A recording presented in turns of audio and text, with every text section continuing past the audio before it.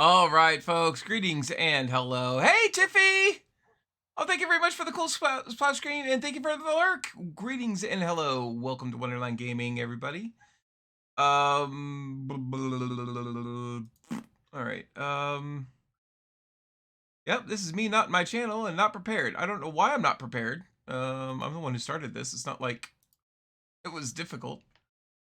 All right. Let's see if we can get folks to show up. La, la, la. Oh, I just realized, is she at work? Oh, she might be sick and not be able to do it. We might not be able to do this today, guys. I just realized.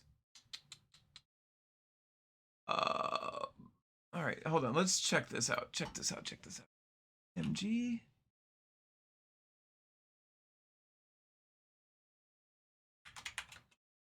Boo. Hey. I just forgot that she had made mention that she was sick and got sent home, so she might not be able to join us tonight. Well, I don't think she's sick. I think she's been exposed, and so she's getting tested. Oh, she was just told to go do that. But is she getting tested right now? She still might not be able to because she's getting tested. I don't know. I don't either. That's why I'm saying. All right. I have something for you. I got something for you right here, baby. Come here, tell me all You know what about I it. mean? You know what I'm saying? Okay. Hold on.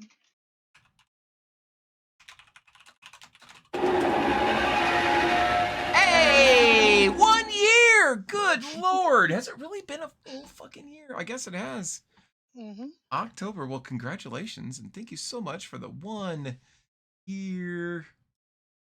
Of putting up with your shit, yeah. Yeah, that's nice. I drag her into channel and you're like putting up with her shit.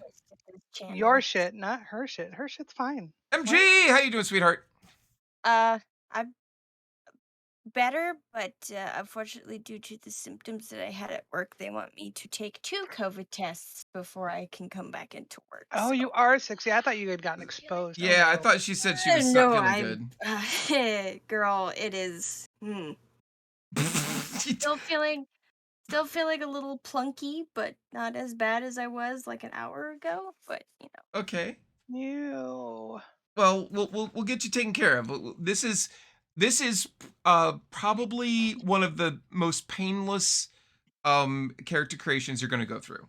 And I'm serious. I'm not being. If it sounds like I'm being sarcastic, I'm really not. It's like press F to download. That's not quite that simple. But no, That's it hysterical. it is pretty simple actually. It's really simple. Because a That's lot of it Rupture. This is my second favorite. I'm really good at walking people through this, which is probably also why they had you wait until I was ready for this. Probably. Simply because well, one, I've done it a lot, and two, this game, character creation in this game is not like any other like typical role-playing game. Okay. This is a story-based system. Right. So it's all emphasized on trying to create a character, not a set of stats on a sheet of paper. Okay. Right. So a lot of what I'm going to ask you, hopefully you have some sort of idea ahead of time of what your character is going to be like. But even if you don't, it's going to help guide you to get there, which is really nice. I like. Okay. It's not quite Rupture, but it's pretty fucking good. I haven't played Rupture yet, so I know you haven't, but I've been fucking with my fucking with my mic right now. So. I've been talking a lot about how great the character creation system in Rupture is, and it's fucking amazing. But this is pretty good too. All right. So I'm hearing some interesting and fun things about your Rupture game. So I don't know what you're talking about. I am totally normal. Well, just the fact that you're playing a fox fairy. Uh-huh. Oh, 1 second. My father is calling me out. He's like, "Do you need anything like food and stuff?" I'm like, "Yeah." So I think that's him asking about it. So I'll be right. No problem. No problem. Go ahead.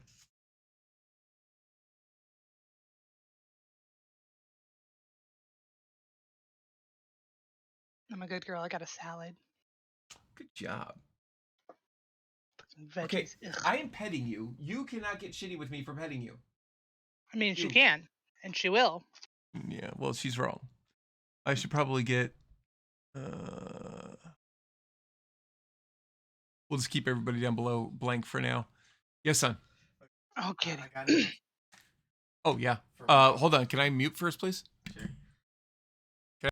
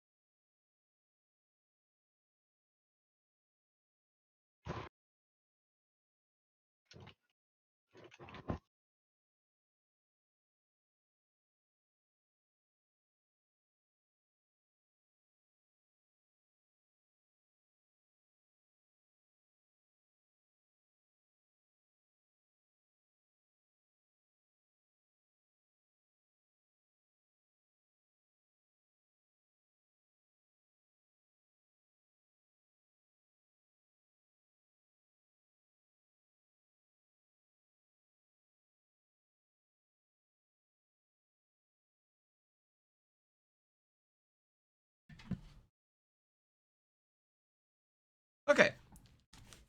Donovan got some good news and he wanted to tell me about it. Okay, are we back yet? Anybody Okay, back so, yet? yes, I'm back. My father was outside the door. He's like, "Hey, I've been knocking for like a minute." I was like, "Oh, sorry, I had my headset on." All Oh, right. what did? Okay, so he brought me ramen, yogurt, and Gatorade. That's a really weird Oh, combination of things, but it's awesome. Well, he's like, "This is everything that won't upset your stomach." I'm like, "Sweet, thanks, Dad." All So, okay, right. So, first of all, did you get the link that I sent you in chat? I sent you a DM. for the roll 20. Uh-huh. Yes, I did. Okay. And have you joined? I'm going to say no Uh, because I don't see you here. So we'll just well, skip I'm to the about part to where launch you the do. game. Yeah. Fuck up, okay? No, you're fine. I'm just asking you a question I already knew the answer to. Yes. Yeah, I'm here. You are. Oh, hi, Oh, Nat. I forgot that's what MG stood for. Are you okay with Yeah. that showing up on stream? Well, it's already on stream, Oh, so I just want to let you know that your name is yeah. showing up on stream. So, I'm aware. I okay, don't fucking care. okay. I have plenty of means to protect myself if some creeper decides to Shit. oh, do that's shit. so cute. I didn't know that's what it stood for. I, Mhm. I'm. What if I'm the creeper? Let me We send all the. know that you are the creeper. Well, I'll tell you the quick too long to read story of my name. So I have two other sisters, and when I was born, they were arguing about whether my name should be Mary or Grace, and my mom was like, "Okay, we're not arguing about this. Let's just call her Mary Grace." Aw. And yeah, so the too long That's to cute. read I story. like it. Yeah. So All right. So, we- hey, Cuddles, how you doing, sweetheart? Hi, Hey, look, it's terribly Moon Moon. sorry. He's back. I would have not sat around eating ice cream thinking we were starting in 1 hour because that. Oh, That'd be foolish, wouldn't it? Yeah, that'd be dumb. Who thought of that?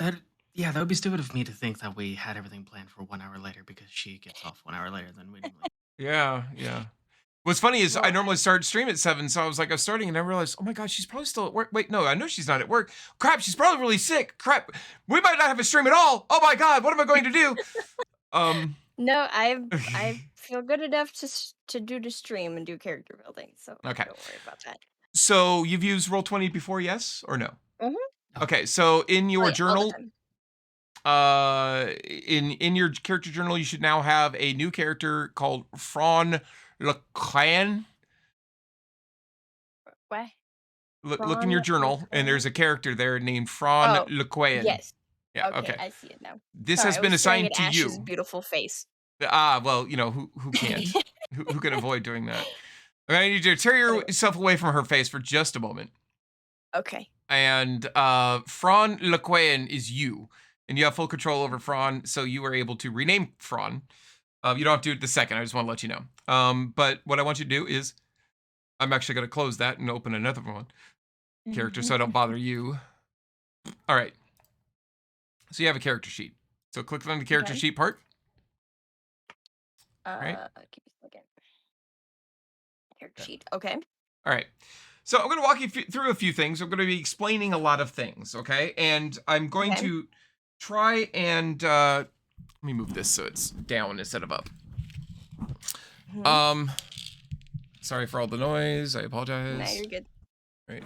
Moon, it's great to see you again, and I hope to talk to you soon. Anyway, I'm going to I'm going to basically it's going to go through. There's going to be a lot of concepts you don't know yet, and you're going to learn as we go Mhm. along, and that's totally fine. But you have to know some of them to make these decisions. So I'm going to give you like a really high level of each thing that I need you to learn. And then Okay. when you go, oh, that sounds kind of interesting, I'll give you more details on that. So if anything catches your eye when I'm Okay. explaining something, go, hey, that's the one, or definitely not that one. You know what I mean? So we can just for your own sanity. Right, okay. There will be a test at the Um, end. All right. Fuck. Okay. So I'm teasing. Um, So the first concept is going to be easy. And that is there are Ari, thank you very much for making me hydrate. I appreciate you. The very first thing you need to look at is breed. And if you look at your I character was sheet, gonna ask. I was like, so what does breed mean? I'm going to go over that right now. I'm going to go through all of these, so you don't have to read ahead or anything because a lot of it's going to make no sense. So breed is you have 3 options for breed. You were Okay. either born a human being who was later able to turn into a wolf. You were Okay. born a wolf who was later able to turn into a human, or God. you are what's called a metis. So to understand what a metis is, you have to understand there are 5 forms for a werewolf. There's Hamid, which is human. There's Okay. Lupus, which is wolf. Okay. And then there is the hybrid war form known as the Krynos. The Krynos form Okay. is you grow, so starting from human, you grow 50% taller and you weigh 100% more. And you turn Nice. into a giant bipedal wolf that wants to literally murder all of the things. Thank you. So the reason why I'm telling you about these Okay. forms right now is because that is the 3rd breed form. If a werewolf and a werewolf decide to get it on, first of all, it's a cardinal sin. This is a cardinal sin equal to incest. You should Okay. not do that. But if your parents did, then you will be born known as a metis, and your natural breed form is called metis, but it's your natural form is that Krynos form I was mentioning. You were born as a werewolf. Okay. But as I said, if you choose to take that, that's fine. But there will be some consequences with it, socially and Because also the big old physically. no-no. Well, yeah, Okay. socially there's a problem with it, but also physically, because when I say it's Fuck, oh my God, Nat. no, Ugh. Cuddles, you can't do that. So I will say that it's also, remember I said it was like incest? It's like incest. In other words, you will be Right. born with some sort of deformity Right. because it's considered incest, even if they're completely sense. not blood related. Right. Makes sense. So anyway, that's your first choice. Are you going to be Hamid, which is human, Lupus, which is wolf, or Metis, which is the other?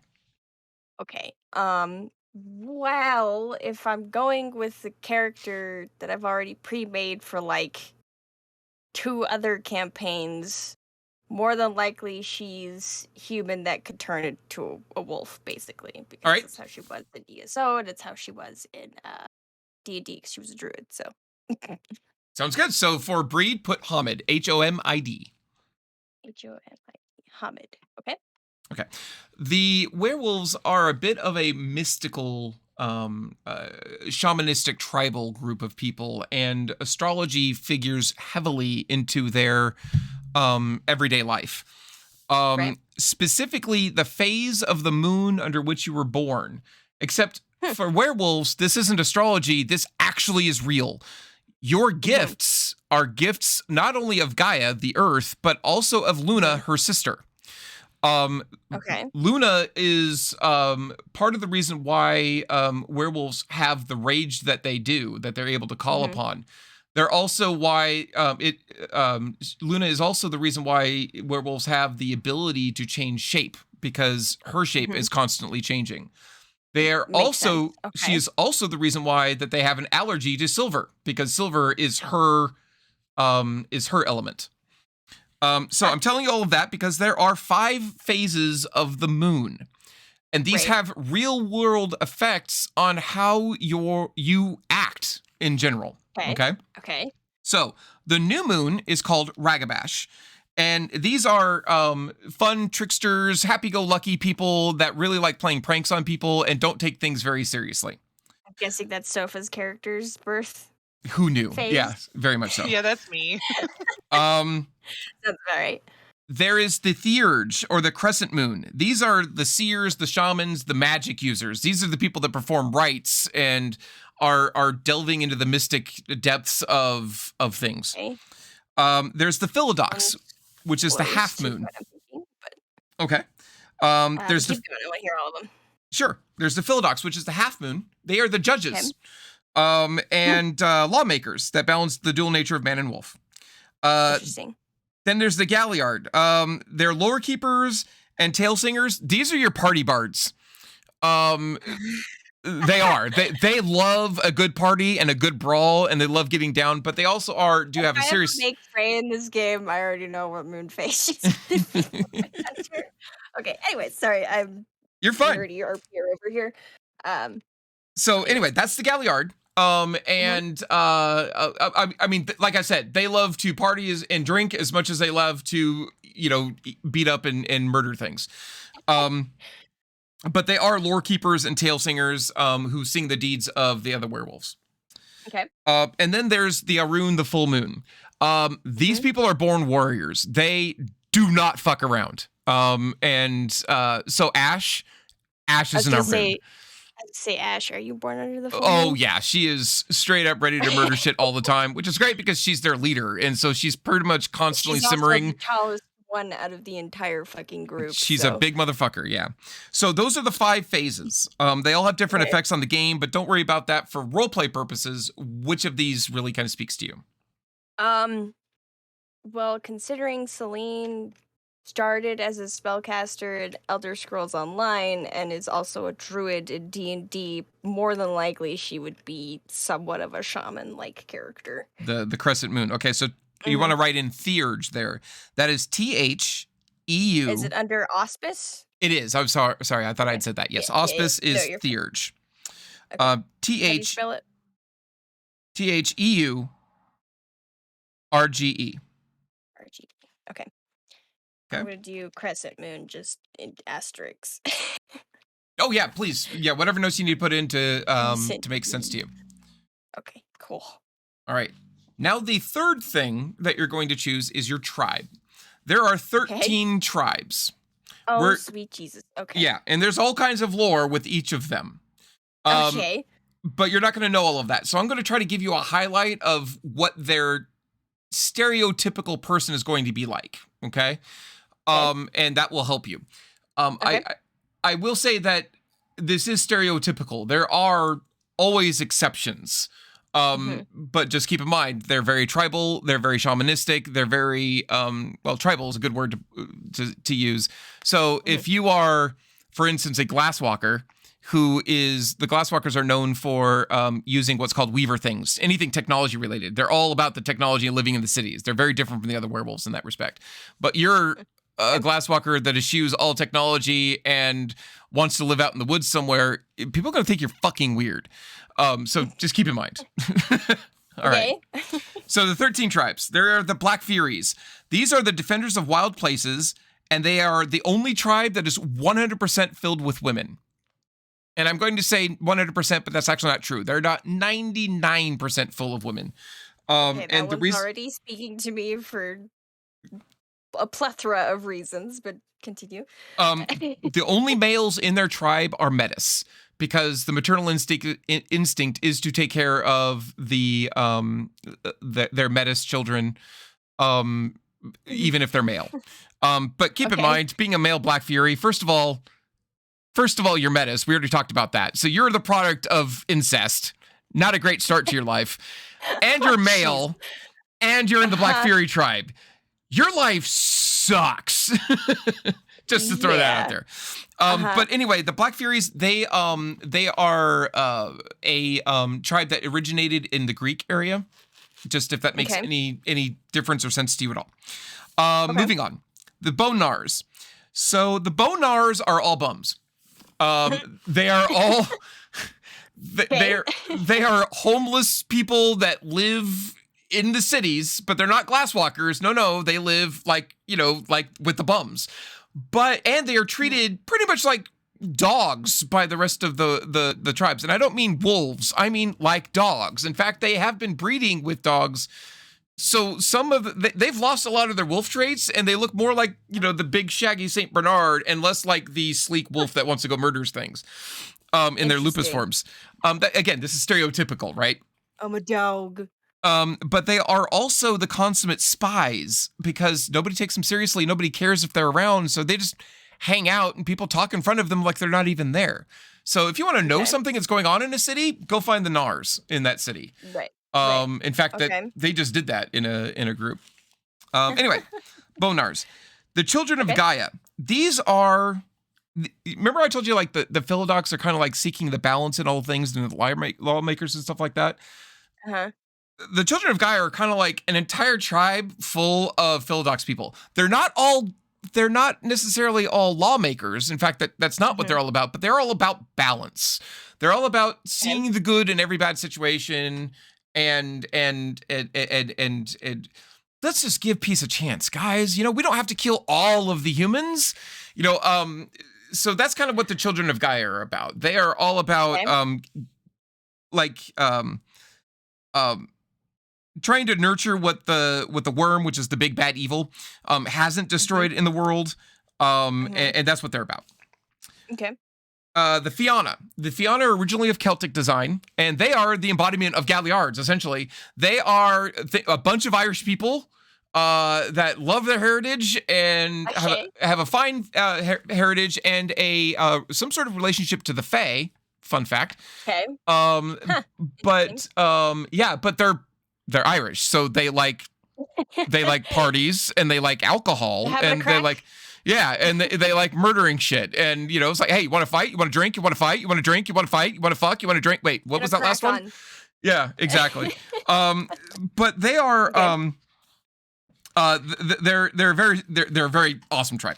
All right, the Get of Fenris. All right, so we told you about the Black Furies, right? Uh-huh. Okay, so think about as The women? opposite as possible to the Black Furies. One's a sorority and one's a fraternity. Is It's that correct? worse. It's much worse than that. The Get of Fenris, they are of Germanic and Scandinavian heritage, which made for real fun during World War II. They are all about destroying the worm where it breeds and where it dwells, and going and being, you know, just action, constant action, right? But they also tend to have a very attitude of the women folk need to be protected. Let the men folk step up front and do men things. Not to say that, you know, the Get of Fenris females aren't, you know, around to go whoop some ass. You know, Okay, so it's kind of but- sounds like Viking culture. yeah, very much Viking culture. Yes. Okay. And yeah. So anyway, that's them. Glasswalkers. We talked about them a little bit. The wolves. So as a concept of the game, and Smiler, hello, how you doing, hon? Sorry, I didn't say hello.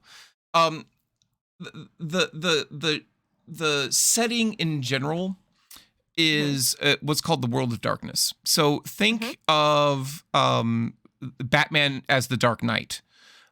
So there's corruption everywhere. There is no good that's going on.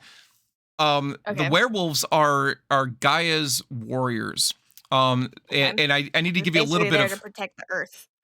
yes. And they are the children of Gaia. Even though there is a tribe called the Children of Gaia, they are the children of Gaia. Okay. And so I'm going to give you a little bit of history here. Again, you don't have to remember all of this, but It's like I know the World of Darkness has like 12 different games within the universe, so exactly.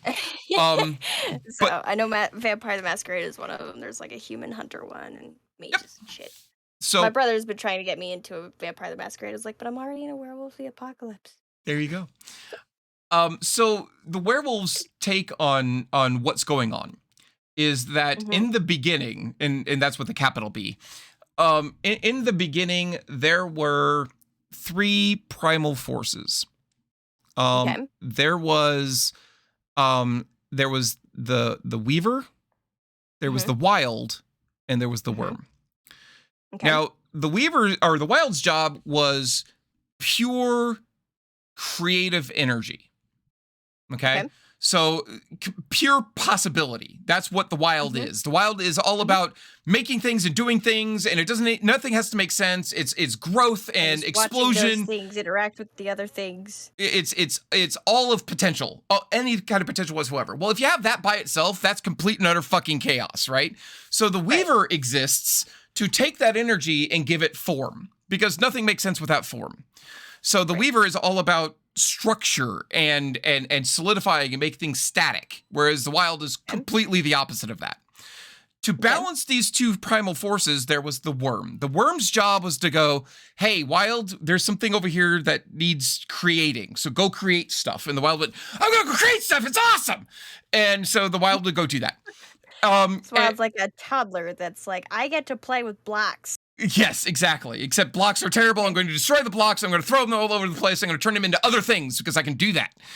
And then after a while, they'll be like, okay, that's a lot of potential creation.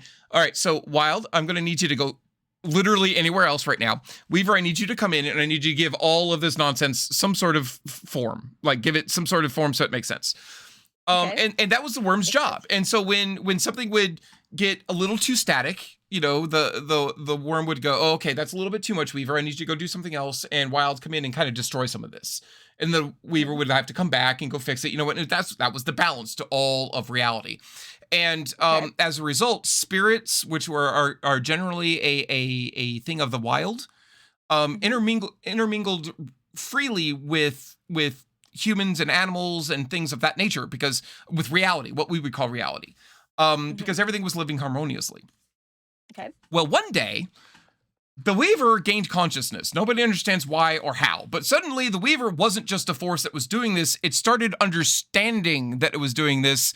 And worse, it started understanding that no matter how hard it worked at doing something, the worm would just make the Wild undo all of the shit that it just did. And so it was like, well, this fucking sucks. And the Weaver went insane. Oh, geez. And the Weaver was like, I am going to not wait for the worm to tell me to go and give form to things. I'm going to give form to all of the things. And the first thing it did was build a prison and put the worm in the prison. The worm went insane because the worm can't do its job now. And so the Weaver went, no worm, I can do whatever I want, and just starts encasing everything in the web. And as a result, a severing occurred between the spirit world and what we know as reality. And that severing, that split, is protected by a barrier called the Gauntlet. So I'm giving you a lot of information here, but there's a reason why I'm giving you a lot of information. It's very fascinating. It's so cool. So lots and lots and lots of things happened.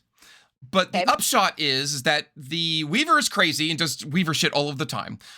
The worm is crazy, but now is like, fuck it, I'm going to destroy all of reality entirely because I can't get out of this goddamn prison. And that's generally bad for anything that's like, I don't know, alive. And so Gaia was like, oh fuck, these things that exist to create all of reality are fucking insane. Not only are they fucking insane, but they're out of balance. And what happened to Gaia was the Weaver, left unchecked, started weaving everything. And it took humans because they're smart little monkeys, aren't they? It took humans as its child, essentially, and said, go weave things for me. And the humans did. We're going to build cities, and we're going to make, we're going to make cities upon cities, and we're going to have war, and we're going to have more cities, and we're going to have bigger cities, and we're going to have metropolises, and we're going to have huge skyscrapers, and then we're going to start building technology, and all of this stuff is the Weaver. All of that stuff is the Weaver. And the problem is the worm being insane and actively trying to destroy all of reality, and the Weaver trying to solidify all of reality. The Wild is left out in the cold and is dying. There's very, very little left of the Wild in the world today. Think about where can you go in the world that is pristine and natural? Very few places. Right? Look at the Amazon. Well, oh wait, we're burning it, and we're burning it in record amounts every day, literally. Look even at the Arctic and the Antarctic. We're building oil drills. We're, killing all of the animals in the area because they're inconvenient for us because we need places to live. More Weaver shit. So from a very, very, very broad perspective, the werewolf view on things is Wild good. Wild. Weaver bad. Weaver bad. And destroy the worm. Worm also is bad. Yeah, worm even worse, right? So destroy all worm things. Tell the Weaver to shut its fucking ass, and kill all the humans because they're fucking destroying everything because they're agents of the Weaver and the worm. And also, let's nurture the Wild. So I say all of This this. is a fascinating take on just How world works? the- Yeah. yeah. So I said Interesting. all of that to tell you about this next tribe, which is the Glasswalkers. The Glasswalkers are the only tribe that is actively like, hey, Weaver's not so bad. In fact, we can do a whole lot to hurt the worm by using the Weaver's tools against it. The And so inner they're like, human, hey, we should probably, like get friendly with the humans instead of, murdering all of them. Well, they look around, they go, what's the most powerful what's the most powerful force in the world today?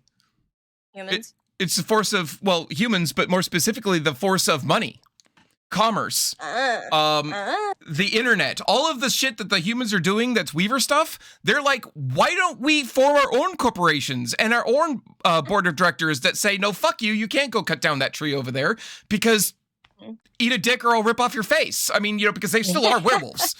Right. So that's the Glasswalkers, is they're all about Okay.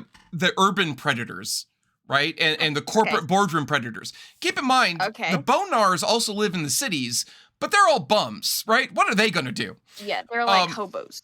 Yeah, what is a hobo going to do when Pentex, which is the big worm company, comes in and destroys this land that belongs to the Native Americans? Right? They're not going to be able to do anything. But I, as, owner of this real estate company, can go buy all of that land, tell Pentex to go fuck itself, and I can protect it myself, for example. Interesting. Okay. I like it. So that's the Glasswalkers. Then there's the Red Talons. If there is a direct opposite to the Glasswalkers, it would be the Red Talons. I'm going to tell you another little story.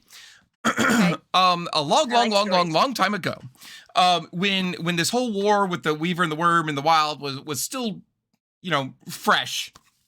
Mhm. The werewolves were assigned by Gaia to protect her. And specifically protect her as it related to humans. Because humans are, I don't know, smart little monkeys that do bad things, like overhunt. Keep in mind, this is a very long time ago, right? So it wasn't like we were having to worry about corporate boardrooms at that time. We were worried about like, hey, there's only so many of those woolly mammoths. Okay, I guess you could just kill them all. That's fine. And so the werewolves implemented what was known as the Impergium, or the Impergium. I don't know how it's actually pronounced. I'm sorry. No but worries. basically, the werewolves culled human society. They made sure that they stayed in small tribes and they towed their line. You stay and you do what you want. Oh, you had one too many humans? We're going to come in the middle of the night and fucking annihilate your entire tribe for it. Don't do it Welcome again. to the purge, bitch. That's exactly right. And there was no fucking mercy whatsoever. It was, there were supposed to be 50 humans over here. There are 52. Kill half of them and let them rebuild. Or destroy their entire, like they're expanding too much with their farms and shit like that. Destroy all the farms, salt the land. Don't salt the land. That'd be bad for Gaia. But you know what I mean? Destroy all the farms, destroy all the structures, burn it all, make them start over. Well, the children of Gaia kind of went, guys, this is kind of really not nice. I mean, shouldn't we let the humans be like the humans be? And eventually they ended they're like, we should not do this. This is bad. And they ended the Impergium. Well, we see where we are today.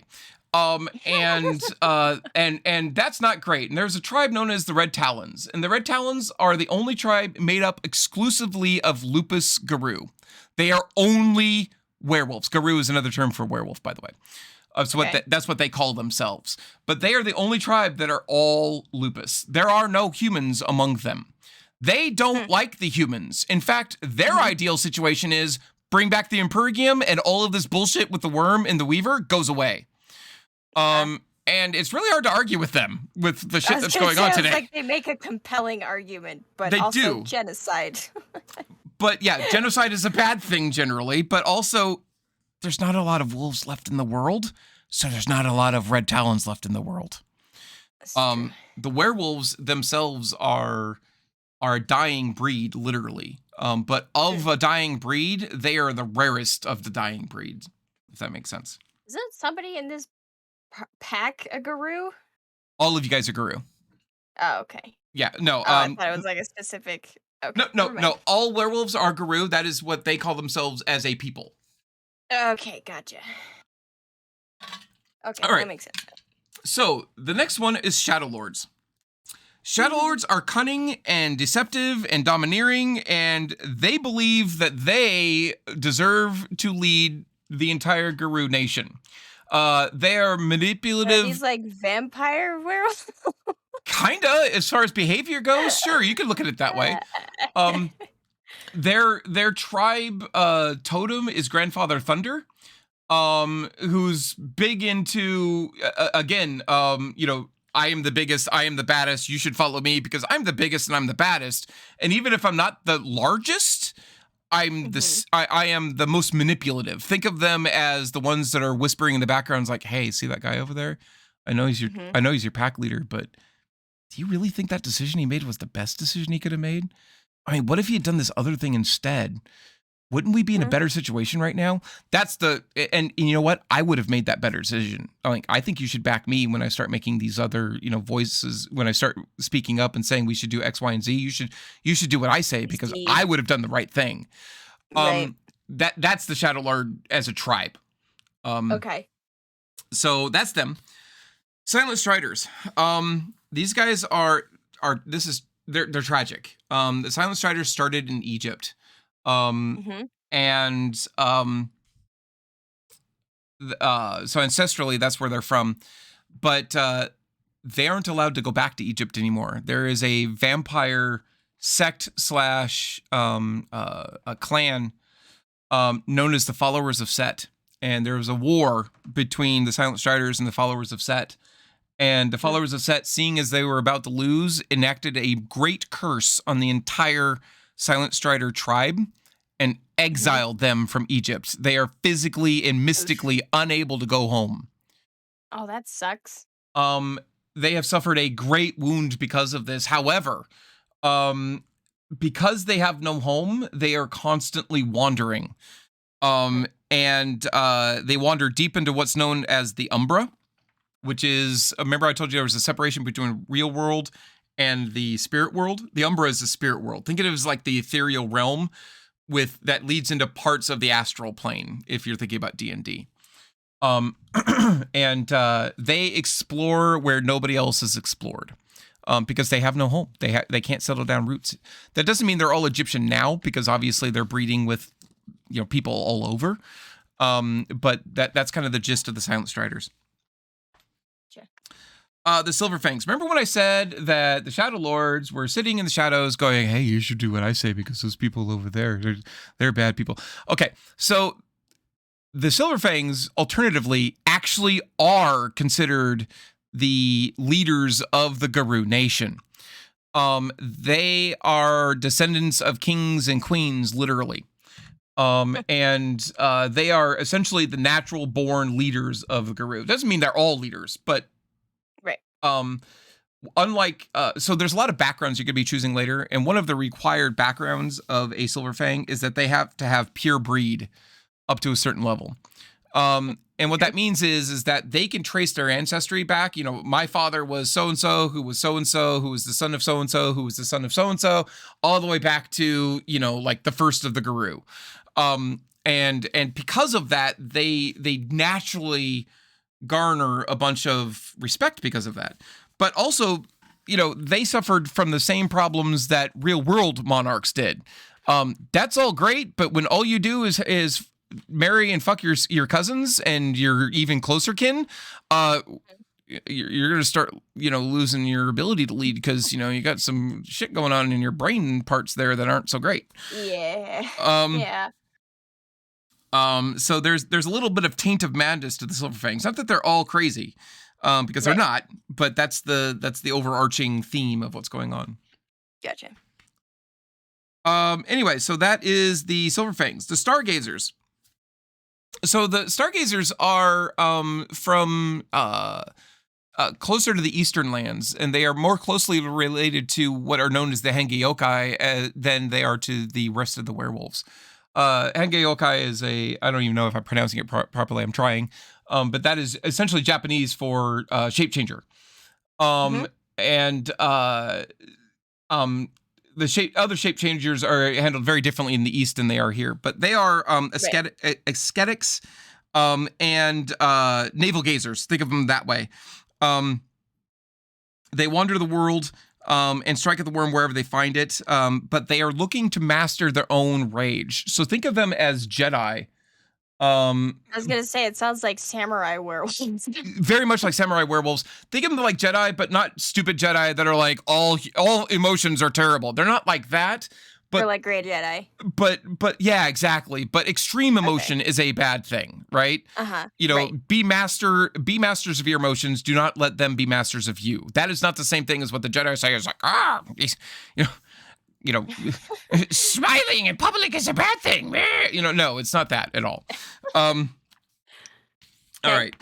So then 2 more, and they're sort of related. That leaves the 2 Native American tribes. One is the Uktena. Okay. Pardon me, sorry. I've been told to rest my voice a lot because I'm going to be doing a lot of stressing of my voice. So anyway, the Uktena they are like the ultimate theurge. They are all about learning about mystical things, and learning more and more about magical items, even if those magical items are cursed. And that has led to the downfall of more than one Uktena, because they will they'll see a worm tainted fetish, which is a magic item. It's an item that's infused with the power of a spirit, but it's powered by a worm spirit. But they'll grab it and they'll try to understand it so that they can therefore defeat it. But you know, there's always the whispering of the dark side, right? We have cookies. Yeah, so they know all about spirits and how spirits work and things of that nature. Also, unlike the Wendigo, which is the next tribe, they started out as a purely Native American tribe. But I mean, let's face it, the Europeans and the European Garou were not very nice to the Native American Garou when they came over here. They Just were like kind in of real life. exactly. And so there aren't a lot of Native American people to breed with anymore. So because of that, they are starting to breed more and more with other races. They're not Right. racist, essentially. The Wendigo are made up of nearly 100% Native American werewolves. And they are they don't like nearly any of the other tribes. There is way too much infighting. There's too much, oh, I'm Black Fury and I'm about women. Oh, I'm I'm a get offender, so I'm a Scandinavian asshole. Oh, I'm a red talon, poor me, because all my kin are dead because I'm a wolf. They're like, fuck you, get off my land, A. B, weren't we supposed to be fighting the worm? We're going to go do that while you guys go and bicker with yourselves because you guys have fucked everything that's going on our lands. So they are bitter and twisted and cold and just kind of mean in general. Because the Wendigos and Native American culture, like just the things are quite terrifying. So I don't know if I want to Yeah, right. interact with the Wendigo in this game. So. Fun fact, actually, the makers of this game have been under a lot of pressure by Native Americans to stop using the Wendigo term because it doesn't mean what these people think it means. And it's a terrible, horrible thing. And they're all cannibals and it's bad. But we will not judge you or anybody else if you choose to be a Wendigo. Anyway. Yeah, they're represented completely on the opposite side. Yeah. Of the actual, I guess mythology would work for the word. Yeah. I see. Anyway. Oh, sorry. Wait a minute. Why are these the good people? Right? Okay, whatever. So those are the 13 tribe. There is a 14th tribe, and they are known as the Black Spiral Dancers, and you could play one, but you will be immediately turned upon by your tribe or by your pack and eaten and killed, because they are all worm-tainted. Like, I know you want me to eat you, MG, but you don't want to be Black Spiral Dancer. Hang on. Yeah. You can't be a Black Spiral Dancer. That's fair. So after listening to all of my options, I think it was the second one, the Black Furies. They were the first ones. All women, all women's, all women's. people. Yep, all women's. is probably who I'm gonna go with. All right, sounds good. Because they're also Greek, right? Or was Yes. that somebody else? Oh, okay. Oh, you're right. See, here's the funny thing. When I first made Selene, I did not realize that Selene was a moon goddess in Greek Yup. mythology. Yep. So I'm gonna keep it as Selene and keep it as the spelling that I've always done it as because it's the correct spelling for the Greek version. Okay. Wait, And her shit. So last is it S or C? S, Selene, Selene. Shit. Okay, I'm gonna go ahead and redo the overlays. The what? The overlays. Smiler. Oopsies. Sorry. Well, you should have told me what it was for. You're just like, Uh, what's her name? I'm like, this. Well, yeah, and you did CELE, and I'm like, oh, okay, there's a slight change. So, So, the tribe is Black Black Fury. Furies. Black Fury. Yep. Black And Fury. Okay. MG, I'm going to need you to introduce yourself briefly. We have people in chat that are like, "Hey, who's this new person?" Smiler, you know who I am. Smiler, it's MG. It's Crier in chat Yeah. here. Oh, just hey, it me. Yep. But if you chat with her, it's going to come through. Oh, okay, there. Okay, that makes sense. I thought you were going to do it. Yeah. I was going to say it's going to come through as some variant of Phil, if you did it in Discord. No. Wait, am I a variant of Phil? You are. You are Cuddles, Violently Merc, and okay. Phil. I'm the Couples is violently American Phil for some reason. Yep. Yeah, so it Crier or Kane as Alice will greet me as because she met me while I was playing my character Kane in Elder Scrolls Online, and that's a fun story for another time. But Yup. yeah, so her name's gonna be Selene, which basically means moon goddess in Greek, and then her last name is Arete, which is approachable or friendly in Greek, Spell that. which is also a last name. Arete is spelled Ariti. Okay. I ask because there is so in Werewolf the Apocalypse, magic quantities of magic are known as gnosis, but in Mage the Ascension, which is another Werewolf or a World of Darkness game, in Mage it is known as Arete, which is Rete. So that's what I was asking. Okay, yeah, no, it's spelled Arete, which is Ariti. Okay. Okay. If you're wanting to fill out the top, the pack name is going to be Ash's Fuck Monkeys or something. Ashwalkers. Yeah, Ash's Fuck Monkeys, Ashwalkers, whatever. Yeah, fuck you too. The pack totem is bear, but you don't get the benefits of bear until you're accepted, which will be a while. And then concept, Hi. don't worry about right now. Okay. All right. So now we And have don't worry enough. about Chronicle either. You can Okay. put Alice's Chronicle or whatever. It doesn't matter. Yeah. Actually, technically, it's this- known as the something foundation. What am I want to keep saying the Lazarus Foundation. I've been doing too much Batman. Valkenberg. Valkenberg Foundation. Thank you. Jesus. All right. Falkenberg. You now have enough information about who your character is to start doing the nitty-gritty parts. So if you scroll down just a tiny little bit, you will see where it says attributes. There's lots of dots and all kinds of crazy shit there, and I don't want you to worry about Oh, dear. anything about that yet. Okay. It's going to be easy. It's going to be super easy. The Okay. first thing I want you to notice is that the all of those things are split into dots, and there are 10 dots next to each one. Don't worry about the fact that they go up to 10, okay? Okay.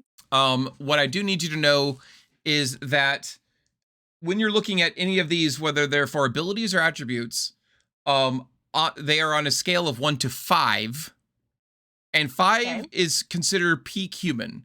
And by peak human, I don't mean like the most people can do.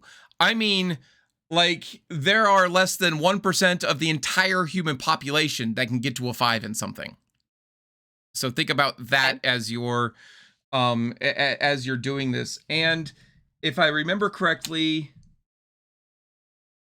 no, there's no when we get to abilities, you'll have you can't start with any ability higher than 3. But you don't have that restriction for attributes. So for attributes, all I want you to do is I want you to see that there are 3 categories. There are physical, social, and mental. Okay? Okay. So Right. of those 3 categories, I want you to look at them and go, which one seems most important to your character? hmm And you're going to say, which of those 3? Between physical, social, and mental. Uh-huh. So If it normally helps. Celine's not physically strong, nor is she really a social butterfly. She can interact with people, Uh-huh. but does she want to? No. So probably her mental Okay. would be more up her speed. Hey, Stained Glass Stories, how you doing, hun? Yeah, exactly. Stained Glass Stories and or Batman. Yeah, Batman is 5 in every stat and ability because he's Batman. Batman. I'm Batman. So yes, and that was if you had not said that, then I would say you're a third. So the correct answer is mental. So here's what I want you to do. I want you to look at that. Okay, and notice Uh-huh. there's 5 dots. Ignore the fact that there's 10. Just pretend there's the first 5 there. You'll notice that there Okay. is a single dot in each of them. Uh-huh. You get that for free. Okay. Sweet. Yeah. So you're a minimum of 1 in both in perception, intelligence, and wits. Okay. What I want you to do next is I want you to take 7 dots and spread them Okay. amongst those 3. And basically you're going to Okay. add them to the one that you already have. So when you're done, you will have a total of 10 dots in mental attributes. Does that make sense? Okay. Yeah. Okay, go for it. My question is before I Mm-hmm. start doing this, what is the difference between perception, intelligence, and wits? Just Okay, so to perception clarify for me. perception is your attribute related to noticing things. Right. Okay. I'm not trying to be an ass. I'm being Yeah, all, no, serious. you're fine. I just never know if it's like different from D&D and other games, so I just want to. No, you're totally you're asking a totally legit question. So your intelligence is as how smart you are and your capacity for learning. Okay. And your wits is more related to how you act in a stressful situation. Oh God. Okay. Okay. So or not even like a stressful, not even combat necessarily, but like a person with high wits is going to be able to come back. Like if I insult you, you're going to be able to come back and With a sick burn. Exactly. Yeah, that's a sign of good high wit. That's definitely not Celine. So Okay. so that should help you a little bit So I there. got 7 dots to spare. Okay. Yep. So. And I can also help even more if you want some more, because I actually have, they are rated anywhere from poor, which is 1 dot, to outstanding, which is 5 dots. And then they give you examples of what that means in any situation. If you would like some examples, Yep. let me know. Okay, so I think I'm happy with that. I don't know if you could see me. Oh, stuff. I could if I brought it up, but I didn't because I'm dumb. Oh. I can follow along with you instead of me. All right, so 3, 6, 7 sounds good to me. Cool. I swear to God, I'm trying to. And just for an example, like for your wits, your average, you know that incoming bullets have the right of way, for example. Right. your I love that. I love their examples of this. Your intelligence is exceptional. You can easily sort and classify even complex information and except apparently read. Anyway, that's me, not you. You can easily sort and classify even the complex information to draw out new conclusions. And then your perception is exceptional. You notice just about everything, even when one of your senses is dulled. All right. Okay. So now, Right. with your physical and social, which one seems to be next important to you? Probably her social. Okay, sounds good. So She's now not strong. that's fine. So now for your social, I want you to put 5 extra dots. In charisma, manipulation, and appearance. Appearance should be Okay. pretty straightforward. That's how pretty you are. Okay. And not pretty like Oh. Sophia says it when she goes, "Oh, you're It's all the pretty." dots. Yeah, when Sophia's like, "Oh, you're so pretty," that means that you're stupid. It doesn't mean that in this game. You could be pretty and still also intelligent. Manipulation is just like it sounds. This is your ability to manipulate people, make them, convince them to do something that they wouldn't necessarily normally do. Okay. Whereas your charisma is more of a leadership type ability. So charisma is about good looks. It's about innate charm, your personality, and your power of influence. Whereas manipulation is more of a fine art of getting other people to do what you want through the time-honored means of tricks, bluffs, fast talking, and railroading. Okay. So anyway, those are the three. Go ahead and put your dots. It's 5 dots. 5 dots. Yes. So you will have a total of 8 dots when you're done. I'm not why I'm saying dots right now, but it's kind of funny. There we go. Okay. Manipulation. Selena's the least manipulative person you will ever fucking So, meet. look, even fucking do it or don't. I literally give 0 fucks right now. I Just- don't care. Just Yeah. I'm not gonna beg on my knees. Why not? Sorry. You shut up over there. Appearance is for exceptional. People stop you in the street just to make your acquaintance because you're that pretty. Selena's like, please don't. Charisma of 3 is good. People trust you and you and look to you in tough circumstances. All right, so that leaves Okay, sounds physical. great. Physical, you're going to get 3 dots to spend in your physical Cool. traits. Cool. So strength, basically how easily I could pick up heavy objects. Yeah, these are going to work very much like they do in D&D. Strength is lifting things, hurting things with punches or kicks or even bites. Dexterity is not being, remember we were talking about the bullets having the right of way. Dexterity would be related to not being there while the bullets are trying to have their right of way. Okay. Maybe not bullets necessarily unless you have like 4 or 5 dots in dex, but you get what I'm saying. Right. Right. Dex is also used for things like aiming for guns. Stamina is health related stuff. Stamina is rolled when you're trying to resist being hurt, for example. Okay. And it's 3 dots at my disposal. It is, yes. Okay. There we go. Okay. Yeah, stamina is very much constitution, so. Yeah, she not very strong. She very squishy. So I love this. Your strength is 1. You can lift 40 pounds. Hey-oh. sounds about right. It's kind of bad, but it's kind of like me in real life, so it's fine. Okay, if you've seen Celine and seen my art of Celine, she is tiny and skinny. She is twig. Okay, sounds good to me. All right, so abilities, this is going to be a little bit more work for you. Okay? Okay. Get on her knees for ass, she will. What? What? I'm just What? reading. What? I'm just What? reading chat. I'm reading chat. I don't know. Batman may in fact have a 6 in wits. Jesus. Or 6 in perception maybe. Anyway, abilities. So we're not going to do abilities like we just did. Okay? Okay. Here's what I want you to do. I want you to look at each and every ability, and I want you to put 1 dot in each of the ones that seem like something Celine would be good at. Okay. Just put 1 dot. That dot may or may not stay. It's fine. You're not going to hurt anything. I just want you to put 1 dot. So if you find her as being a particularly alert person, so alertness is usually used in perception, to again notice things, right? Especially in a stressful situation. This is how aware you are of your surroundings. Athletics is exactly like it sounds like. If you want to do feats of strength, like I want to jump over this chasm, I want to leap to that windowsill up there, I want to I don't know, possibly dodge out of the way. Actually, it's probably not going to be dodge, but you know what I mean.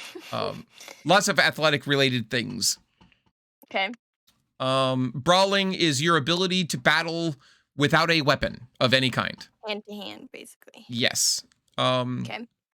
Empathy is Well, if you don't know what I'm empathy sorry. is, you shouldn't put How any points sorry in do I it. feel for this person? Well, not Okay. necessarily how sorry you feel for them, but how, your ability to put yourself in somebody else's shoes emotionally. Yep. Expression is your ability to express yourself. I hate to be redundant there, but it's this is your ability to get your point across using acting, for example, would be expression. Okay. Intimidation is your ability. Yeah, you should probably not put any points in that, but That'd be you know, funny. yeah, this is getting your way by getting in someone's face and telling them you're going to rip out their throat with all one Yeah, strength.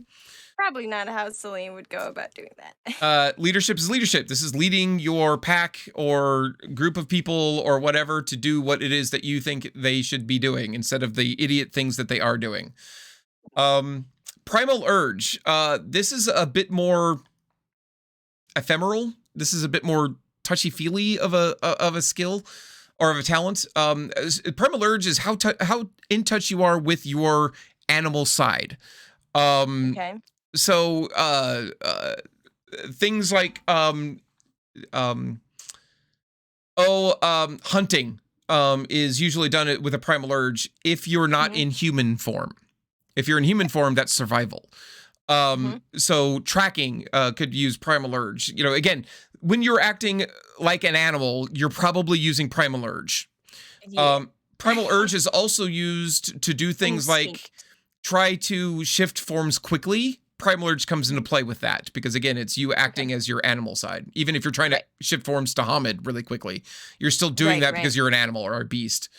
Yeah. Streetwise, that's a talent related to, you know, hey, how well do you do on the streets, yo? You know, can you talk to the homeboys on the wall with the hip joint plays? I'm going to stop talking now because I don't have any dots in that, but yeah, that's what streetwise is.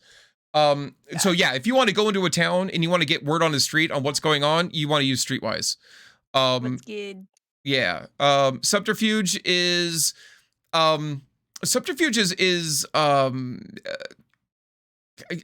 kind of a subtle same root word by the way.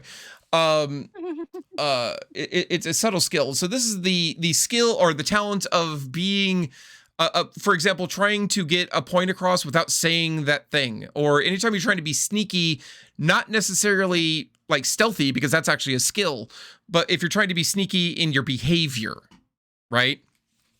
I'm going to, hold on, let me look it up because larceny didn't used to be a skill and it used to be covered by subterfuge. So much of my subterfuge abilities or examples are related to larceny. Like, pardon me, like palming things and stuff like that, and that doesn't happen anymore. Right. So streetwise involves your hiding your motives and projecting something else on top of that. If you can figure out what someone else wants, you can twist that to your best advantage. This trait defines your talent for intrigue, double dealing, card artistry, and just plain lying to people. So that's all subterfuge. Okay. Going over to skills, Animal Ken, this is your ability to deal with animals. I know that sounds dumb, but it's also challenging for a werewolf because animals aren't stupid. They know you're not human. You could be in human form and they're like, no, you don't smell right. No. You know what I mean? I don't trust you. Yeah. So if she's a druid, she probably has a high Animal Ken. Likes dealing with animals. You understand the motivations of an animal. You can actually not communicate with an animal necessarily, but you can get in their heads. Oh, you know, that dog's acting really aggressively because they've been abused by the master, or that dog's acting really aggressively because it's hungry. If I give it some food, it's going to chill the fuck out. You know, that type of thing. Useful against guard dogs, I see. Yeah. Although so is going to Krynos. You want a dog stop barking at you? Go to Krynos. It's going to stop doing that and it's going to do something else a lot, like pee everywhere and leave. What, you were talking some shit like a minute ago. What happened? That actually happened earlier because they were struggling with what to do with this guard dog. And I was like, you know, you could just go to Krynos and yeah, larger wolf and tell it to fuck off. Yeah, Sophie was like, Sophie kept trying to, you know, convince it to be calm. She was trying to sneak into the area and the dog wouldn't fuck off. But she's playing a like a tiny little, like a runt. She actually has a flaw that makes her small. And so she's going to the dog's having none of it. So she goes to Krynos and says, I said wolf! And he leaves. He's like, all right, I'm done, you know. I Anyway, said woof. I said woof. Craft. Craft is a generic skill. And it covers anything that you are good at making. So, craft could be like if you're a carpenter, if you are good at making art stuff, sculpting, all of these things are crafts. And when you pick craft, you actually have to pick a specialty. What craft are you good at? You can't be good at all craft. Okay. So yeah, that's that. Drive is your ability to drive. If I need to explain, then you're a lupus and you don't put kids in the minivan to go murder some shit. There you go. But no, drive is drive. So, if you don't know what that is, then you're a lupus and you don't get to take it. But more importantly, a lot of storytellers will take it as like, oh, you don't have any dots in drive? Well, I guess you don't know how to drive a car. Okay, no, this is the 21st century. You know how to drive a car. You're not going to have to roll your drive skill to go down the road to go get some milk.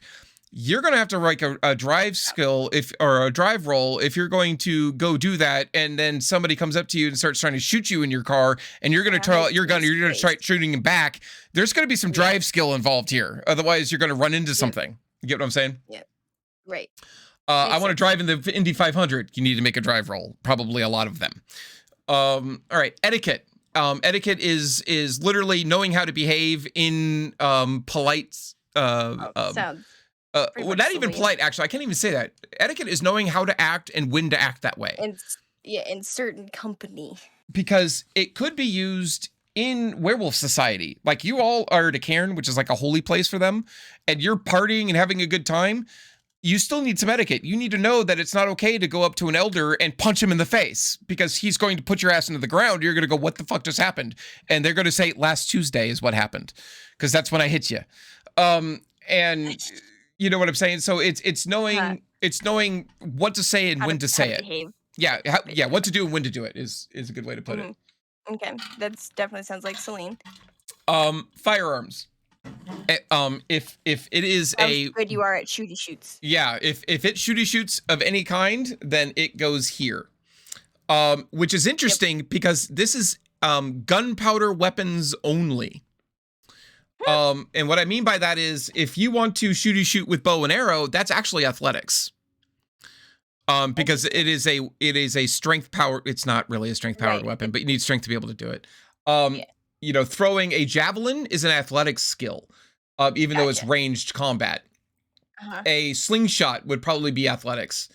Slingshot. I'd have to look that up. I've never had anybody do that. But anyway, bazooka would actually not be firearms. It's considered demolition. Yeah, but demolition isn't on here, and I can't remember where we put it. I thought we put it under craft. Cuddles has it because she's into using heavy weapons. But anyway, you're not gonna have to worry about that most likely unless you go that route. And I can look it up again. But anyway, yeah, gunpowder weapons. Specifically anything with a bullet in it. Hey, Lassador, how you doing? Throw 2 javelins. Oh. Yes. So anyway, larceny is next. Larceny is anything that a rogue would do in D&D. Picking pockets, placing something on somebody. I can't remember what that ability is called. It's not surprised me that Sofa has a skill in larceny. Oh yeah. Holdout, which is like shit. I have something in my hand, but I don't want you to see that I have something in my hand. That's all larceny. Picking pockets or picking locks, that's all larceny. Again, if a D&D rogue can do it, it's probably a larceny roll. Okay. Melee is anything that I have not mentioned combat-wise. So this is combat with a weapon that does not leave your hands to do damage. Yeah, this is knives, swords, spears that are not thrown. Spears, anything exists. It's today's world. So, I mean, you'll look like a goon carrying one, but yeah. I have a shaman. Fuck off. Well, I mean, Cuddles. Do you want to tell everybody about your little toy that you have? Big fuck off. Does she have a big fuck off hammer? Oh, she's muted. She's muted, deafened. Deafened, yeah. I think she's not deaf anymore. Now, there she goes. It's all right. It's okay. I'm looking at porn. What's up? Were you?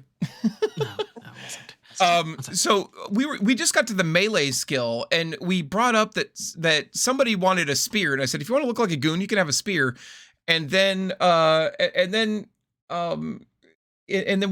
Ash got brought up for some reason for that. I don't know why. Do you want to tell anybody why that might have come up? You have a big fuck off hammer. Close. It's a big fuck off two-headed axe. It's actually like a Black Fury holy weapon. Yeah. Considering okay, interesting. That'll Yeah. be interesting roleplay wise. Uh-huh. Anyways. Yeah. Nice. Yeah, so she has a big fuck off two-handed weapon. So anyway, that's melee. Okay. Performance is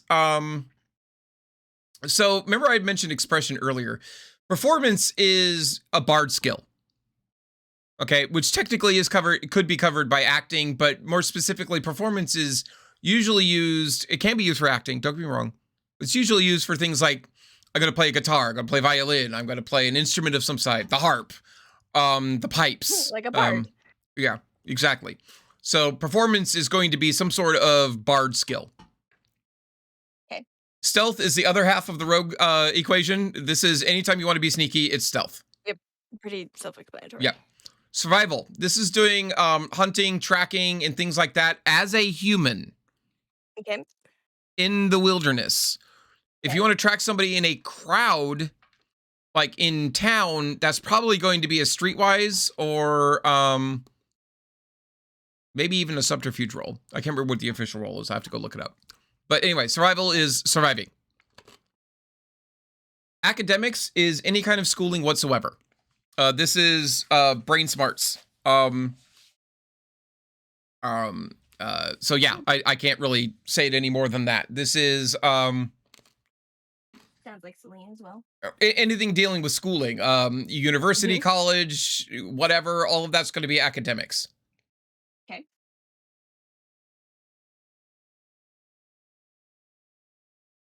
Computers, I'm assuming anything that has to deal with electronics. Computer is, yes, it's going to have to do anything with Weaver shit.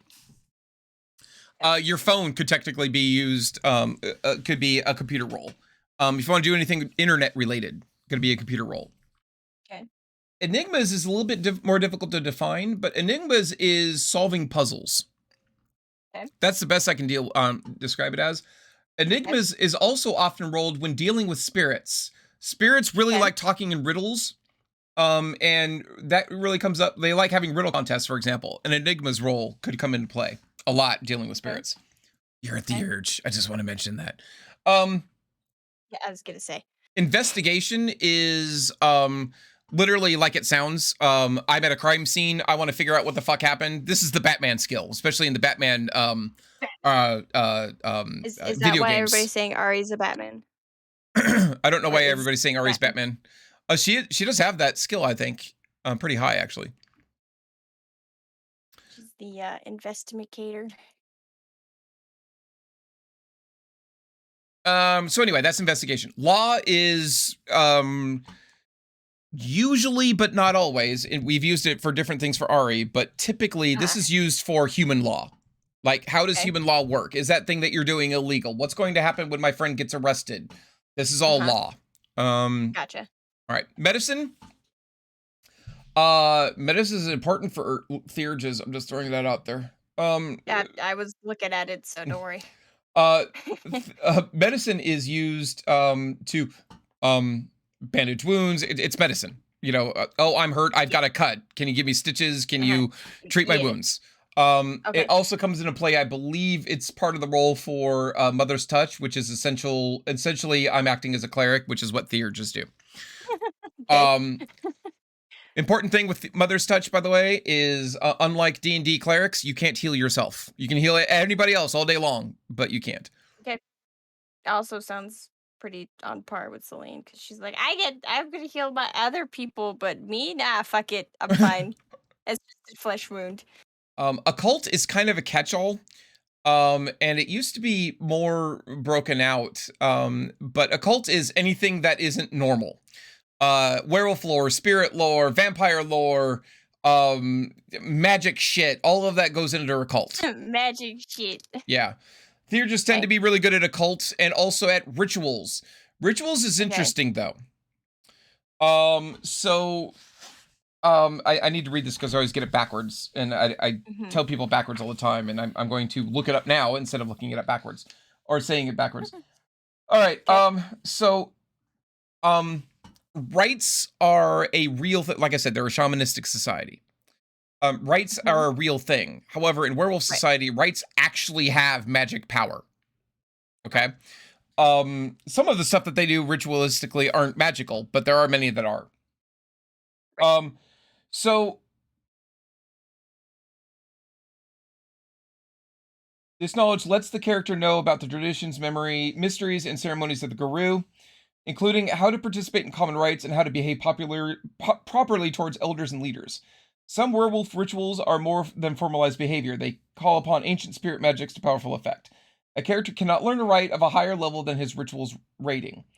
So if I have to go, so there is a background called rituals, which tells you the highest rituals are, let me start this over. Rituals are given ratings from 1 to 5, 5 being the most powerful, 1 being the most common. If you put points in the ritual's background, but do not put points into rituals, the knowledge, wait. I've got it backwards again. God damn it. All right, let me start this over. The rituals rating tells you the highest level of rites you're allowed to learn, but doesn't give you any rites in and of itself. You need to take the background of rituals, or rites, actually, I think it's called, in order to learn any. So if you have no points in rituals, the knowledge, then you can take all of the rites you want. You can't use any of them because you don't know how to. It's dumb to do that. You would never do that.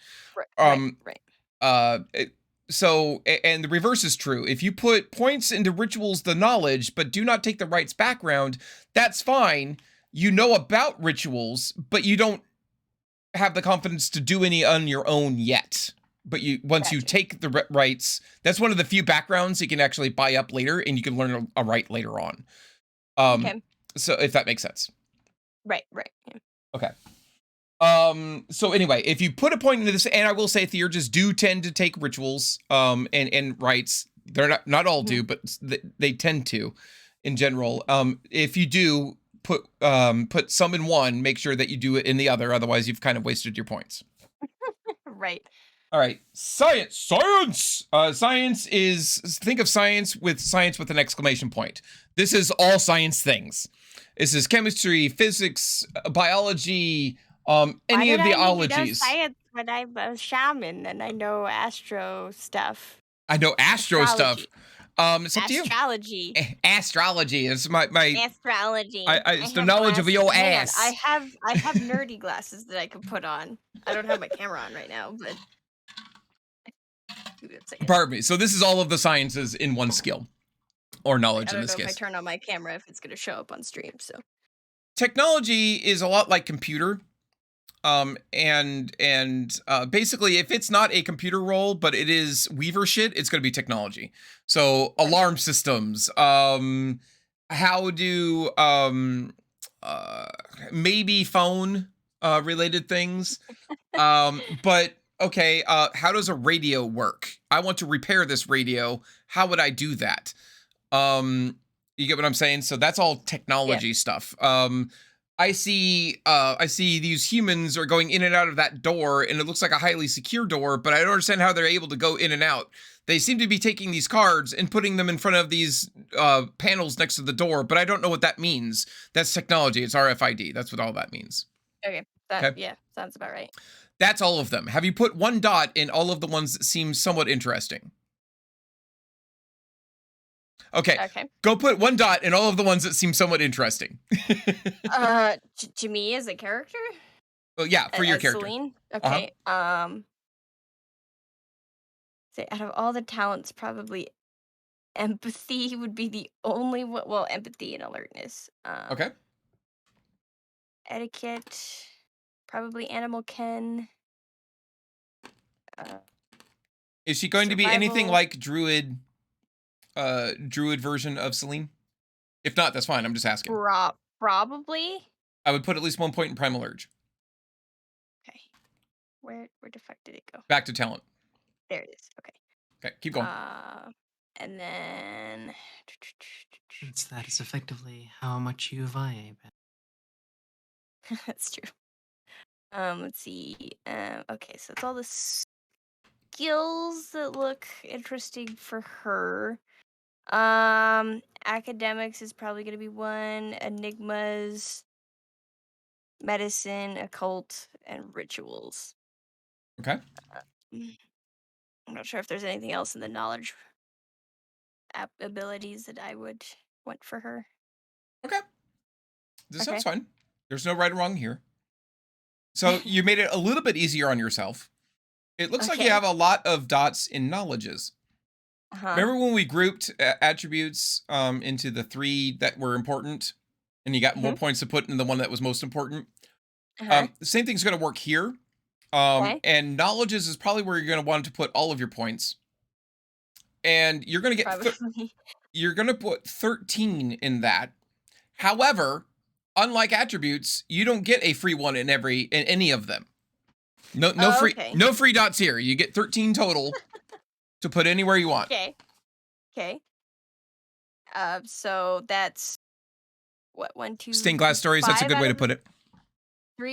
5 out of the 13 so far? Yep. Is that correct? Okay. All right, let's see here. Okay, so 5, 6, 7, 9, 10, 12. To a point, stained glass, so keep going. I'm just going to talk to chat for a minute. And Lassador, sorry I haven't talked to you more. I'm just trying to walk a new player through doing stuff. So please, I'm really glad that you're here. And a werewolf vampire who infuses their fangs with healing attributes. Bite me, baby. Nice. So anyway, stained glass stories. I have a new microphone that I stole from my husband because he's not going to be using it for like the next 6 months. Uh-huh. So now I have a Yeti mic. So Nice. I think it's the same one you're using right now, Alice. Rob's. I Yes. mean, same color, same shape, same everything. So Nice. okay, so that's my 13 in knowledges. Okay. So you've made things a little less clear for your talents and skills. No, it's fine. But you're gonna have to pick one of them, and you're gonna put 9 dots in that one, Okay, and 5 dots in the other. for my skills. Well, no, I mean, Oh, one of 9 those dots- categories, No, 9 dots for skills and what was for talents? How many? 5, or the other way around. Oh, okay, You have to pick which one's gonna be So- secondary to you. 9 and 5. Okay. So 1, 2, 3, 6. So stained glass stories, sort of hardware rather than software. However, for example, if you want to figure out how that supercomputer works, that's going to be hardware, but that's definitely computer, right? Or that server farm, or that networking, or how the internet works in general. All of that's going to be computer and not technology. Okay, there we go. There's 9 in skills, and then 5 is my remaining dots. Yep. Oh, nothing can be higher than a 3. I'm so sorry. I should have caught that earlier. So yeah, adjust your knowledges and adjust your skills.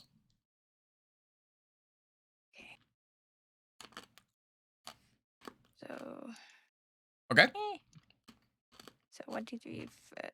We'll do an even spiel and Yeah. Okay. Well, I'm gonna have to do an even spiel on my skills. 3, 6, 9, and then 5. So 1, 2, 3.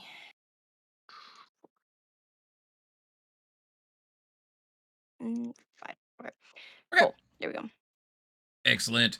Now, just in general, just to let you know how things work. Typically, a Mhm. role, not always, but typically a role is going to be between one attribute and one ability. Okay. So if you're dodging in and out of traffic, or you know what I mean, and dipping in and out of traffic, I mean, in your car, you're trying to Okay. shoot somebody as you're doing it. You're probably going to be making dex and drive rolls. If you are trying to hack into somebody's computer system and get past all of their defenses, their firewalls, and make sure that you're not detected and things like that, that's probably going to be either intelligence and computer, or if you're under the gun and you have to do it right now or you'll die, there's probably going to be wits and computer, for example. Gotcha. Okay. Okay. All right. Good job. All right. Now Dang. you get advantages. Advantages. Yep. Where would that? Oh, we're going over here. Okay, cool. So you're going to scroll down more. Okay. Click on, Advantages.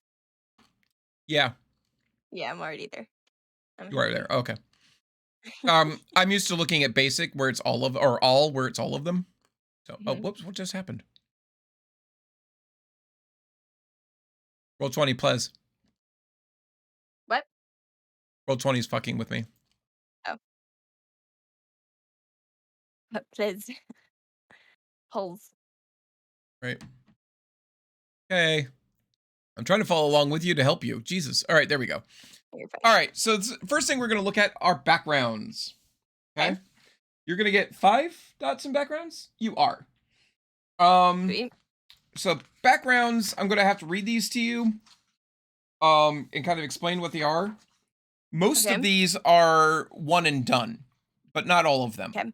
What I mean by that is you start with it and that's what you start with. You're not going to get, it's not going to change. Gotcha. But some of them will change over time. More importantly, some of them can be shared with your pack. Just to let you know. All right. Okay. So, first one is allies. These are people who help and support you either out of love or common interest. They can be family, friends, or even organizations that are friendly to you. Some have useful skills, while others have community influence with contacts or resources that can use on your behalf. These are not contacts. These are people that have an active interest in your well-being. Okay? So these are like friends and family, not just people that you know and you can talk to. Okay? Okay. Ancestors. Ancestral memory in humans is no more than pseudoscientific nonsense. To the Garou, who can contact the spirits of their ancestors, it's a fact of life. Many werewolves carry some of the memories of their distant ancestors. Some even allow their forebears to take over their bodies. Once per game session, the player of a Garou with this background may roll his ancestor's background, difficulty of 8, or 10 if he's trying to contact the spirit of a specific ancestor. Each success allows the character to increase any ability by 1 for the purpose of a single dice pool, even if he has no dots in this ability.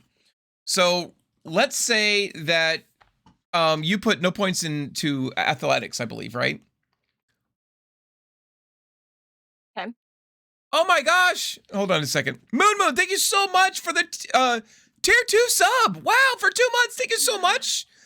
Thank you. Oh woo! Awoo. Anyway, so let's say you have no dots in athletics, but you really need to get over this gorge and jump over it right now, because if you don't, the lives of thousands hang in the balance. If you have ancestors, you can go, I'm going to try to contact my ancestor, blah, blah, blah, that has it was known as the high jump champion of the Garou Nation. And basically you will get, you can get 1 or a couple of dots into athletics to help you jump over that gorge, because, Bob Stupak, the legendary jumper, helps you. So that's how ancestors work. Contacts. Gotcha. We kind of talked about contacts a little bit. These are not allies. These are people that these are people you trust to feed you accurate information in their area of expertise. You've got a judge somewhere and you want to talk about, like, hey, I know that so-and-so got arrested. Can you find anything about that case file for me? But they're not going to risk their neck for you. They're not going, you know what I mean? They're not going to risk their job. They're just there to give you info. Okay. Fate. I don't really like the Fate background, I'll be honest. But it's there. Fate is a background that represents a prophecy that accompanied your birth or the creation of your pack. And it means something great is going to happen to you. I mean, my character is her name literally means moon goddess. I don't know. You do the math there. I'd say if you want something like fate, y'all can earn it, right? Right? That's what the game's all about, you know? Yeah. Anyway, that's me. Now you have to promise me before I read this next one to you. Are you ready, MG? Possibly. All right. You have to promise me that you're going to be an adult when I read this next word, and that you're going to wait for an explanation. I wasn't. No promises. Yeah, I hear Nat giggle and I'm just like, I'm concerned. Okay, I promise I'll be more of an adult than Nat. Okay. The next background is fetish. Good girl. Good girl. All right. So a fetish is a magic item. Specifically, it's an item that's infused with the power of a spirit, which is what an actual fetish is in real life, and not your proclivities at night I or have a during the fetish. day. You do have a fetish. do I. Actually, the entire pack has at least one fetish. Oh, So right, glad this those. Yeah. stream- I'm so glad the stream can't see my face right now because Nat laughing is breaking me right now. She's a lovely shade of red. So anyway, some fetishes are very, very powerful. For example, remember I told you about the separation between the spirit world and the real world? Sofa has a fetish that allows her to actually attack things in the spirit world standing in the real world, for example. Cool. Ash has a fetish that allows her to basically she can invoke it and make everybody in the party during initiative go first. Ash also has a fetish Okay. that is the size of a human being that she wields and has a double-headed axe on it, and she murders the fuck out of stuff with it. That's another story entirely. But these are all fetishes. Some are more powerful than others, and the more points you put in fetish, the stronger your magic item will be if you choose it. Okay. Let's see here. Kinfolk. Kinfolk are otherwise normal humans or wolves that are descended from Guru without inheriting their spiritual duty. So these are people that are related to you. Okay. But they're just normal members of, like, in your case, that would be normal humans. But they are normal humans that, one, are immune to what's called the delirium. Remember I told you about the Impergium? Uh-huh. And wolves coming in the night and doing horrible things to humans? That left a spiritual scar on humanity for eternity. And Lovely. it evokes what's called the delirium. When a werewolf shifts into their war form, their Krynos form, in front of a human, that human loses their mind. And they enter what's called the delirium. This is actually good because it helps the werewolves hide. Because the human will react in various different ways. They can react violently, they can run, they can piss themselves, they can cower in the corner. But in the end, they won't remember exactly what happened. And that's important because if humans figured out that werewolves were amongst them, they would rise up and murder them all. So this is a good thing. Gotcha. So the reason I bring the that up... general populace in the world of darkness don't know that these things exist. Exactly. Yes. Okay, interesting. And right. they also don't know that vampires exist, or anything else for that matter. So kinfolk, though, are immune to the delirium. They can look right at you and go, all right, that actually happened. During the story that you're joining, at one point there was a guy who got a bunch of other guys together and they murdered some werewolves. So the pack, they don't call them a party, they call them a pack. So the pack fucking loses their shit and they start tearing through the forest after the humans that did this.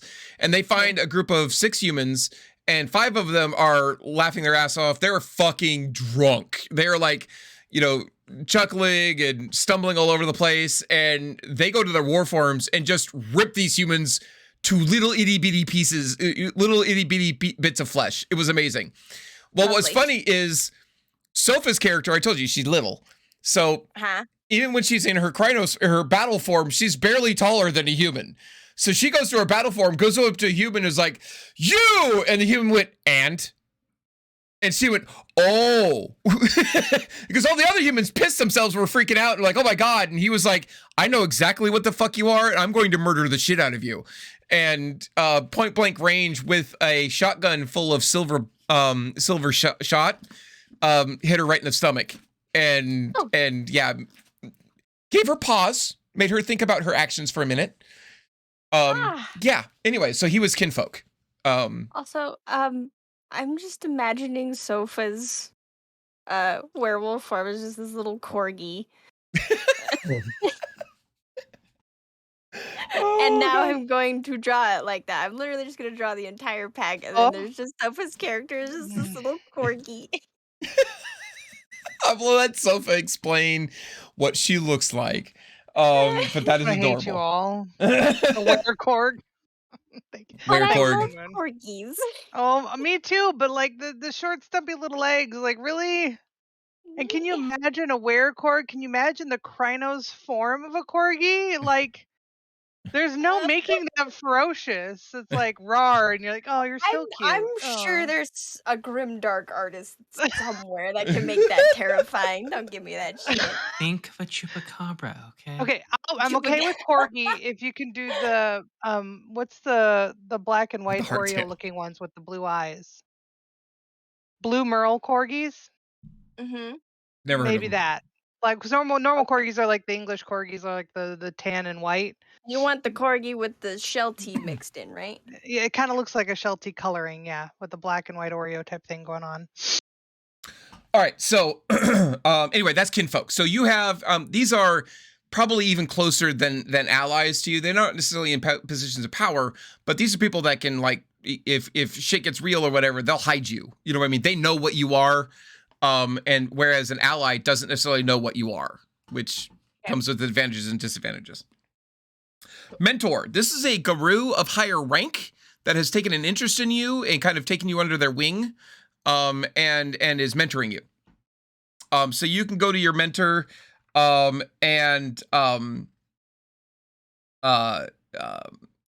can teach you skills, they can advise you, they can speak on your behalf at a council fire, things of that nature. So there could be, again, it's a very tribal society, so that can come in handy if you need it. Right. Pure breed. We talked about pure breed a little bit. So Garou take great stock in ancestry, and the werewolf who's descended from renowned forebears has a definite advantage in Garou society. So this background represents your lineage, markings, bearing, and other features of birth.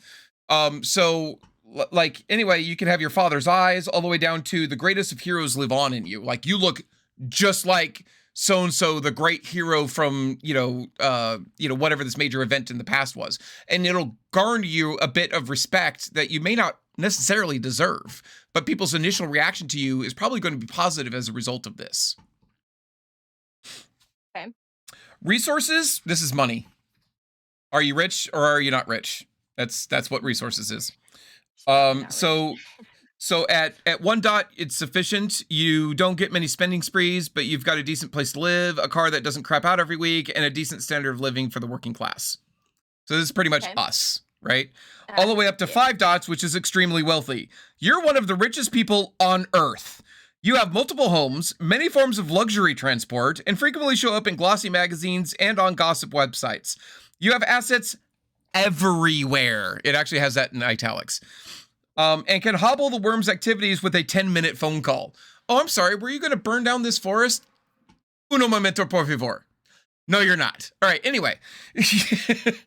Alfred? Exactly, yeah. You can live at the 3 dot level indefinitely if you ignore your fortune. Higher if you put a little effort into it. I'm Batman. I'm Batman. Exactly. Rights, we talked about rights earlier. If you put any points into rituals, you will probably want to put at least 1 point into rights. So the rating represents levels of rights. So a character with 4 dots in this background may have a level 4 right, 1 level 1 and 1 level 3 rights, or any other combination. Remember that to learn a right, the character needs a rituals knowledge rating at least equal to that level of the given right. So did you put points into rituals? I did. How many points did you put in? I put 3. 3. Okay, so if you put 1 dot in your background of rights, that means you could have a level 1 right. If you put 2 dots in, you could have a level 1 right, or 2 level 1 rights, or a level 2 right. If you put 3 dots in, you could put a level 3 right, or a level 1 right and a level 2 right, or 3 level 1 rights. You're getting the point.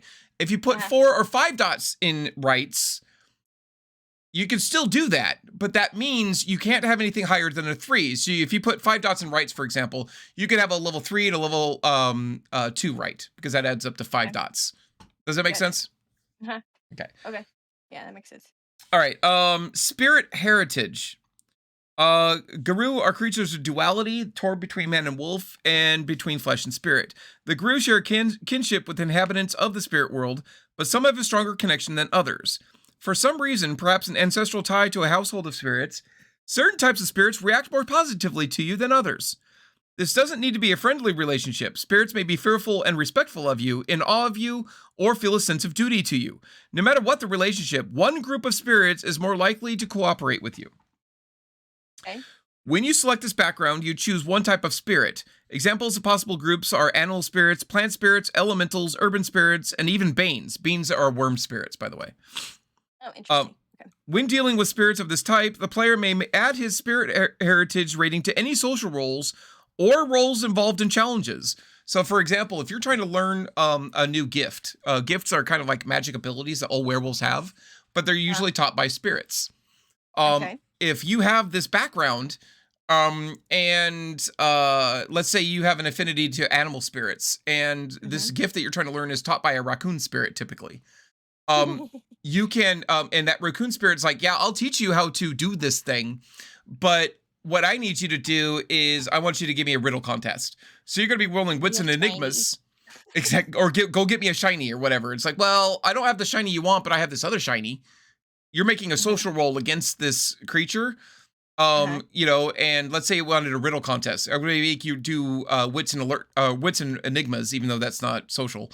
But you're going to roll wits and enigmas to see if you can keep up with the spirit. You can add your spirit heritage rating to that roll. So it gives you more dice to roll, more chances to succeed. Interesting. Okay. That's cool. Totem. And this is the last background. Totem is a very unique background, and one, because you're coming in late to the game, I would recommend not putting points into Okay. right now. And the reason for that is so most packs are represented by a totem, a spirit totem of some sort. For example, the totem of the Ashwalkers is the bear. Okay. And when characters were created at the beginning of the game, they put points into the totem background, and they were able to pool all of those points together to add power to bear, if that makes sense. So the reason why I'm kind of recommending not doing it right now is because it's already there, right? Right. And unfortunately, it's going to be a bit unbalanced. Let's say you put 5 dots into totem, because you get 5 points in backgrounds. Right. All of a sudden, bear becomes like fucking enormously powerful in the campaign. I'm a little comfortable with that. OP character. Woo! Now, I will say that it is, unlike the other backgrounds, however, it is one of the few that you can add to after you create your character. You can spend experience points to increase totem. Interesting. Okay. Okay? So those are all of them. I know I went through a lot of them. You may not even remember some of the first ones, but you have 5 dots total to put into these backgrounds. Okay. Pardon me. What do you think would be the most useful for Celine with how I've made her?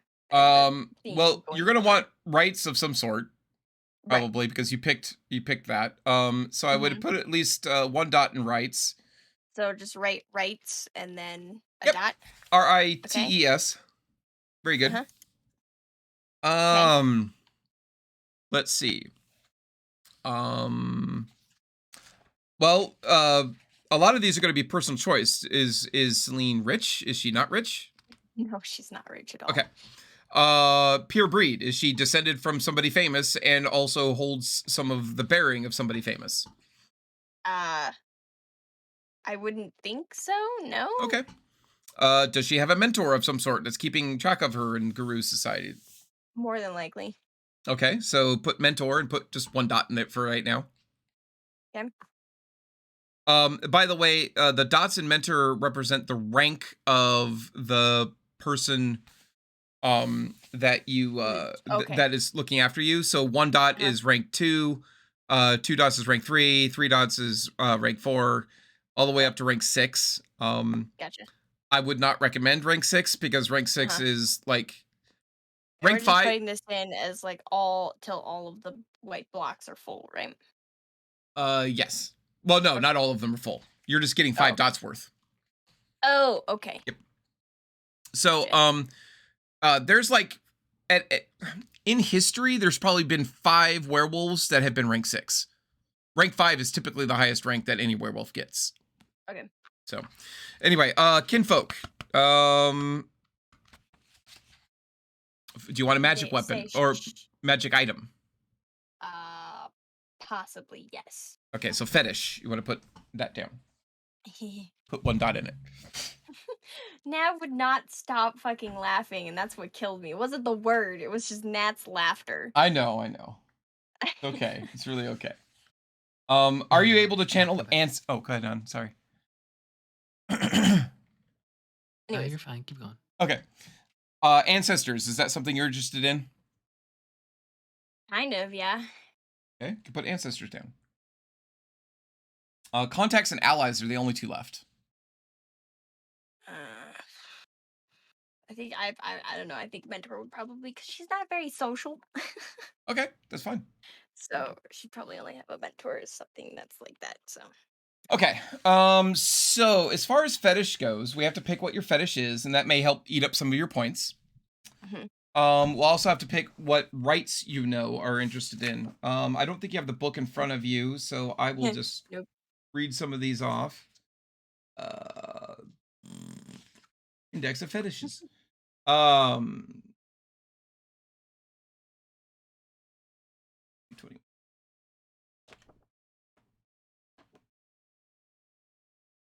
I was gonna say I don't think there's anything like a staff or anything in there, is there? Oh, you'd be surprised. All right. I'm sure I would be. Ape skin. This somewhat gruesome fetish is nonetheless highly useful for medicine lupus guru, which you're not, so we'll skip it. Harmony flute. Carved from hickory, the small flute has many small songbird feathers decorating it.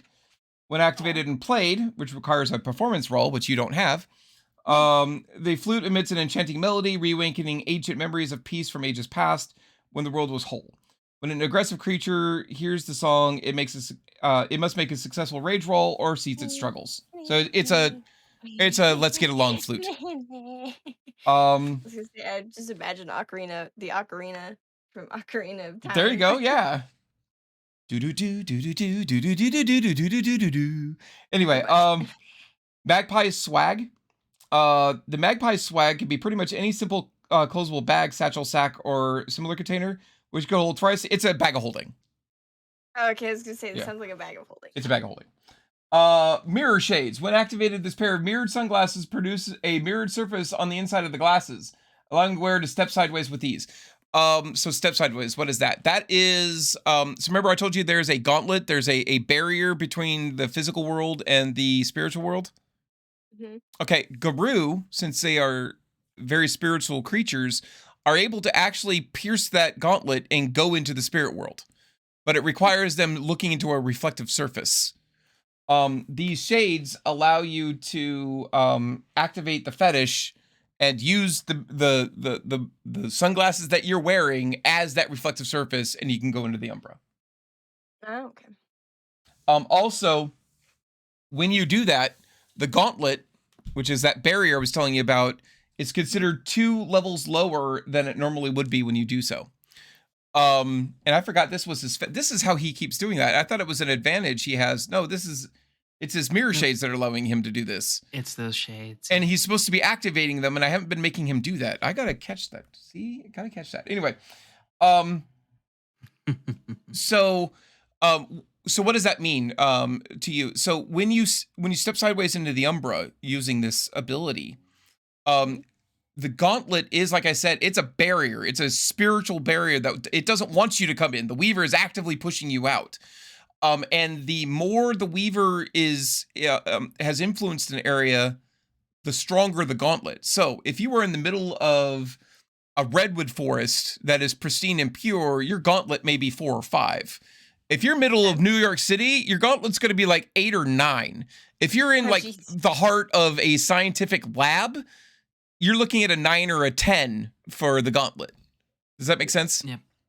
Yep, sounds about right. But these mirror shades make the gauntlet 2 levels lower. So if you were in the middle of New York City, it would only be like a 6 or a 7, which is much more reasonable. Make sense? Right. Uh-huh. Nix's Bangle. This is a Ragabash bracelet. Have that. Yeah, and this is what Sofa has that makes her sneaky. She's sneaky anyway. This makes her more sneaky. Even more sneaky, like a rogue with a cloak of invisibility and pass Exactly. without a trace. Exactly. Truth earring. This small golden earring acts as a fairly reliable lie detector when activated. Cup of the Alicorn. The oldest of these carved and covered cups, handed down in old European septs, which are massive groups of werewolves, are said to be made of unicorn horn, though the truth of this is unknown. Any harmful substance is neutralized when poured into this cup. Trying to poison me, joke's on you. Chameleon skin. Guru needing to keep a low profile and stay out of sight commonly use this fetish. Generally a belt or a headband, it allows the Guru's fur to blend in with her surroundings. Let's see. Dagger of Retribution. This particular fetish, an ugly iron dagger, was devised as a means of tracking down stolen possessions and the thieves responsible. Interesting. Yeah. Dream Stealer. A Dream Stealer, or a Chimera gem, is a multicolored gemstone that can extract and project another's dream. Gem is placed near the target when asleep, and when activated, it will allow the user to view the target's dreams replayed in the depths of the stone. Spirit Tracer. This fetish is a human hair suspended in an iron ingot. When the wielder activates the fetish and concentrates upon a specific spirit, the ingot pulls in that direction. This fetish only works for tracking spirits. Bane skin. This tiny piece of a bane is wrapped carefully in cloth and worn as an amulet. When activated, it causes all malevolent spirits to react to the wearer as if she were a kindred soul, a wolf in Bane's clothing, as it were. Remember, Banes are worm spirits. Mm-hmm. Right, yeah. If the wearer takes any action against her fellow Banes, the guise is broken immediately. By the way, these fetishes cannot fool Incarna or mightier spirits. Essentially, they cannot fool gods. Amazingly enough. I'm going to go to the worm, and I'm going to pretend I have my Bane skin, and I'm going to pretend I'm a Bane, and the worm goes, no, and you die. You're like, hi, Dad, fuck off. Beast mask. This fetish takes the form of a carved mask depicting an animal. When donned and activated, the werewolf assumes the form of the animal the mask represents. The character gains all the characteristics of the animal, flight, gills, heightened senses, etc., but cannot use her regenerative powers nor change into other forms until she removes the mask. Where reckon when I went shinies. The Desaya is a knife with a flint blade curved like a crescent moon, is the signature weapon of the Silent Striders. Its sharpened outer edge is used for slashing attacks, while the trailing point can be used to thrust and tear on the return stroke. Because the knife takes skill and training to use properly, the difficulty to attack with it is 7. You're not really a melee character, so I don't think we need to keep going.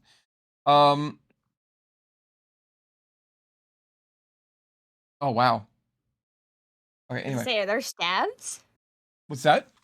Is there stabs in these fetishes list? Stabs? Oh, staves? Stabs. Stabs or staves. I'm looking. Fang dagger, partridge wing. What does this do? Like a partridge in a pear tree?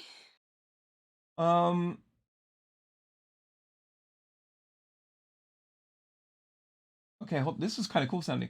This fetish is made from the wing of a partridge bird. Jesus fucking Christ, why? Thank you, What? Cuddles, for the 200 biddies. You're... Uh-oh. Yeah. Uh-oh. Somebody's being fun. This fetish is made from the wing of a partridge bird. Its feathers all completely unbroken and white as snow. The joint of the wing has a golden ring fastened through it and hangs from a long golden chain. To activate this fetish, a werewolf must concentrate upon a memory that she wishes to remove from her mind and then swing the partridge around herself counterclockwise 3 times, letting the tips of the feathers brush in a circle around her on the ground. Memories of another human or guru can also be swept away in a similar fashion. Oh my gosh! Moon, thank you for gifting 5 tier 1 subs to K-Walk, Bel Draco, Kate Miller, Carbon Scarlet, and Giami. I don't know. Giami Ganami? I don't know what that is.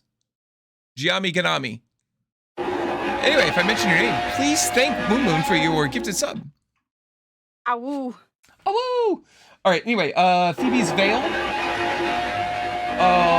These fetishes are usually worn around the neck, held by a strong leather thong. It's a golden pendant, by the way. At night, when the pendant is activated, the wearer vanishes completely for 1 minute per success.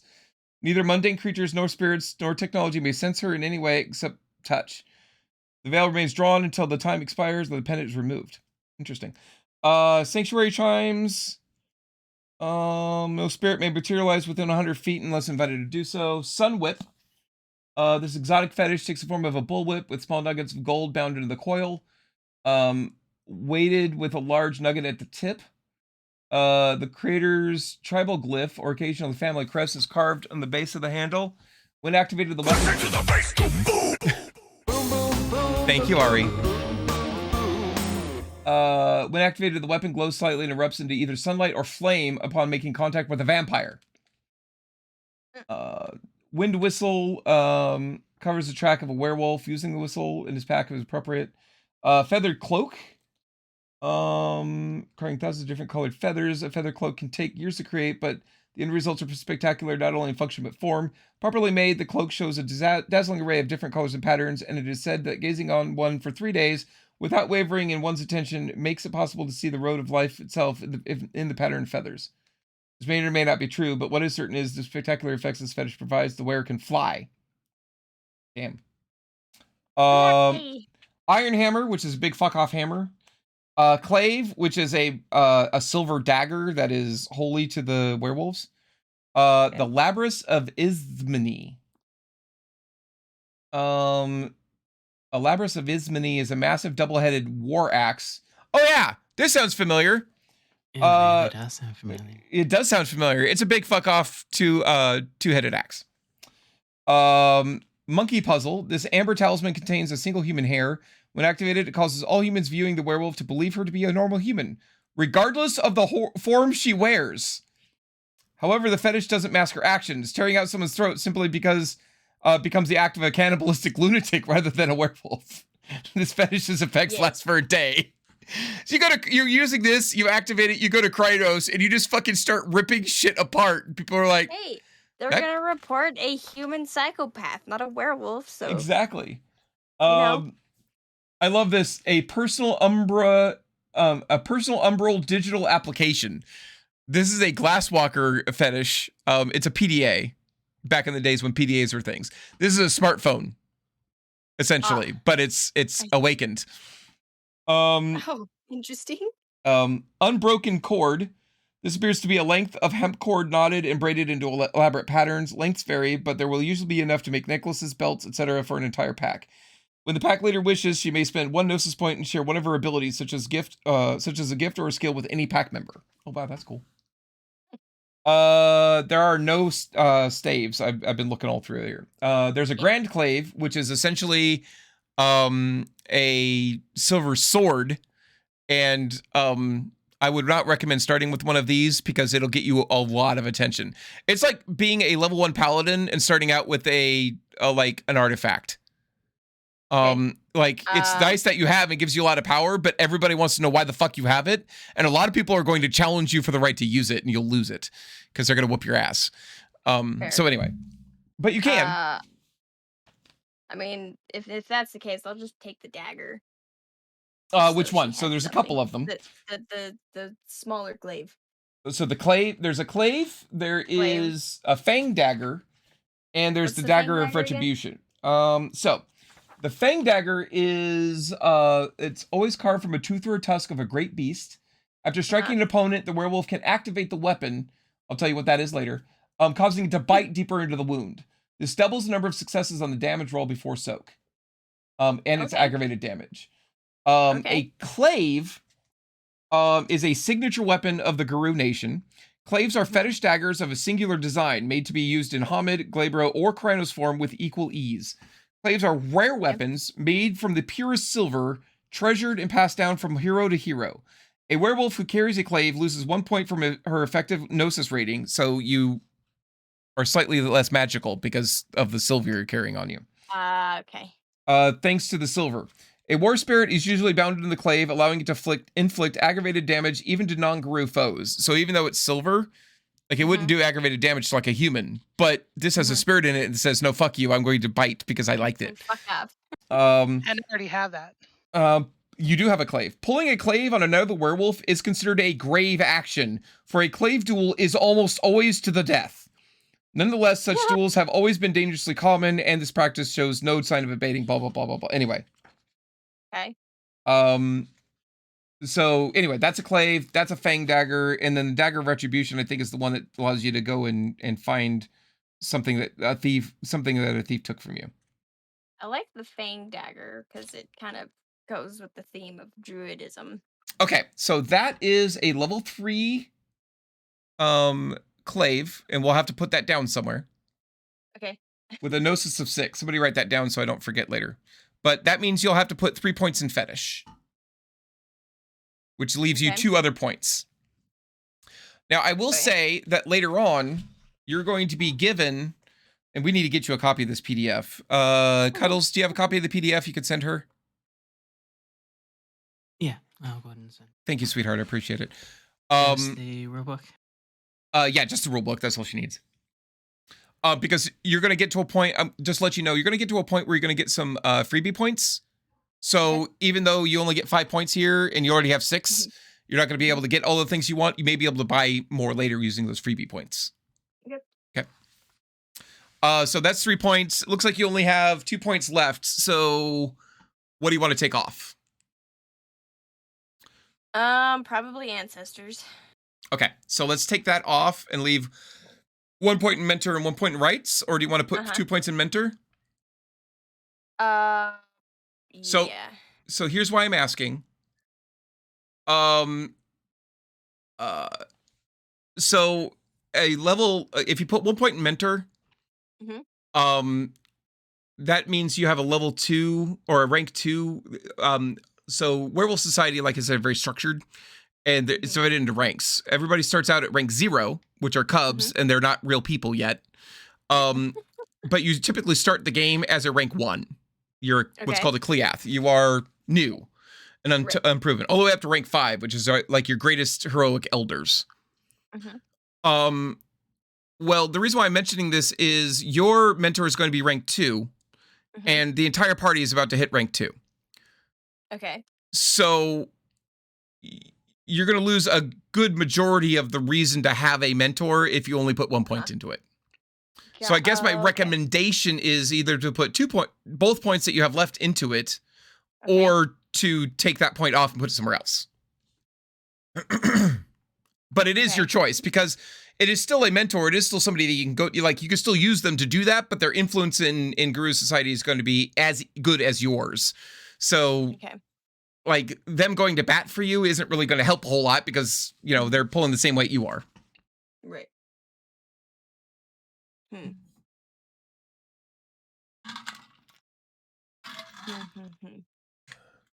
not sure what to do. Oh, sweet. Thanks, Dad. Oh, God, I'm not sure what to do here then. Well, the easiest thing at this stage is stick with Mentor and put 2 points into it, or put 2 points into Rights. Right now, yeah. I might put 2 points into Rights then. Okay. You are going to have to pick what rights you have. Some good ones real quick, just to stick in the back of your head, and I'm going to let you pick. We won't do this on stream. Okay? Because there's a lot. But Rite of Cleansing is good. which is a These level are 1 basically right. spells, right? These are not. Think of these as spells cast ritualistically. So they're not okay. spells like in D&D where like I can cast a spell and they do something. No, this is something I'm going to be doing for the next 10 minutes to an hour to even all night long, depending on what the rite is. Gotcha. And then it will have a magical effect. So some good ones, like I'd said, Rite of the Open Cairn is good. Where's the one I'm looking for?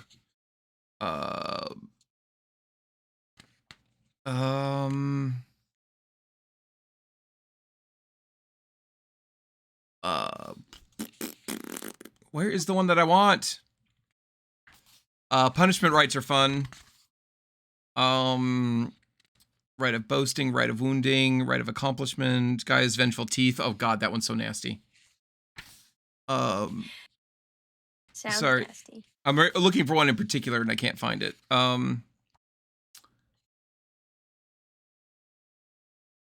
Why can't I find it?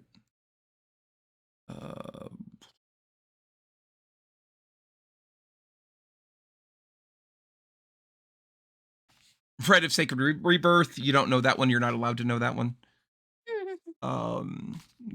The pack knows what that is, though. If they remember. Everybody's being quiet. Oh, I remember. Yeah. It is a rite that allows a kinfolk to become a guru. Ooh. Sounds cool, huh? Yeah, Yeah. you have to kill 5. Terrifying. You have to kill 5 werewolves and skin them, and then basically wear their skins during the rite in order to enact it. Oh, It's a horrifying and terrible rite. yeah. Where is the rite of? Guys, you know which one I'm thinking of. It's the one I always use as an example, and I can't fucking find it. The rite of talisman dedication. There it is. Rite of talisman dedication is huge. It allows you to bind an object to yourself or to others, Okay. and it will shapeshift with you. Kind of important one. Anyway, so we'll just stick it at. Oh, you've got 7 up there now. I'm not sure what's going on. I don't know. So you want to put 2 points in rights and remove mentor. Uh-huh. Yep. There's an X next to it. I don't know if you can see it. It's really dim. There you go. There you go. So that's your 5. Oh, sorry. Stop it. We're good. We're good. Just leave it alone. All right. I'm teasing you, of course. All right. Now we're going to do gifts. And this is one of the last ones that I need to hold your hand through. Gifts and rights. Yep. And fetishes. Well, rights you're gonna do. Fetish, you already know. You're gonna write that down. Right. But gifts. So you're gonna get 3 gifts. You're gonna get 1 Okay. given to you because of your auspice. Remember, that's the moon sign you were born under. You're gonna get 1 related to your breed, and you're gonna get 1 related to your tribe. Okay. Okay. And you're gonna get to pick. Okay. Because picking is fun. So Yay. your breed is Hamid, yes? Say yes. Yes. Okay, good. All right, so you're gonna get to choose. You ready? Yep. All right. Apecraft's blessings. I'm not gonna go through all of it, but basically, though many of Gaia's children use tools, none have mastered them so thoroughly as humanity. The Hamid focuses this mastery into the tools she uses, causing their spirits to awaken and lend her aid. So basically, it reduces the difficulty by 1 on the next roll she makes for her character to employ a tool made by human hands. This gift is the purpose is irrelevant. The gift is equally efficacious for attempts to repair an engine, drive a car, or fire a gun. So if you want to use Weaver shit, this will make it easier for you to use Weaver shit. City running. Okay. Humans are this is parkour. You can run really fast, like over rooftops, and Definitely not sleep. all right. From it. Master of Fire. Fire spirits were among the very first to make pacts with humanity, allowing men to warm themselves, drive off wild beasts, and clear the land. The cornerstones of civilization were laid in these simple acts, granting the spirits of flame much prestige. Hamid Guru remembered and continued to call upon these ancient pacts to protect themselves as the final fires of the apocalypse loom. And an ancestor spirit or fire elemental teaches his gift. You spend a gnosis point, and for the rest of the scene, fire inflicts bashing rather than aggravated damage to you. There's levels of damage that you take in the game, and bashing is the easiest. Bashing is essentially I'm punching you in the face. There's lethal, which is like I'm cutting at you, and there's aggravated, which is like I'm lighting you on fire. Like, aggravated wounds are especially egregious. They're very difficult to heal, even for Guru, who have extraordinarily regenerative powers. All right, anyway, persuasion. This gift imbues Muhammad words with intrinsic credibility and conviction, causing them to ring true in the ear and lay heavy on the heart. Not much more to say than that. Smell of man. To creatures of the wild, man's scent is death. To creatures of the city, it is authority, comfort, and easy meals. This gift, taught by an ancestor spirit, enhances a werewolf's human scent, infusing it with spiritual power. Non-supernatural wild animals lose 2 dice from their dice pools when interacting with the Guru, save when defending themselves or running away, and will be inclined to flee rather than attack if possible. Domestic animals recognize werewolves as a friend, and even trained attack dogs will do no more than wag their tails at the character unless attacked first.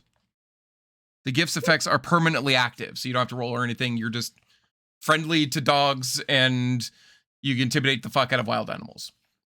Nice. So of all of those, which one sounded interesting to you? Probably the animal one. Oh, the one we just talked about? Smell of man. Okay. Yeah. So put Smell of Man as a gift. And I think, I might be wrong. Hold on, let me check something real quick. Wait, nope. There you go. I hit this static button, and instead of it looking like this, where you can type anything you want, it actually gives it some structure. So you put Smell of Man, you could put level 1, and even what book it's from and what page it's on, and then you could put the description. We're not having to write all of this down now, but it will be a lot handier to you later on. Okay. So I would, well, put it back. Put it back. What do you mean? I would still do it.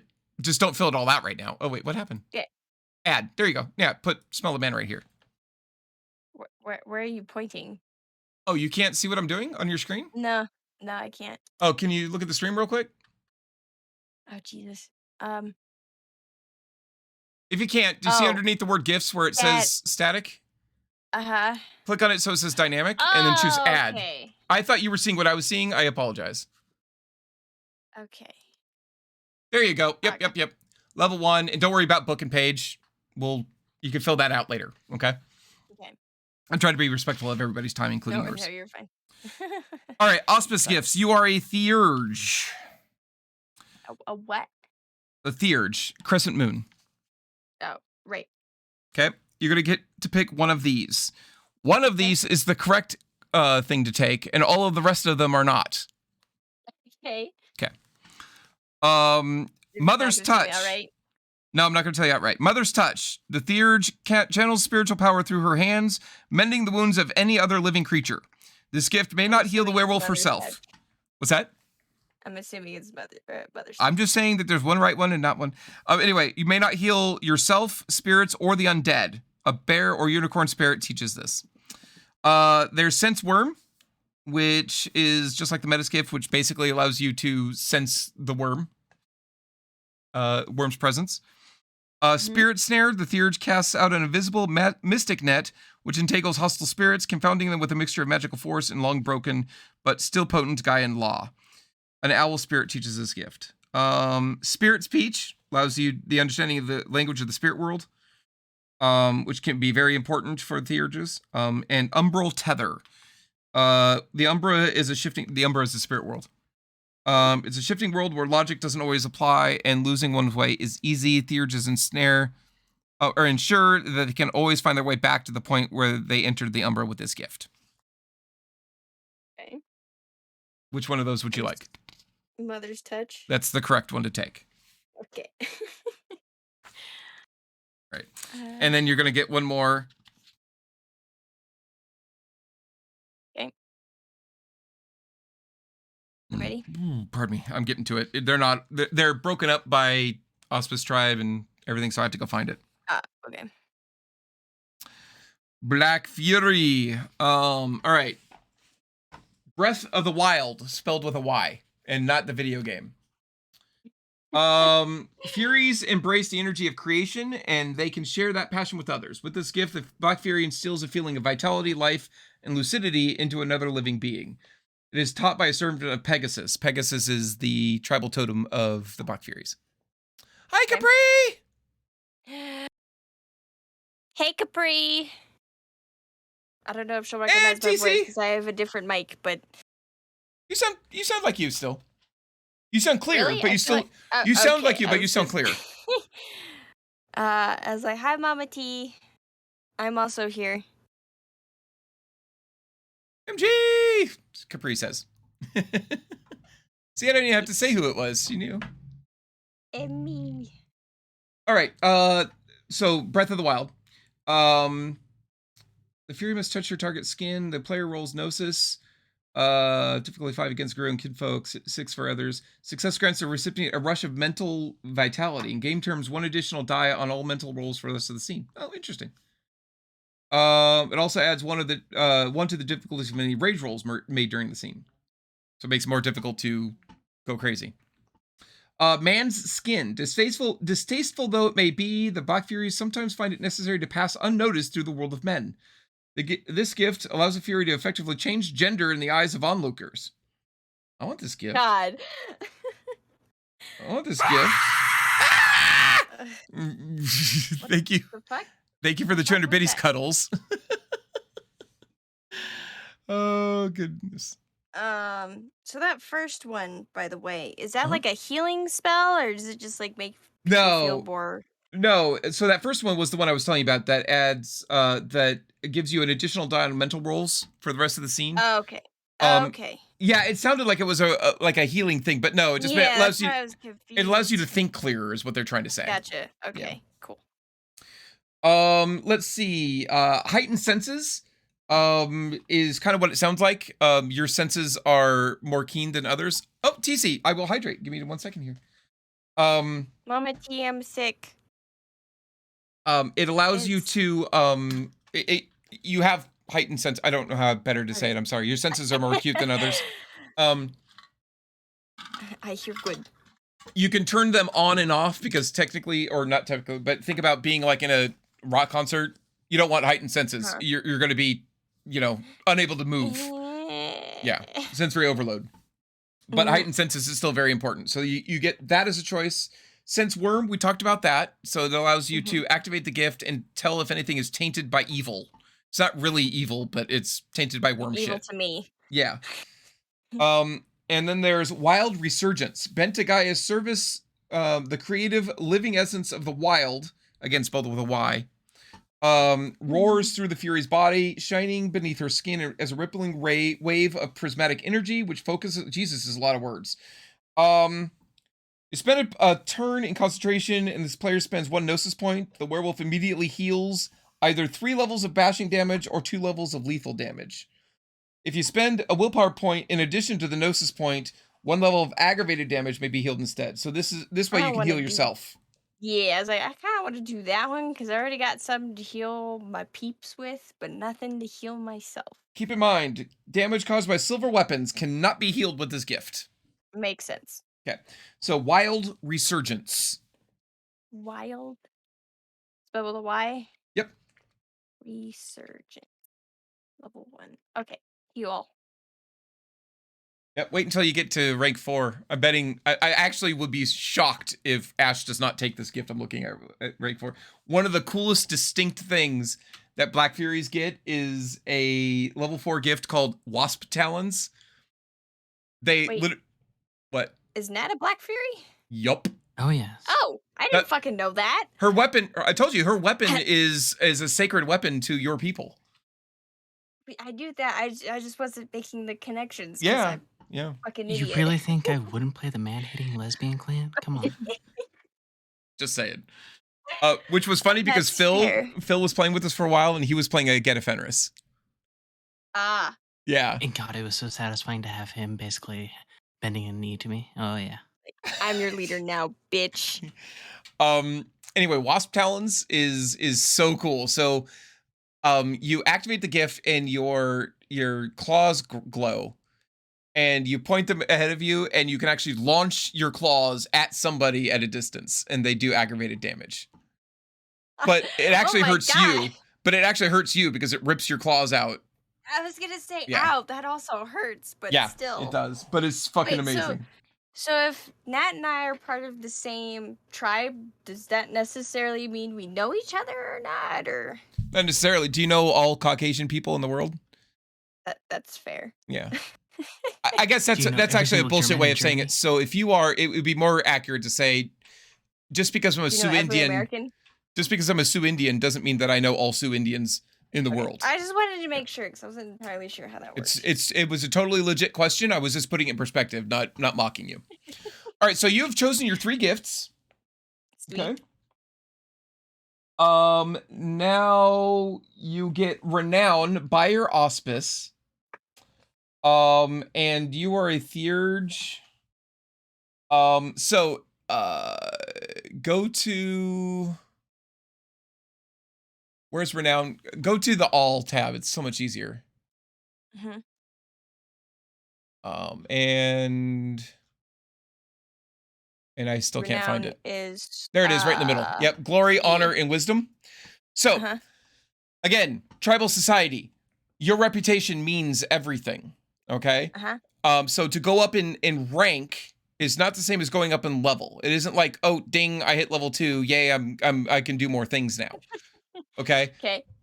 It's all about the renown. Now you have 2 rows of 10 Uh-huh. dots on there. Do you see that?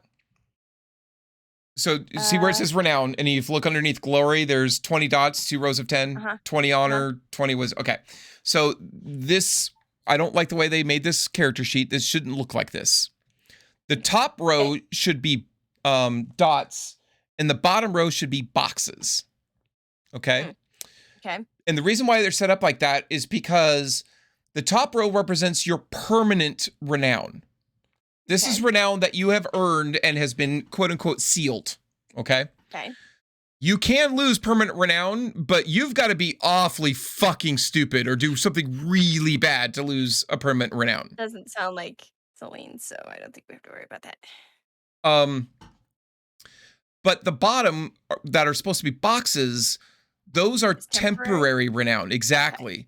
And that can go up and down a little bit more flexibly. It takes 10 temporary renown to make 1 permanent renown. But again, that isn't automatic. Just because you hit 10 temporary renown in glory does not mean that you automatically get a new permanent glory. Because you need to go and present yourself to your people at what's called a moot and say, and have you or your pack leader or a Galliard say, hey, everybody, this is Ash. She's a big-ass motherfucker. Here's all the big-ass motherfucking things that she did. She's goddamn amazing. And you guys need to respect her for doing those things. And all of those people that go, yeah, that's very glorious. Ooh. And then that solidifies that glory. Or the person botches it and says, yeah, this is Ash. She did shit. It was cool. You should, like, respect her and stuff. And, yeah. And something like that is probably not going to convert into a permanent renown, and then you get to try again. She had her enemies begging at her feet, and she heard the lamentation of their women. Right? Oh God, what was it that Conan said? It was like to hear the oh God, fuck. The crying I of need to Google it. the crying of their women and their Hang on. Conan quote lamentations. Here we go. What is best in life? And he responds with, to crush your enemies, see them driven before you, and to hear the lamentation of their women. That's what it is. Sounds gay. I'm in. Nice. All right. So anyway, you are going to start with some permanent renown. And when we actually do our first full session next week, we're going to adjust what I give you right now because I need you to get closer to where everybody else is, if that makes sense. Okay. But after that, I'm not going to give you any freebies. You fucking do shit on your own. All right. And you will start with some renown. That probably has numbers. So here's what we'll do. We'll give you your renown next. Actually, you know what? I can tell you exactly how much you have. You have.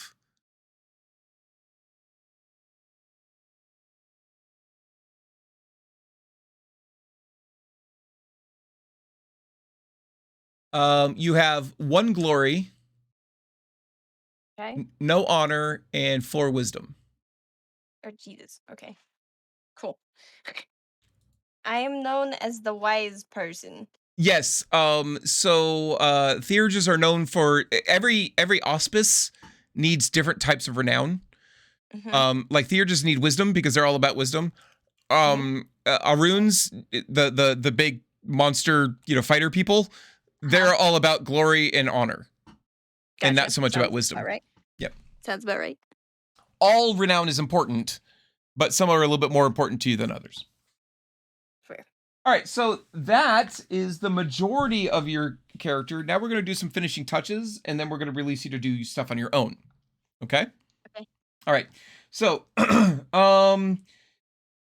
we're going to record your rage. So again, look, if you're looking at the all tab, I think, yeah, it's actually right next to renown. That's convenient. Yep. All right. So again, you've got 2 rows of 10. The top is supposed to be circles. The bottom is supposed to be boxes. Boxes are temporary. The top ones are permanent. Okay. Gotcha. Rage is used because rage is your measure of how angry you are, because you're a Gur-Sith angry person, and it can be used for things like taking extra actions in a round in combat. You could also spend a rage point to instantly shift forms from one form to another, because otherwise it takes time. Or you have to make there's actually another, you can actually make a stamina plus primal urge roll to instantly shift forms. Or you can just spend a rage point and go, I fucking go from here to here. There you go. Get out of my shit. So because you are a theurge, your initial rage is 2. Okay. Also realize that rage is a 2-edged sword. It is possible that I will, like, if something happens and it really pisses you off, I may give you temporarily more rage than you actually have maximum. It's happened. Okay. It's happened in my campaign a couple of times so far. But if it really pisses you off, like it happened to Ari, I'm going to make you make a rage roll. And you roll a number of dice equal to your rage. So in your case, 2. And if you get 4 or more successes, you fly into a frenzy. And if you get 5 or more successes, you get not only go into a frenzy, you go into a frenzy in the thrall of the worm. Dishonor. Which is on your whole family. Make a note of this. Dishonor on you. What is Oh my that? God. On your cow. Hold on. Dishonor on you, dishonor your cow. Anyway, what? So, what does that entail if you get 5 or more? Being in the thrall of the worm. Well, it depends on your breed. This is actually one of Cuddle's favorite stories, because she was looking this up, didn't know, and she started reading. She's like, "Oh, that's bad." I'm like, "Yeah, it's bad." So okay, 2 of them are brutal and amazing, and then one of them is like, okay, yeah, this is definitely a 90s era game. It depends on what breed you are when you're in the thrall of the worm. If you're a Hamid, you are basically in the thrall of Eater of Souls, and you will you go into a frenzy, you blindly attack something until it dies, and when it dies, you have to make a willpower roll not to stop what you're doing and immediately try to eat it. Die or incapacitate. So if you knock them unconscious, you have to make your willpower check to see if you're alive or not. Fuck. If you're a lupus and this happens to you, then you go into a blind frenzy and will attack anything and everything around you, including your allies. And you will attack until it dies. If you're a Metis, you will attack until something dies, and then you have to make a willpower roll not to copulate. Satiate yourself. Yeah, copulate with the with the victim. Ah, Yeah. Yes. And Yeah. also I the thing see. is it's not just if they die, if they're incapacitated as well. Yeah, sorry. If they fall down before you. lovely. Yeah, not great. I'm like, So yeah, anyway. that's totally a 90s game design. Right. All right, so you have two rage. Nobody's entered the Thrall of the Worm in my campaign yet, but they have frenzied a couple of times. Ari was one of them, and she was rewarded by taking a claymore to the face. It was awesome. I was the What? other one. A claymore to the face. All right. Yeah. 'Twas not good. Yep, that's correct. Also, Moon I've Moon. just been reminded because I'm joining Werewolf the Apocalypse. I just realized that there is a game coming out called Werewolf the Apocalypse Earthblood, and now I've That's been been out for a while. It what? It's I've- already out. I've played it on stream. Alice played it's it and old. beat it on stream like 2 months, 3 months ago. What the fuck? It's really Why it's really was I fun. not made aware of this? It's really fun. Shit, I have to It go takes buy all of more this that I've been games. telling you about and waters it down a lot to make it fun for a video game, but it's still kind of fun. I need to go buy it now. Much violence. Get it on, I wouldn't expect so for a If I'm werewolf being- game. if I'm being honest, get it on sale. Yeah, Ow, it's a pick- shitty fuck. game, but it's fun. Yeah. It's a shitty game. The fucking trailer was great. Yeah. That's a trailer. That means nothing. You know what? I will if you remind me after the marathon, because you don't want to watch me play it on the marathon, but if you remind me after the marathon, I am totally happy to like play because I own it and I'm happy to show it to you. I'll show it to you on stream. And I'll play it for a couple hours and then you can make your decision. You're like, you know what, it's shitty, but it's the right kind of shitty and I love it and we'll just play it. Okay. Or it's the shitty and it's shitty and it's the wrong kind of shitty and I don't want to spend my money. I highly entertained it. Love having it. I actually had a really, really bad night. And one night I had to stream, so I played it, and I just like it's a mostly a sneaking game. You're supposed to sneak around and do a whole bunch of shit, and I just went, nope, Kratos, murder all of the shit. Oh look, that guy's dead. That guy's Why dead. would you sneak as a werewolf where you literally just turn into a giant 7-foot tall animal and just murder Well, everybody? because the humans ally with 7-foot tall monstrous things that can murder you. So sometimes it's better to do Okay, I that. have my camera on Mama T, but you can't see my face because Alice doesn't have it on her stream. So I apparently look very cute in my blue light glasses. So according to your daughter. Yes. 1 second. Oh God. Okay. I have Yeah, to you behave asked for it. now. Now she's gonna fix it. And I I have to really want behave Alice now, to check her too. DMs. God damn it. I have. Well, I to can't do it behave now. Yeah, now. No, Way you to go. don't really.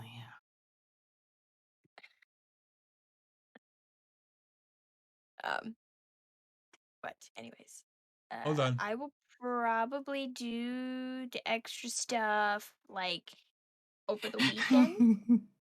Oh God, what's happening? Nothing.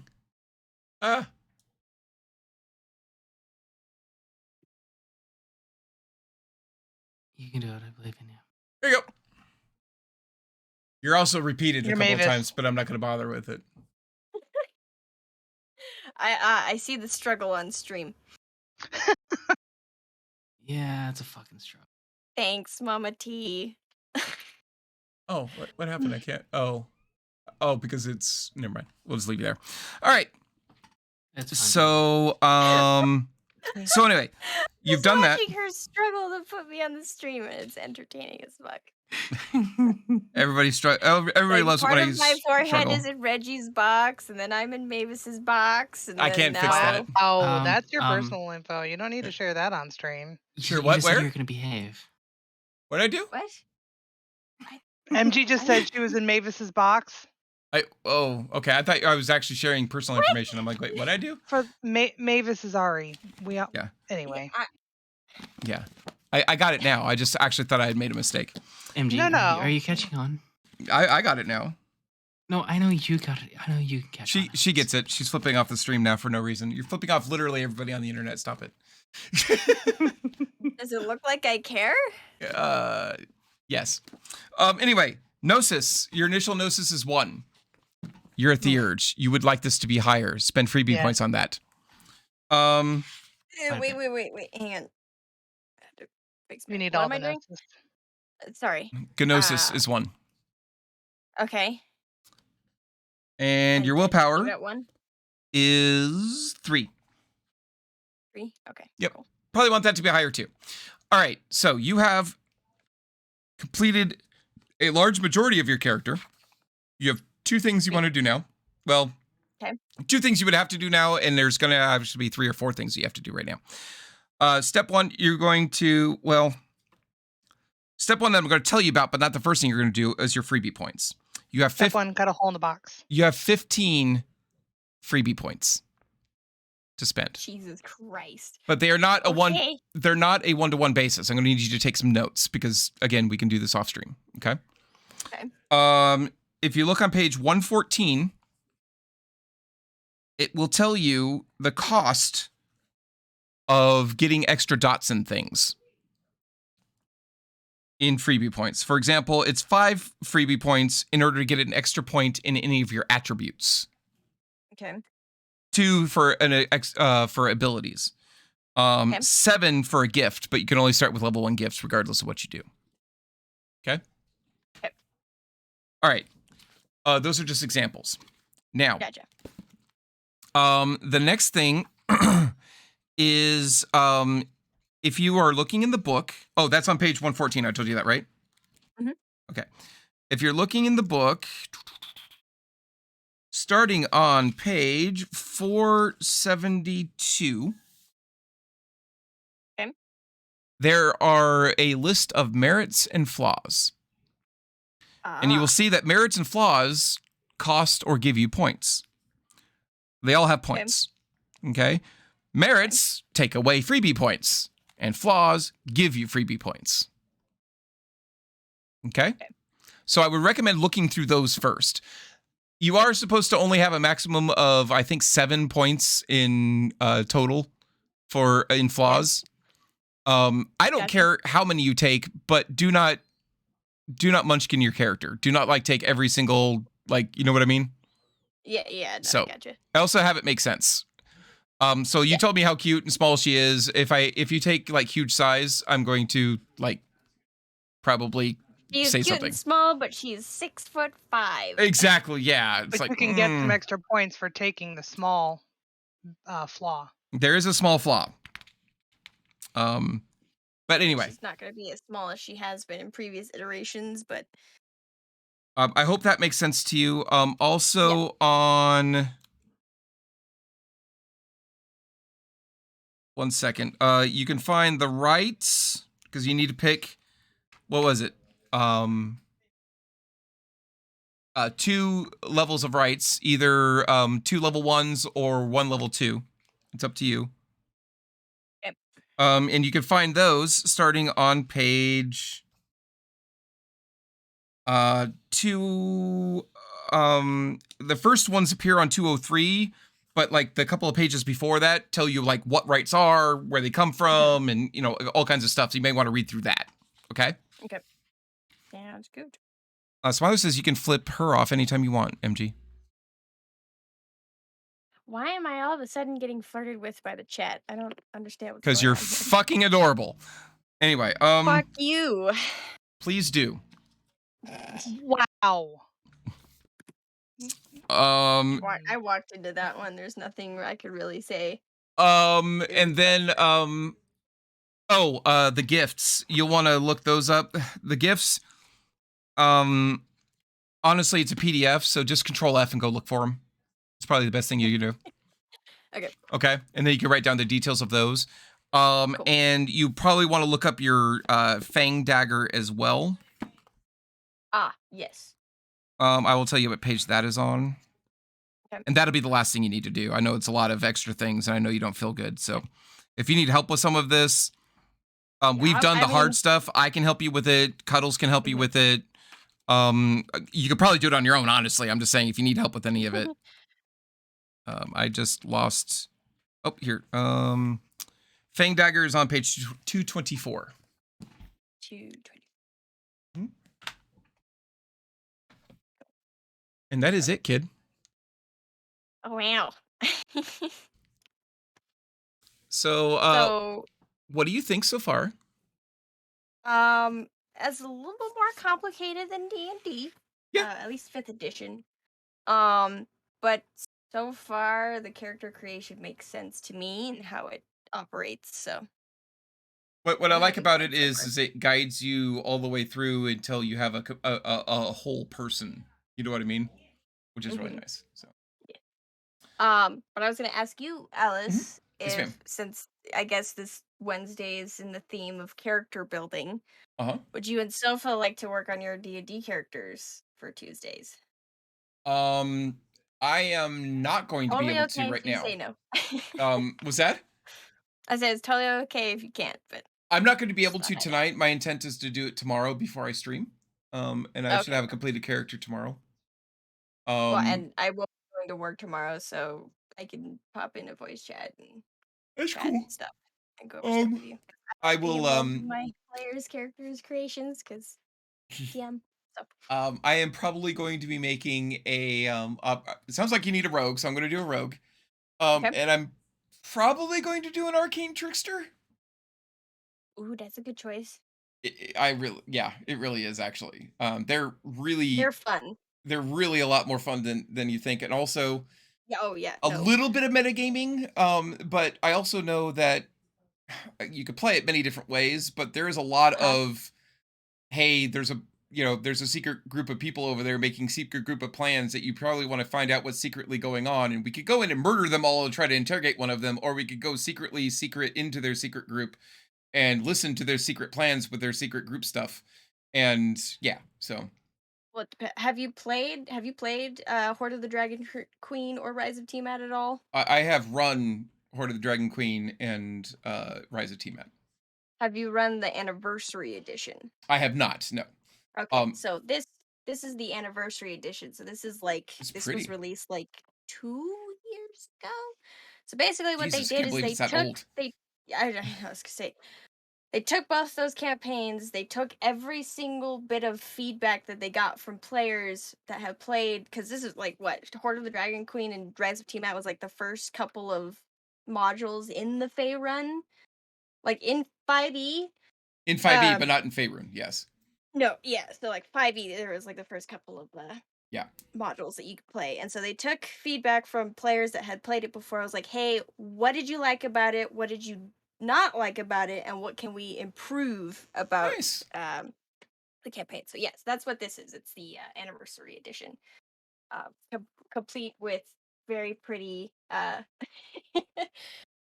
book art, as well as my favorite part of this book, and you'll probably understand why if you know me well enough. The art in the back of the book is Ooh, just dragons, that's cool. and there's just references to the different Really dragon pretty. species. Yep. Yeah. So I did I like saw the this.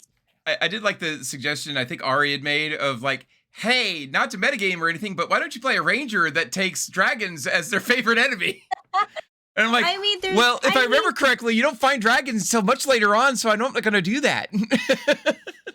Well, here's the thing. Okay, so technically, the first encounter does have a dragon involved, but you're not going to be fighting it because it's Yeah. an adult dragon, and at level 1, You're that going to get is- fucking killed. you're Yeah. going to get eaten if you try to fuck with the dragon at level 1. So Have you ever heard of the old AD&D 2nd edition box set called Council of Worms?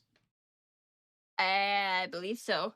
The premise of it is you are playing a dragon. You are a party of Okay. dragons. So you start out as hatchlings and you grow up. It's really freaking cool. Interesting. Yeah. That's interesting. See, that would be something up my alley. 'Cause, like, I like dragons and anthropomorphic animals. Thaco! That's right, Korbar.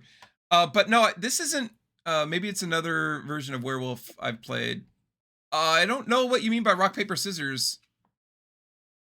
Isn't it rock, paper? Oh! They No. use rock, paper, scissors for No. LARP. You're thinking of LARPing. Yeah, Crowbar. Yeah. Yeah.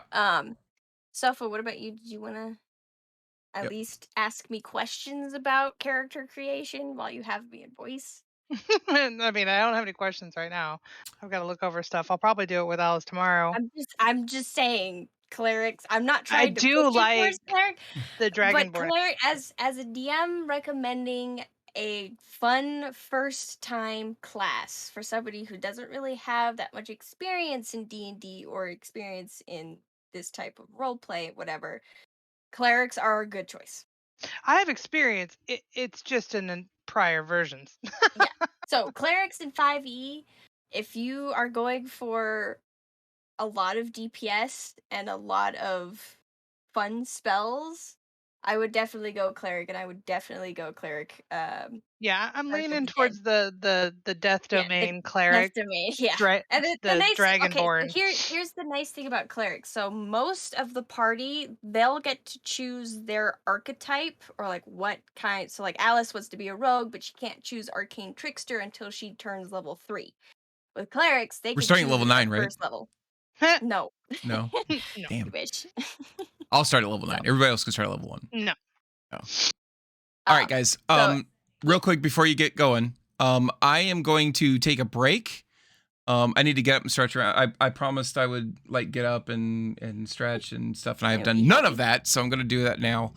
But I want to thank you guys all for being in here. I know not any role play or anything like that, but I always love character creation in this game anyway. And MJ, thank you very much for letting me of course. pick on you a bit, and I don't think I picked on you too much, but you know what I mean. Guys, Yeah, go ahead. Oh, sorry, go ahead. No, No, I was you're just good. going to say Sorry. I can stream for a little bit longer, but we are going to shift gears. I can. I think I was going to give you a choice, but I think if we do continue, I'm going to chill with a little bit of DSP. Show off what I've been doing. In that. However, in the meantime, to give you guys a. Pardon me. If you guys do want to talk more about D&D and stuff like that, I'm totally cool with you doing that and hanging out in here doing it. Just keep in mind, I'll need to talk over you if that happens. So just be aware. If No not, worries, that's fine. I can do like announcements and stuff and let them know what's going on and what basically what we're gonna be doing every other Tuesday. Yeah. And just, do that. Yeah, I don't really have any questions. I need to go through it. And I'm sure I will have questions, but probably tomorrow. But in the meantime, for right now, I'm going to take a break. So I will be back in just a few minutes. Check your DMs. Okay. Check your DMs. Here's Um, a choice of food and drink to satisfy anyone and everyone. You'll find something I'm very excited though. For the questions, by the way, going on about feats in 5th edition, they are optional. And if the GM allows them, then they occur whenever you get a whenever you have the option to increase an ability, you can take a feat instead. Keep in mind, it is doing that instead. Also keep in mind, Is this for D&D? Yep. Also keep in mind, a lot of the feats also give you ability increases. So just keep that in mind.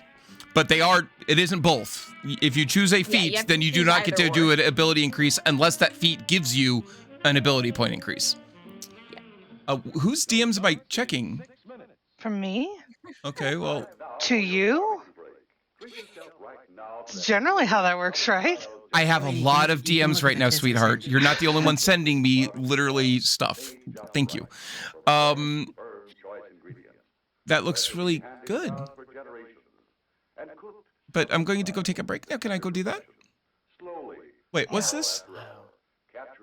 Which one did you want? No, they look really good. I just didn't know what I'm responding to like this second. I was going to talk to you about the overlay I later. just thought it was really cute. That's all. It's amazing. Absolutely. I didn't know what I was referring to. I'm sorry, hon. I didn't know what was expected, so I wasn't trying to be rude. But the first one you can't use though, I don't think, because there's no. You don't need stuff cut out. You can put your stuff on top of it. And then I got the idea to put the words and the spider web over the game, so that's why I cut out the game. Oh, okay.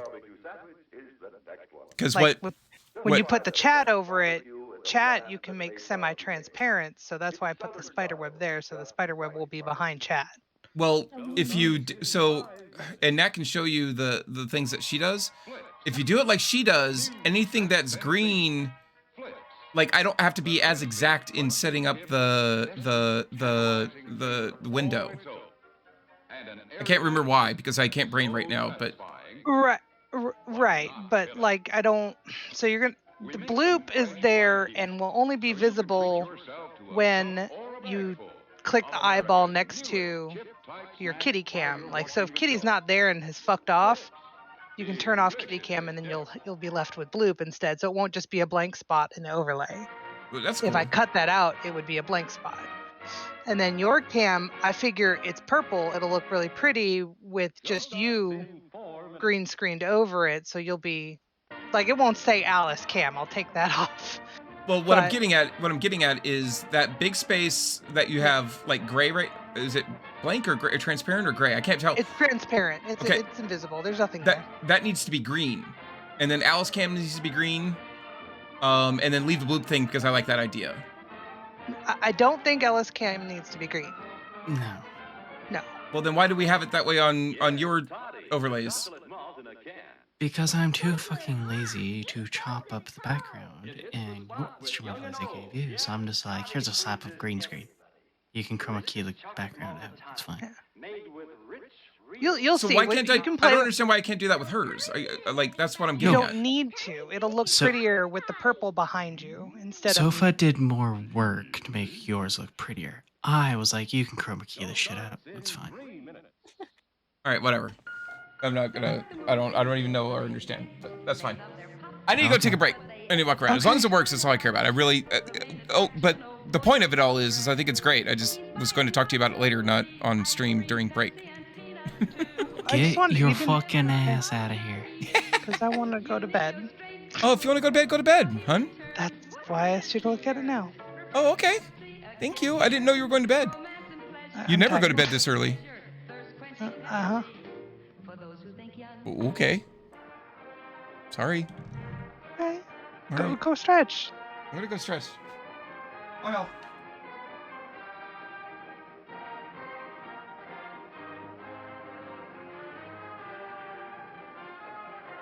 Yes.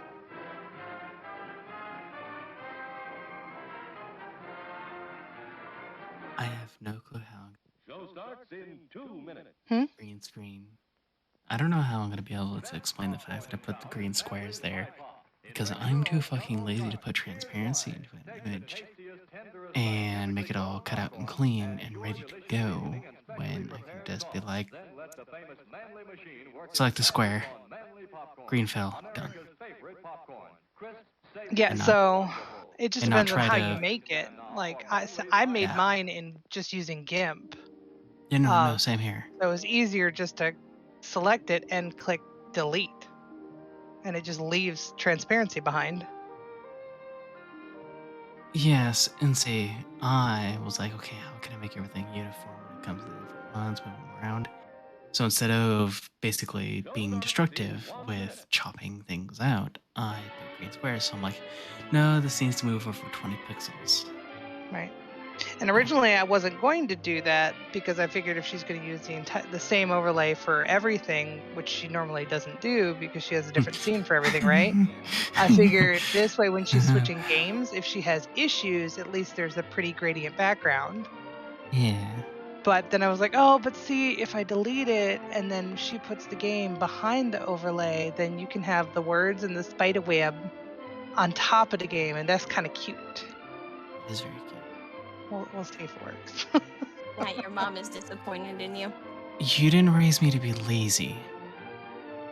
But I am going to be efficient with my things. I'm not going to spend 6 hours cutting, then undoing, because now these things need to be 10 pixels apart instead of 5. So my green screen is just a not destructive way in creating an overlay.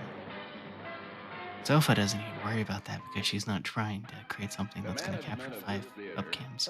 Yeah, But the Alice bonus keeps- is you're having to change people or move people around or yeah. Yeah. And So that makes sense. Alice just won't dedicate a. I mean, what?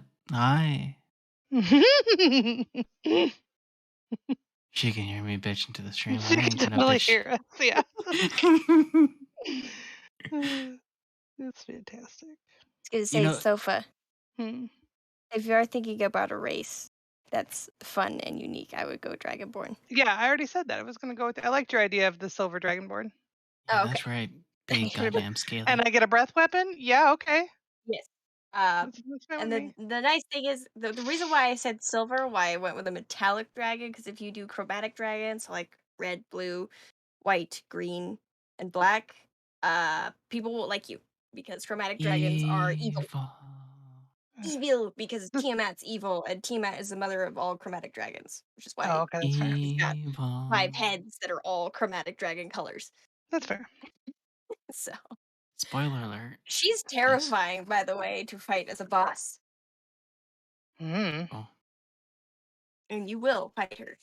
Any experience I have with Dungeons and Dragons outside of Alice's campaign has been official campaign stuff. Not like this kind of thing. I mean, technically maybe this kind of thing, I don't know, but like It is official campaign. right, but like what I did when I played when I was younger, it was called Living City. Okay. And it was just its own published world, and then they had campaigns within Living City, and then Gotcha. like you could only play those campaigns at conventions with Gotcha. registered judges and certificates if you had items. Like it was ridiculous. It was a lot of The work. nice thing about this book is that if I need to reference what any of the enemies look like, I could just show you in the book. Nice. I don't. Like, hey, you want to know what the dragon cultist looks like? Here they are. You know, look like what a kobold looks like. You all know what a kobold looks like. Look it up. Right. it looks like this, but dead. Looks like this, but dead. And then just to give you a heads up, Sofa, when you're doing your character creation on D&D Beyond, especially when you're doing like, oh god, what should they called? Your characteristics, feats, and traits. No, description. So when you're doing your description, it'll give you a list of characteristics and flaws and stuff that you could choose from. Mm-hmm. You don't have to stick to them, but for somebody that just doesn't know how to or doesn't want to put that much effort into creating a character, those are there to help you like make a little guideline for your characters. Neat. So it'll ask you for your personality traits, your ideals, your bonds, and your flaws. Ignore the bonds that D&D Beyond gives you because I will give you the chart that is in Okay. this book for the specific campaign that we're running. Gotcha. That Um, makes sense. Yeah. So which is why I told everybody to roll D10 and tell me what you got. And I was sending everybody their little ties to the story. Nat and Ari have an interesting one. Mhm.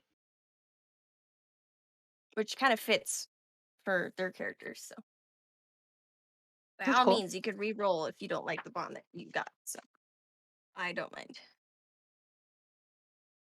Trying We're to not gonna fix be my that nails so asshole go to DM. bed. I don't think I've had any asshole DMs.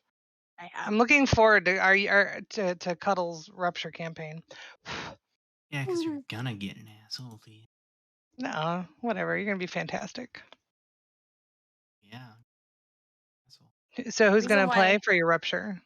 I almost want to say if because we've had enough people express interest in rupture that if you need room, I will gladly watch and mod stuff in stream. Like, because I also wouldn't mind setting up kind of like what they do for Channel Redemption for the rupture. Why Like you're trying to back out? I'm just saying because I think Moon was interested in it and somebody else. If you've got enough people. Otherwise, I'm down. It's fine. I love you. Holy don't shit kill me, balls. please. See, Moon wants to play rupture, but Yeah, it sounds like you're trying to make excuses so you don't have to actually do what I I say. will gladly. Oh my god! I always what? What the hell? Yeah, I knew it. This is a very androgynous looking male elf. I mean, like, without the beard. 10 out of 10. Would peg. Wood peg. Say, without the beard. I had to shave it off. Just shave it off.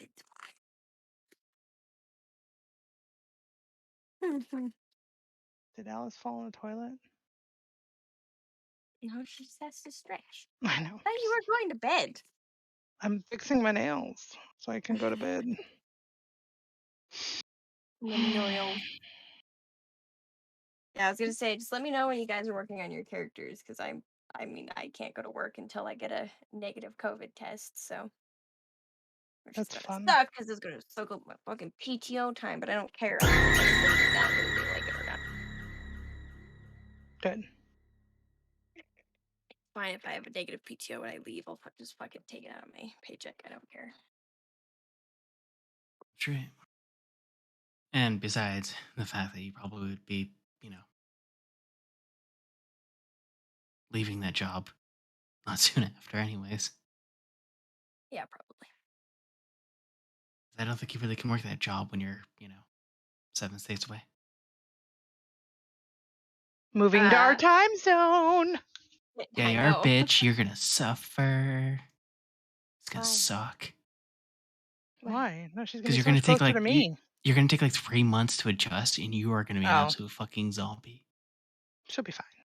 I think I'll be fine. I know, she's gonna be so close to you and be like, well, now I have even more of an excuse to go to the sofa. Exactly. Hell yeah. Orgy at sofas. Wait, what? You've been delegated. Apparently. It's funny because the guest suite downstairs is called it's got smart lights and shit in it, and if Oh, you want to fuck turn you. the lights off, you tell it to turn off the Love Shack. And It you're was a really so joke that I played on my surprised. stepdaughter when she lived there, so and then I just forgot to change it. Love Shack, baby, Yeah. Love Shack. Every other room's like the master bedroom, living room, office, boring. But you go downstairs. Can you turn off the Love Shack? Oh my god.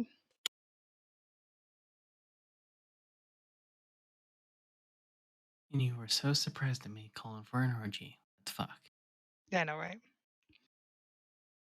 Don't act so surprised. You ain't innocent behind those eyes. No, I'm really not. Let's see.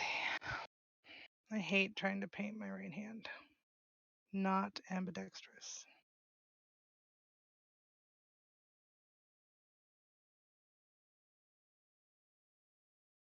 When are you supposed to be moving? Good question. Probably June, like the beginning of June. No, sooner. Oh, Okay, I'm thanks, sorry, Cynthia. I can't do sooner. That's all dependent on when my husband finishes AIT. Fine. We need to plan something so when everybody else comes down to visit, we can just run the game from my house. Yes. I don't know. We'll see. Because Psycho's local and Ari has been here before. Oh, jeez. Yeah, not a So far trip. we'll just You're all gonna meet. you're gonna give me an excuse to buy a fucking dragon mini, and I don't need that right now. I do not have a Dragon Mini. I'm pretty sure I have a Dragon Mini. Because I don't want to spend my money right now. Well, then I'm pretty I sure can I have just a Dragon 3D Mini. print one for you. Jesus. Oh, that's cute. There you go. Not gonna take much at Yeah, all. but now she wants the excuse to buy a Dragon Mini. Well, yes, I'll go out and print said Dragon Mini like mail it to her. She can paint it so she can present it to us when we actually fight the final boss. Hey. To say the sudden urge to run a campaign was sparked by watching Matt Mercer DM campaign the beginning of campaign 3. I'm like, I want to do that again. I may not be Matt Mercer, but I'm also an avid RPer, and I want to make it a fun experience for everybody. Right? So it's about the story. It's not about trying to make your characters' lives hard. Why not? Yes. That's what I'm gonna do. We know. Straight.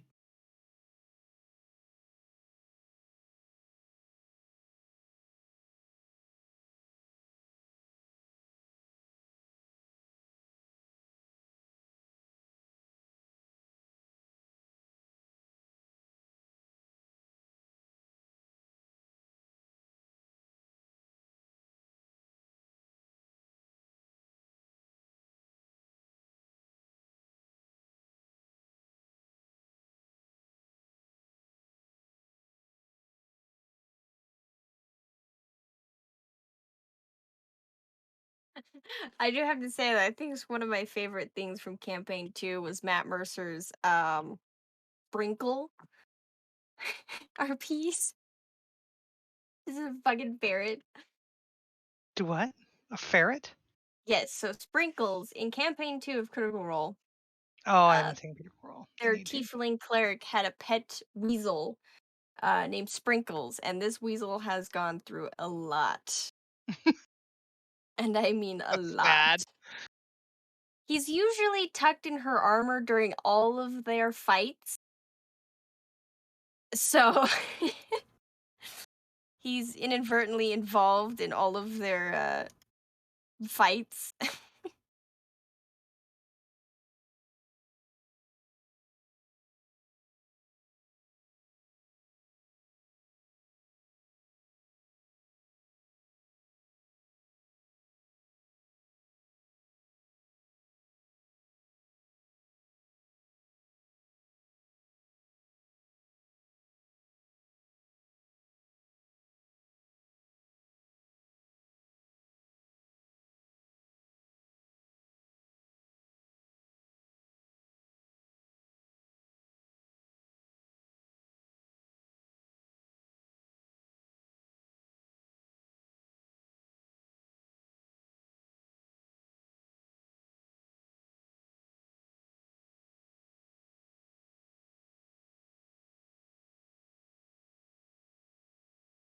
Be right back.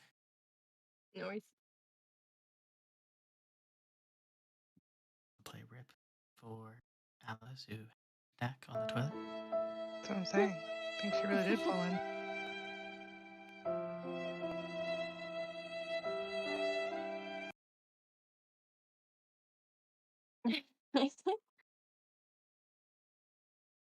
And no way to check, because I guarantee she didn't take her phone with her.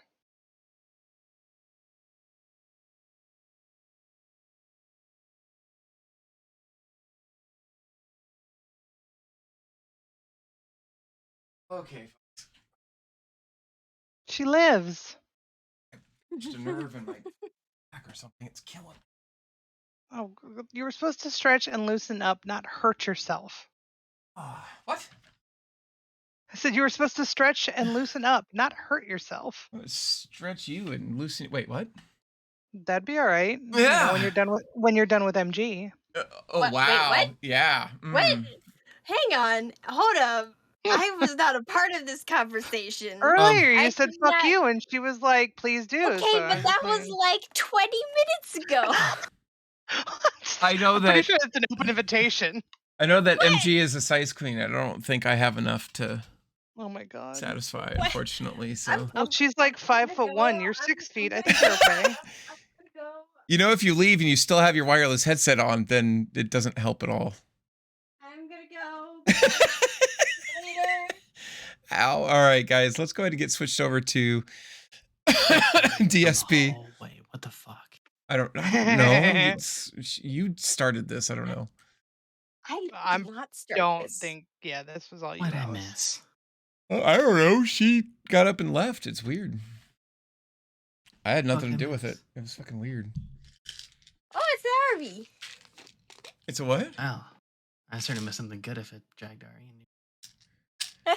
All right. I am. I mean, you I can don't know what's watch it going on on, but- stream. It's fine. It's all been recorded.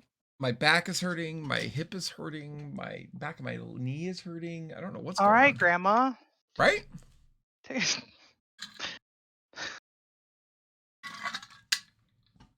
I thought you were going to bed, hun. I'm trying to fix my nails so I can go to bed. Fix I your was what? telling her that too. Nails. Oh, gotcha. Yeah, that sounds much more important than getting some sleep when I need it. Well, Ari. the polish came off, and in the process of doing some freaking laundry, I tore a nail. So yeah, apparently it is important. They're super weak right now. All I heard was that we're doing something to MG. Alice was going to And fuck her. I want in on it. What? Nope, sorry, No, it's wait. just me. He was- No, she was I'm going not to because fuck I'm not Alice. large enough to satisfy. Oh my god. What's the issue? That's We- what we- strap-ons are for. I could do that all day long, yeah. I Why Oh, did I get that pulled love. into this conversation? Well, it's hard to have sex with you I without don't you wanna being be in the this conversation. right now. I got the hydraulic machine if we want to just make this easy. What I'm hearing is shut up and do her, not like, you know, it's like stop talking and just do it is what I'm hearing. Oh, MG, you know I adore you. All right, guys, welcome to Wonderland Gaming. I'm your host, Alice. This is Dyson Sphere Program. That is MG being super embarrassed. That is Cuddles giggling her fool head off because of it. I hope everyone's having a great evening today. Welcome and hello. Oh, this is nice. None of this is running. Why? Oh, because we have too much hydrogen, of course. What is your current goal in DSP? Well, our current goal, actually, I want to show you guys something. Well, for the title's sake, not. Oh,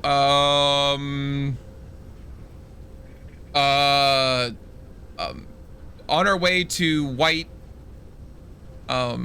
cubes. Because that's what we are. We are on our way to white cubes. Got So, it.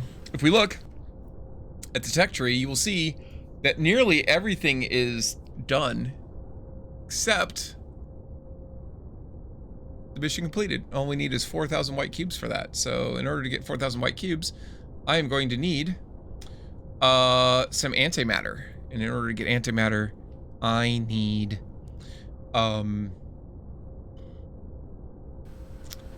oh,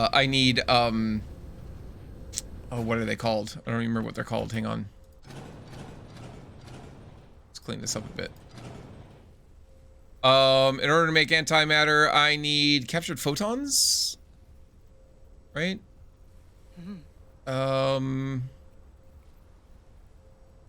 Yeah, so if I capture a photon, or if two photons become 2 antimatter and 2 hydrogen, because we don't have enough fucking hydrogen going on in the world. Let's make more.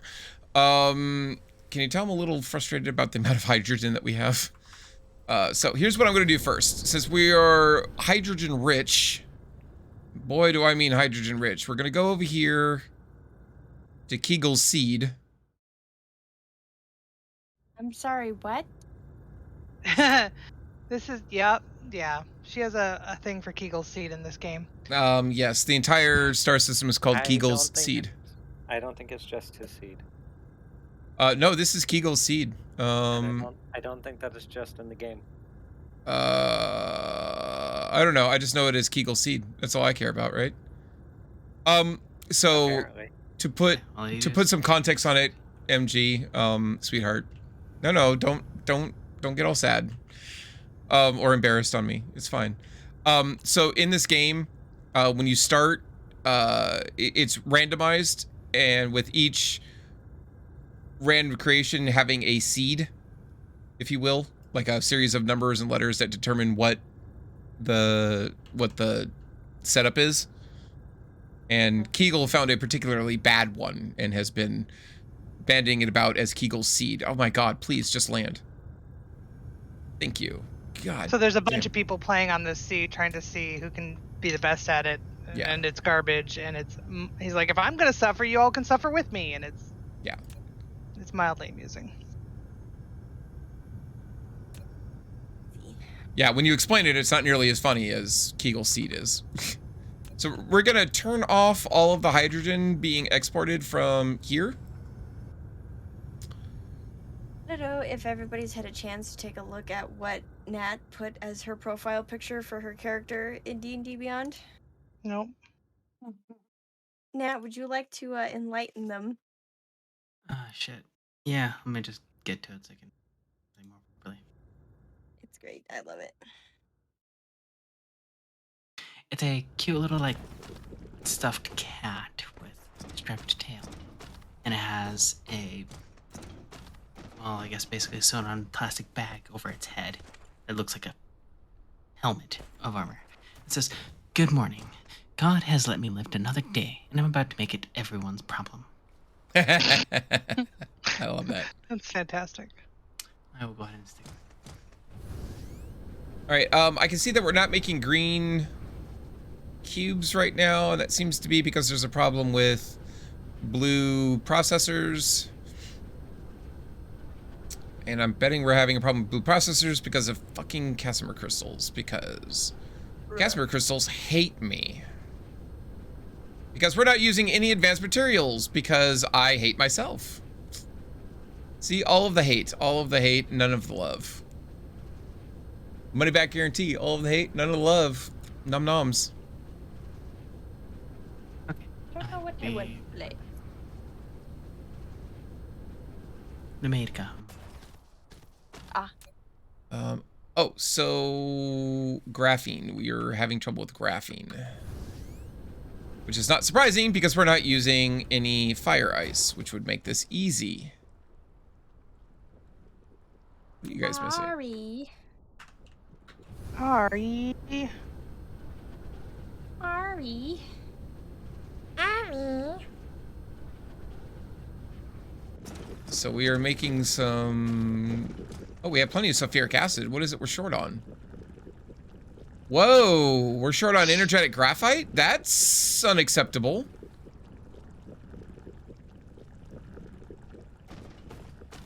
Oh, hang on. We can fix this, I think. Question mark.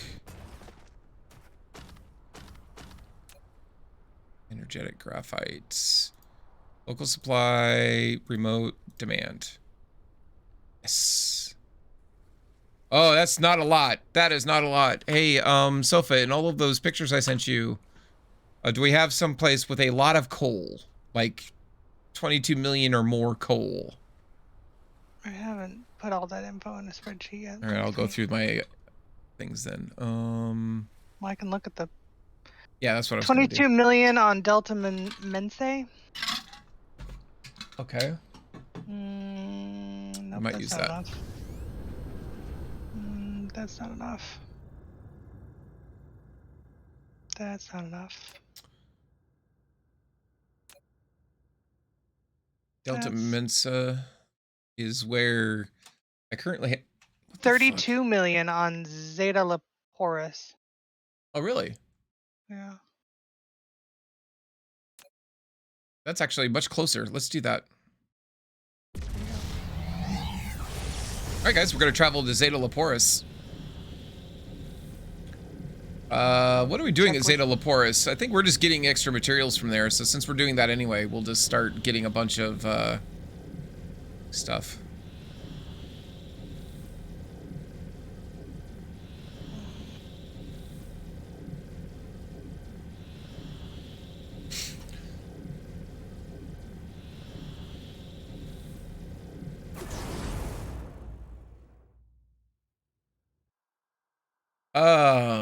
Only 169,000 there.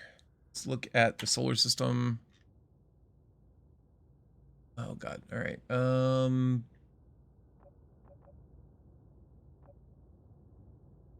17 million there and 15 million there. So there's 3 and 4. Let's go to 4. We've already got some stuff on 4. That'll help. All right. Looks like it's 1.3 AU away and on the other side of the planet. By the way, thank you for the 210 biddies while I was gone, Cuddles. I saw that. Looks like I'm getting a bunch of crude oil from here.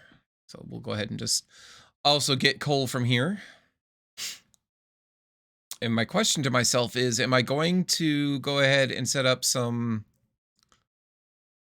am I just going to ship the coal over? Or am I going to process it? Let's see what I've done so far with things.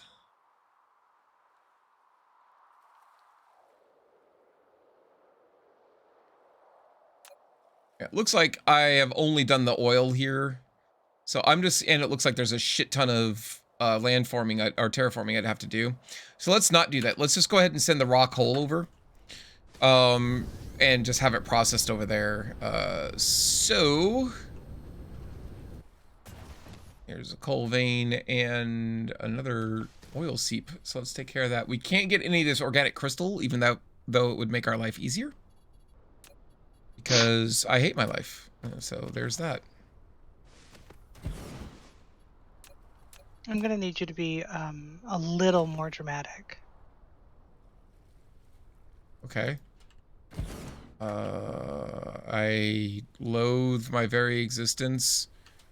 I don't deserve to live. All right, that's pushing it. Okay, I'm just kidding. Jesus Christ. Oh, sorry. I just thought you wanted. I'm just trying to help. Don't stop do her. what you She was want. on a roll. Come on now.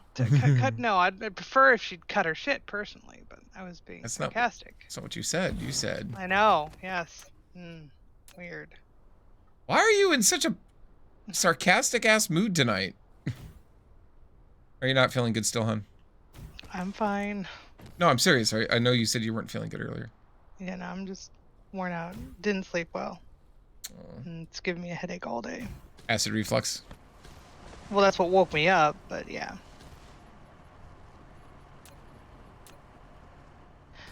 I did clean the ceiling in the living room, though.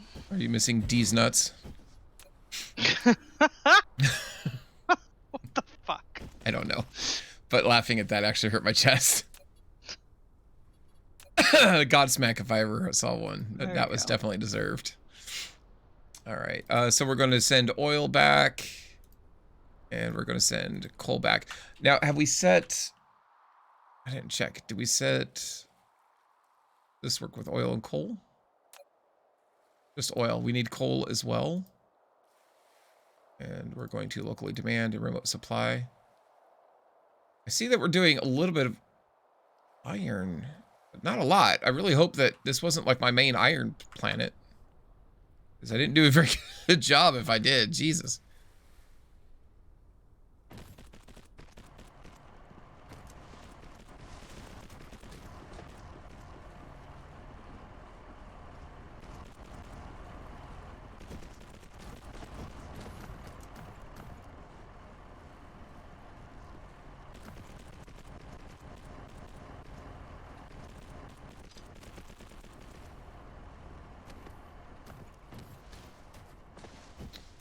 So there's that.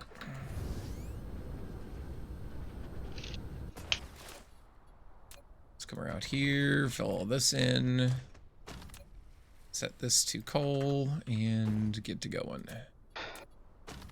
Get to going gooing. Keep it hopping. Just a reminder to everybody, tomorrow is Thursday. That means that just one day away from our marathon stream. Starting this Friday at noon, I'll be streaming for 10 hours. Not a lot of time. Fix your overlay. What? Right now? It's cutting off the ad. Oh, what do I need to do? Resize it. Resize the overlay or the trigger fire? The trigger fire. Oh, okay. Yeah. Thank you. Fit screen. All right, try again. No,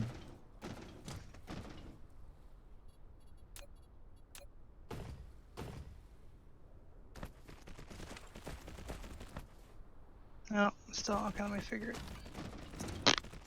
it. That's It's a me problem. Oh, okay. I was gonna say that's like the entire screen.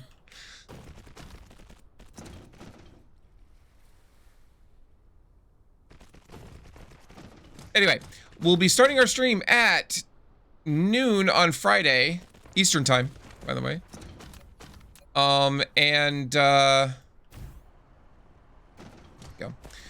Streaming for 10 hours, like I said, but for every $1 donated, either through bits or anything. Really?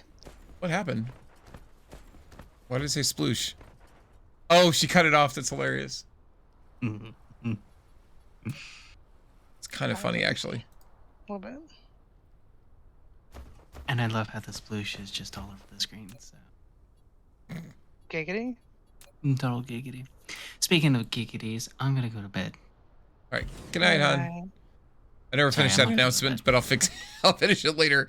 I hope you guys saw the sign. For every $1 donated, we add another minute, up to a total of 48 hours total stream time. So if you want to see me punchy and miserable, that is a definite good time to do it.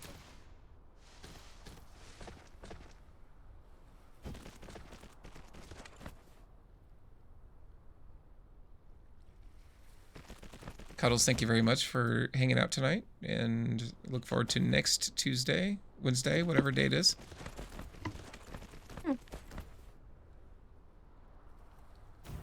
I think it's the week after. Yeah, didn't you say it's November every- 9th was the first session, MG? What's up? No, I'm talking about You're- Werewolf, sweetheart. Oh, that's next Wednesday, Our D&D campaign is gonna be the 9th. the 9th, yes. Unless somehow next Tuesday opens up and I'm ready and we're all ready, maybe, but not at all planning on doing it next Tuesday. But that won't be streamed, so. No? No, I don't stream No. on Tuesdays. I have to have Oh. some days off, kids. Not that I'm very good at doing days off, and I have been manipulated. Oh, I not thought you were manipulated. gonna stream the D&D campaign from your perspective as a player. If it Um, happened to fall on one of her days, yeah. Yeah, if it was going to follow my day, Ooh, but Gotcha. Okay. but I have also been convinced to stream on my off days anyway, so we'll see how that goes. I mean, you could just stream it if you want to. You don't have to. Just what are the, like when I did it for a DM, it wasn't a planned thing. I was just like, this is just something fun I would stream, Yeah. and whoever wanted to join joined. Hi, puppy. And when I'm streaming as a player, it's a lot easier. It's really tough when I'm streaming as a DM. as a DM because I've got to keep track of all of DM stuff plus the shenanigans that my streamers are doing. You say streaming as a player, all you gotta worry about is Yourself pressing and chat. play. You Yeah. You don't have to worry about showing chat all the ins and outs of. Speaking of DMing. Saturday, I will be doing so it says I'll be doing the marathon stream, hopefully, if I'm still doing it. When Rupture plays, I will be streaming Rupture on my channel as well as it being streamed on Nerdworks channel. That's fine. Nice. And yeah, that's gonna be really entertaining. It's gonna be very entertaining actually. So we will see what I am like when I am a player 24 hours into a stream. You're gonna need to hotkey your Zoom mute. Yeah, I will. Sherry has a bad habit of forgetting that she's in Nerdworks' channel and like talking to the chat like she owns the place. And like, No, I don't forget. I mean, I'm talking to Chad. Nobody else is talking to Chad. I'll talk to Chad. Fuck that. well, there've been a couple times where Druid was about to, and you're like, oh wait, it's not my channel. Yeah, go ahead. Yeah.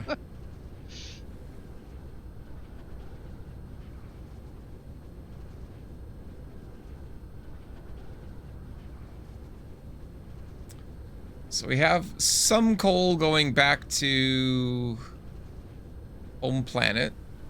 Seeing if we need more. Oh, here's some more coal.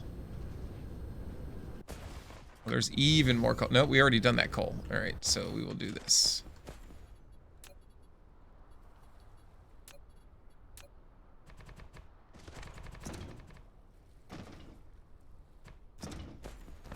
So I found out, guess what I found out recently, guys? So I was at a all hands meeting yesterday.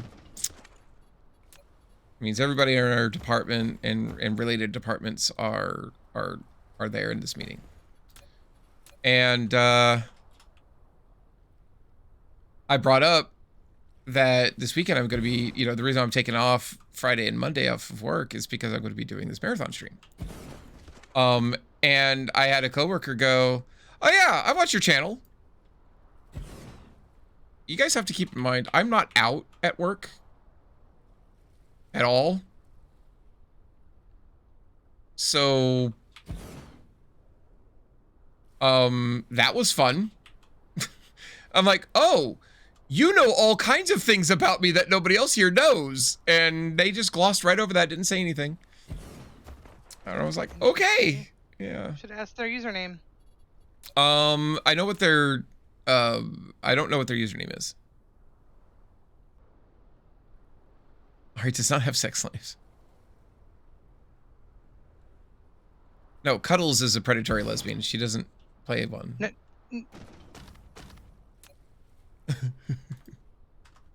I I don't know. I asked her if her character was going to be one, and she put the devil horns. I said, "Oh, this is going to be an interesting campaign because Ari apparently treats humans like sex slaves." I mean, allegedly like sex slaves. She's a paladin. Right. It's both just time. She doesn't. I'm getting very I'm getting mixed signals. adamant words that she doesn't.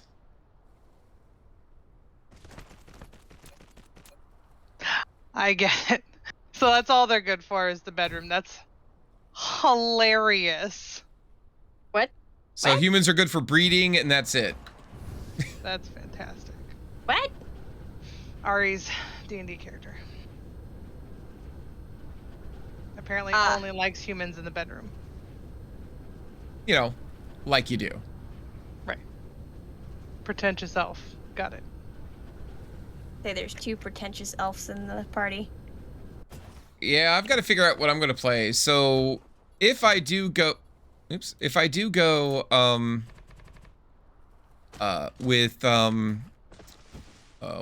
Rogue? the Arcane Trickster? Arcane Trickster specifically, Uh-huh. then Moon Elf is what makes sense.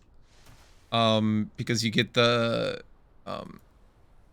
+2 dex and +1 int or High Elf, either one works. Yeah. You can do Moon Elf, that's totally fine. That's what makes sense for stats. Right. But I don't know, I might go a different direction. Because Whatever you want. I don't know what I'm gonna do.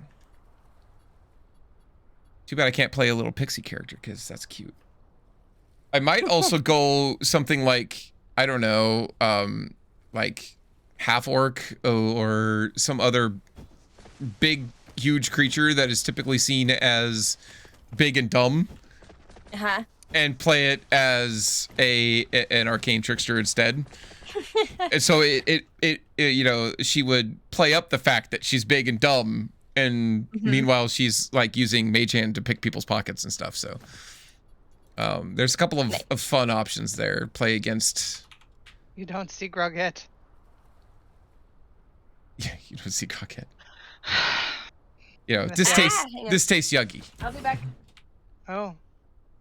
Okay. Was there a scream and then an I'll be back? Okay. Yeah, and then she took her headset off. Uh-oh.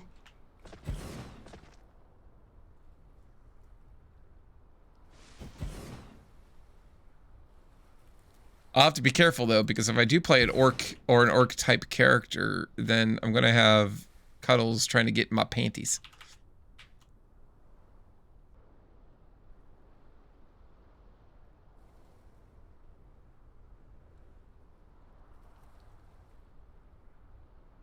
Oh, damn it. Not that that's a bad thing, is it? It was a joke, people. Come on. Come on. Keep up with the laughs here.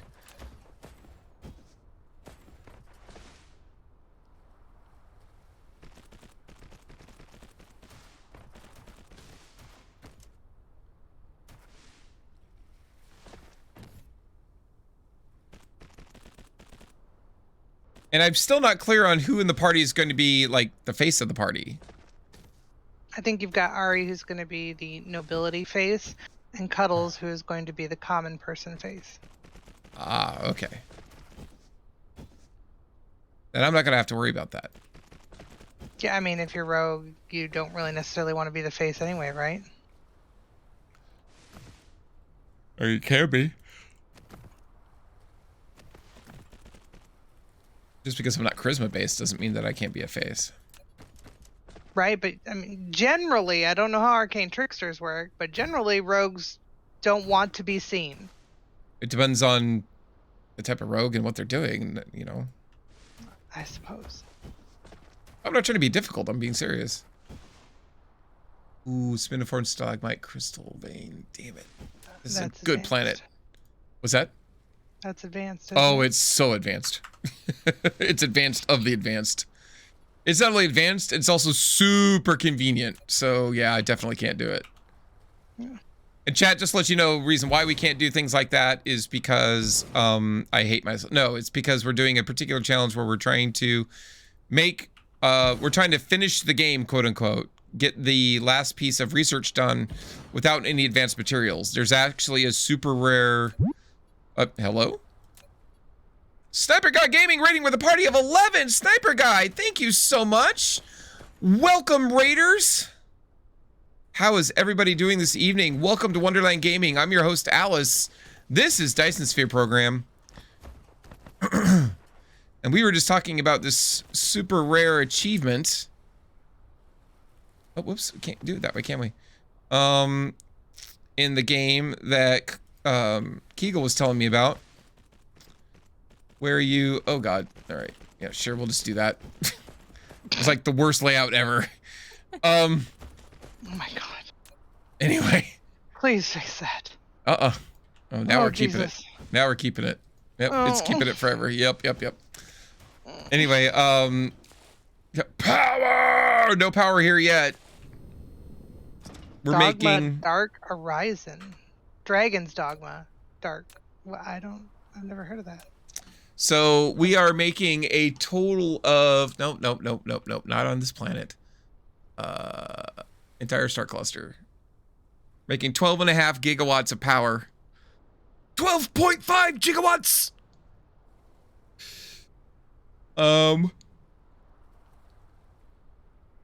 Of power in the entire system, and we do not have a Dyson Swarm or a Dyson Sphere. That's how OP we are. She has a tidally locked planet. Don't let her talk shit. Shut up, we're OP. I do have a tidally locked planet. But you can't even tell me like that makes it easy, because have you seen that planet? Have you guys, do you guys want to see my tidally locked planet? Super weird and she unique. is using the seed. Oh yeah, this is the seed. Yeah, I mean, Sniper Should Guy. Update that to say Kegel's bad seed. Sniper Guy. Look at my home planet or star system. I mean, am I using the seed? I'm using the seed. Oh yeah.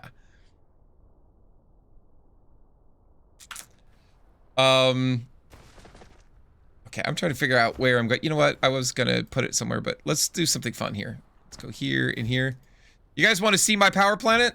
My current power planet? Oh wait, have I actually done this? No, I haven't. Wait, why do we not have...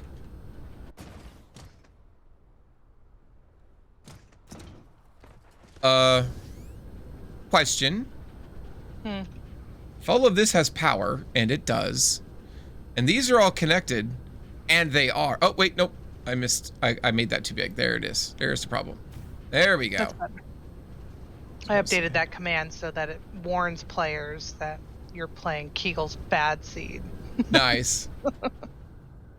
All right. So if we go to Delta Mensae, and since we're all playing on the seed, everybody else can go to Delta Mensae using the seed. Hello? Can we? No. Go where you're supposed to go, monkey. By the way, the only mod that I'm using is this mod that allows me to travel faster. Or easier. So Delta Mensa, or Delta Mensae, or Delta Mensae, depending on your Latin. It has a tidally locked planet with 144% solar power. And very little axial tilts. Like, I think it's 8%. And what that translates to is power. But only if you're willing to put enough work into it. And I did all of this work off stream, so we're about to see something we haven't seen on stream before. Zalister spreading the seed. That's right, baby. Absolutely. It could be... Because it does rotate, Zalister. It's rotational speed... Its rotational period is the same as its orbital period. Because if it wasn't, then it wouldn't have a dedicated day-night cycle.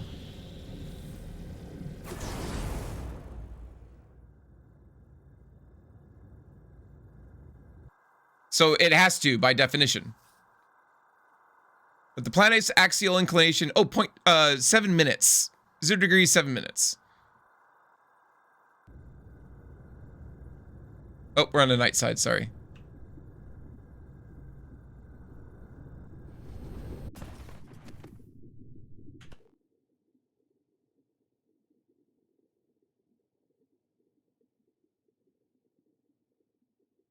Literally a solar panel everywhere I could fit it on the day side of this planet. And on the night side, we're charging stuff. We're also doing some mining, but we're charging shit. This planet, by itself, generates 9.9, almost 10 gigawatts of power. This is what I want Nevada to look like. Nice. Nice, sniper guy. It wouldn't work for places like Vegas, though. It's a valley. You wouldn't want it solar panels, like this many solar panels in a valley. But maybe up where the old test site is. Of course, it's a military base, so they're not going to let you do that. But anyway. So this planet is going to, it isn't right now, but it's going to power my entire star cluster until I get a Dyson sphere up.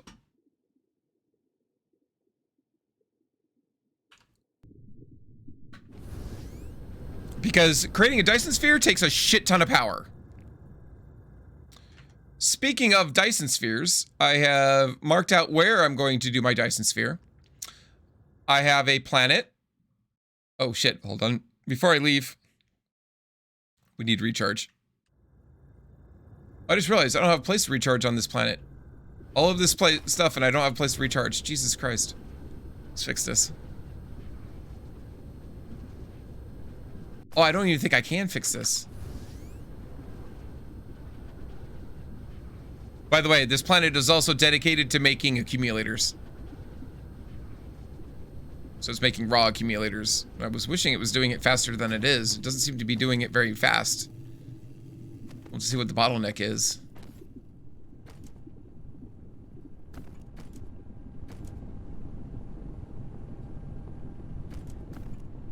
Almost enough iron, but not quite, it looks like.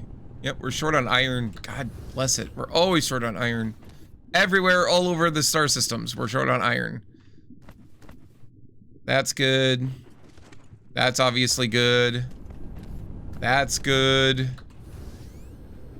What are you? You're good. You're just not making it fast enough. And you can only make it fast as these make, which slows these down. Yep, it just cascades. So anyway, what was I gonna do? Oh, I need to recharge. What am I doing?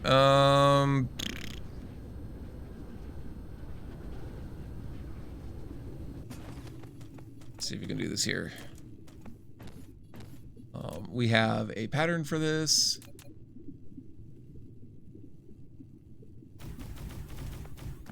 There we go. Let's recharge. When we get done recharging, I'll show you the planet I've picked out for the Dyson sphere.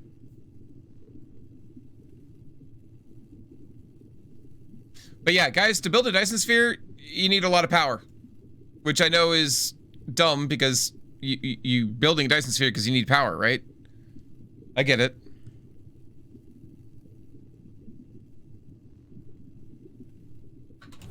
All right, so now we can go up there. And I want to do this because it's pretty far out. It's like 9 light years away.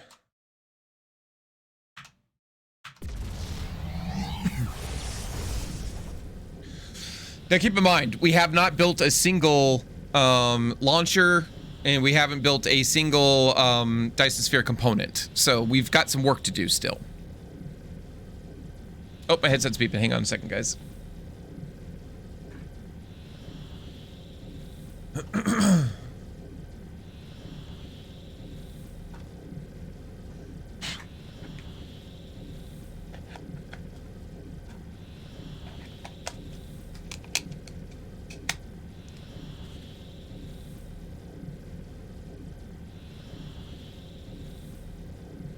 All right, I can hear now.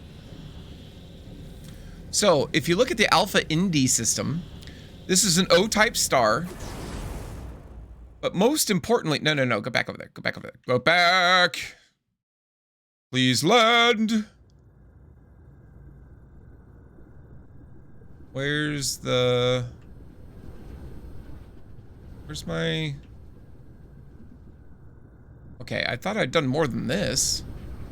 There it is. I'm gonna pop out and get some sleep, and hopefully I feel better tomorrow. Hey, good luck, hon. I hope you feel better. Good night. There's what I'm I looking bet for. you it's just a stomach bug, but stupid COVID rules. I have to get a test. Oh, I hope you feel better tomorrow. Me too. See you guys later. Good night. Night. Oh, we're down one of our things. We need to fill this. I keep forgetting I need to make another one of those. But you know what I haven't done? Let's make more. I can't. All right, so we're stuck. Never mind. I'll recharge later. Or I can do this.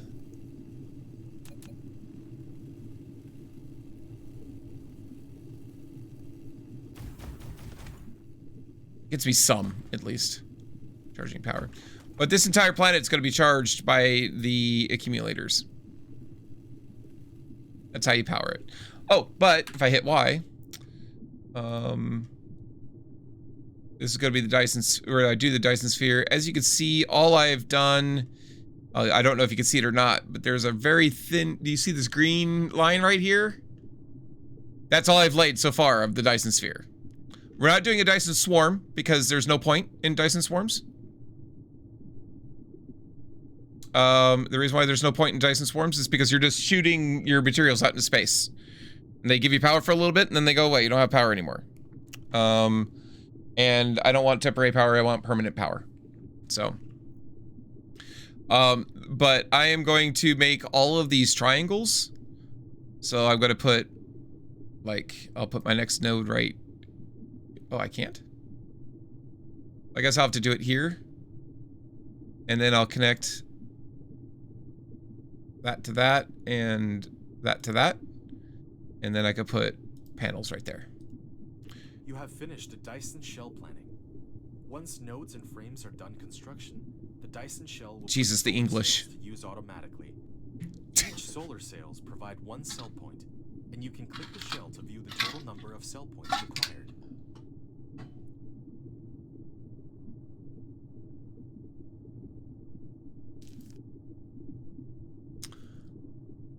So nodes in total is 61 and it will generate no watts. Perfect. But yeah. So anyway, we will build the entire thing like this. So the next one would be right there. And then I would do that and then that. And then that. Then we would put that to that. And then we would do that. And that is going to be all the way around. And then flip it over and all the way around. And we'll do the entire fucking planet. Or star. Or shell, I should say, around the star. Just like this. And it's going to use all of the power ever. But it's going to be really fucking cool when we're done. But it's an O-type star. O-type stars get 2.5 times the multiplier for generation, which is going to be awesome. Anybody else also notice that... Oh, whoops, I didn't mean to do that. Anybody else notice that as I'm adding these nodes, this number isn't going up? I don't know if anybody knows that. I thought that was interesting. I don't understand how we don't have any more nodes, even though we're adding more stuff literally. But, you know, hey, I'm not here to judge. I'm not going to yuck your yum.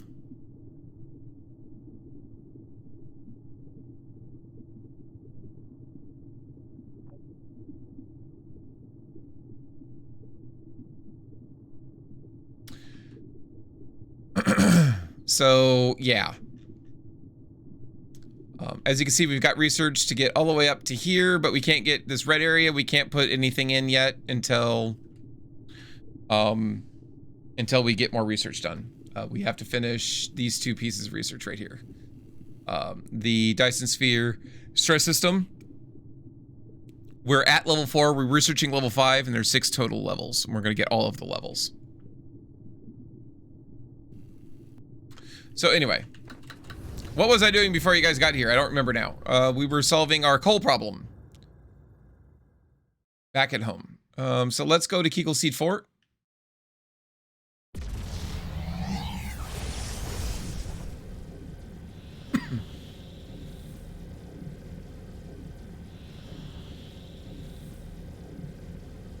And it's going to take me forever to design that Dyson Sphere, so I'm not going to do that on stream, probably, because I don't want to bore the shit out of you guys. I already do that.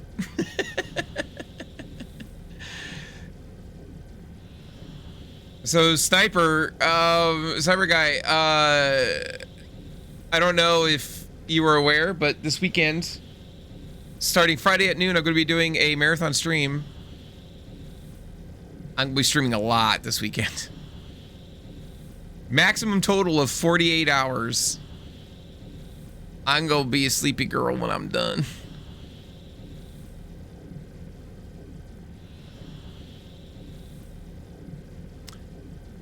Hey, Sofa, can you do me a favor? Can you look and see where I have a high concentration of iron? The higher the better. Please and thank you.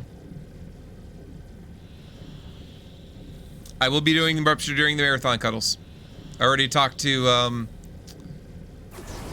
Druid and let him know.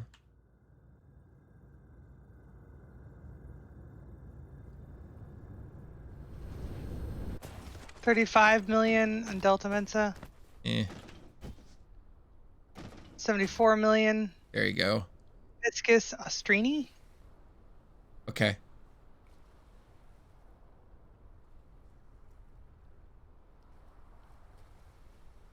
$105 million Alpha Indy. Son of a bitch, I was just there. God damn it. That's the Dyson Sphere planet. That's funny. Yeah, that one's a good one. 158 million copper. 101 million titanium. All right, so the reason why we went and did all of that was because we weren't getting graphene because we didn't have any of these, but look, we do now. It's full and it's moving and things look good. This is full. Okay. So that's good, which means my Casimir crystals are going to be moving. Let's go take a look at them. Casimir crystals are around here. Is it Casimir or Kashmir? Does anybody know? I don't know how to spell Kashmir. I know it's spelled Kashmir weird. is Cashmere. Is it? I thought it was actually spelled differently than that, and we just Americanized it. I might be wrong. I don't know. Now we have lots of... Oh, that's hilarious. Now we have lots of graphene, and we don't have enough fucking hydrogen. Are you kidding me? I can't believe we don't have enough hydrogen. That's just fucking insane. That's just... That's just mind-boggling to me. I was storing away hydrogen a minute ago. Oh God. So I'm not sure what to do about that. Casimir. That is Casimir. Okay, good. Thank you. Appreciate that. Yeah, like how do you spell Kashmir? How to spell? Ooh, all caps. How to spell? Kashmir is how I spelled it. Cashmere. I thought it had a Kashmir. different spelling though. I'm not trying to. I'm being serious. I thought I've seen another.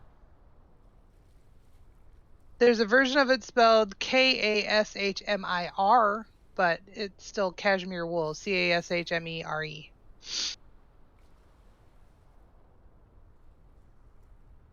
Oh, that's interesting. Kashmir wool comes from the Kashmir goat, which comes from Kashmir with a K, region of India and Pakistan. So that's hilarious. Yeah, thank you. I knew I'd seen some weird spelling of it. Didn't realize it was Indian/Pakistani. All right, so we solved one problem. We have another problem, but I think this is a problem that will solve itself. I think if we go and look, we'll see that hydrogen is already starting to build up.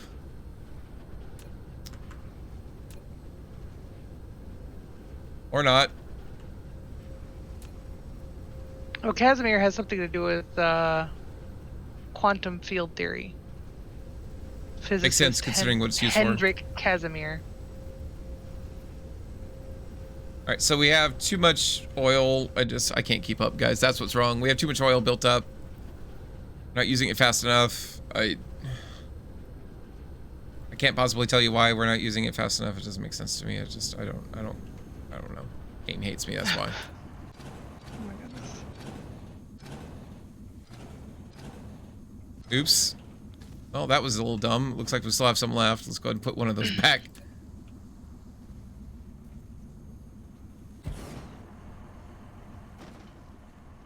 So let's do that.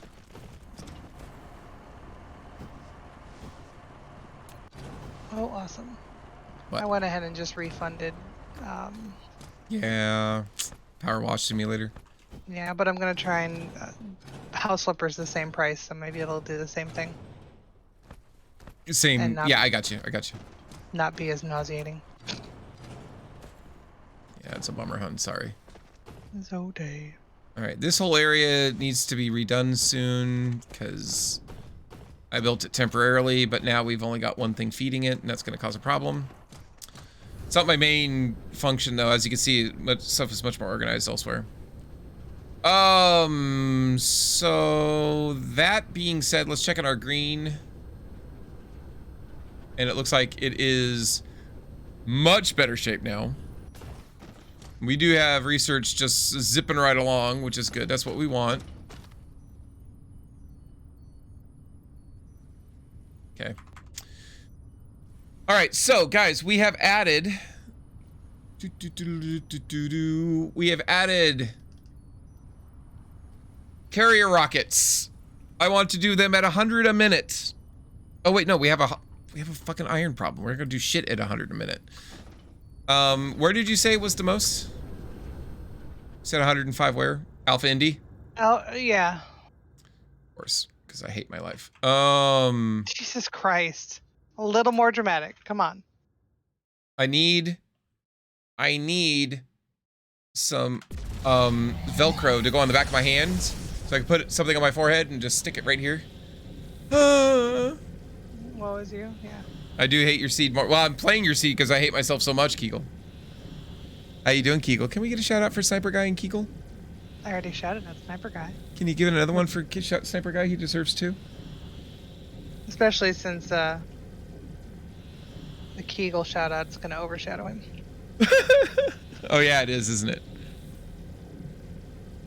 Kegel just got here. Get this open here. Oh, what's this? Oh. All right. Let's see. I haven't seen this one yet.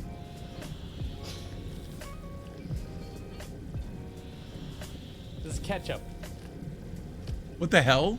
This is fancy. It's ketchup. This is fancy tomato ketchup. Skipford. What the hell?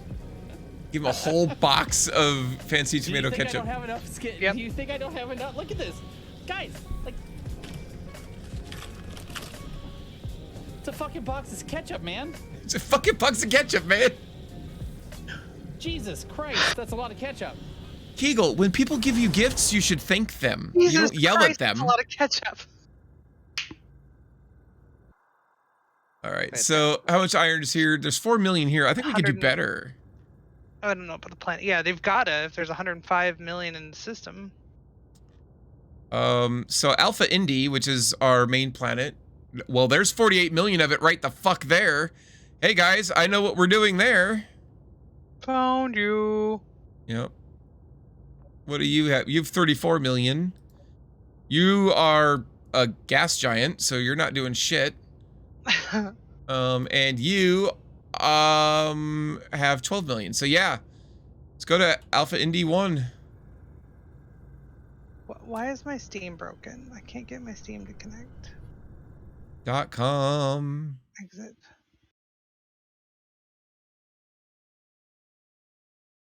Anyway, Kegel, how you doing, my friend? Hey, Kegel, I don't know if you're interested in this type of game or not, but I don't know if you saw it. Oh, by the way, can I just mention that the distance between Alpha Indy 1 and Alpha Indy 2 right now is over 7 AU? That's insanely far apart. That's like the difference between going from here to Jupiter. And these planets are right next to each other.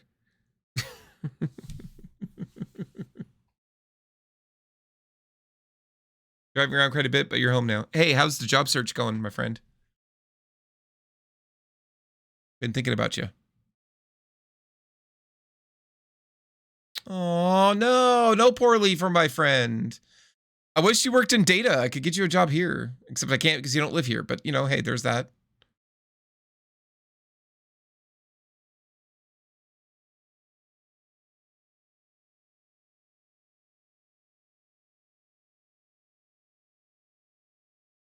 Oh, I hope it turns around. It can only get better.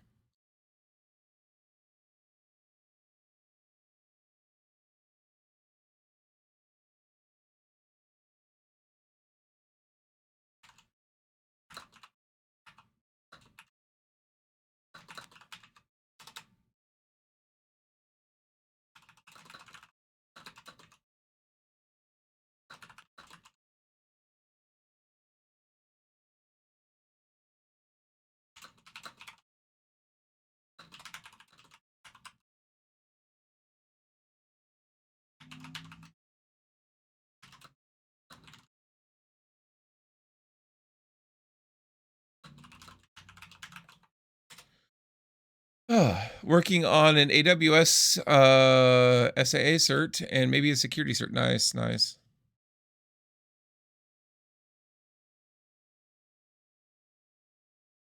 I would like to get a cloud certification. Oh, you know what? I just realized you can't see the cat at all. She's being super cute too. Hey, lay back down to cute. Go back to being cute. It was cuter when you were cute. Lay down. It was cuter when you were cute. Lay down. She's like, no, human. You lost your chance. No being cute now.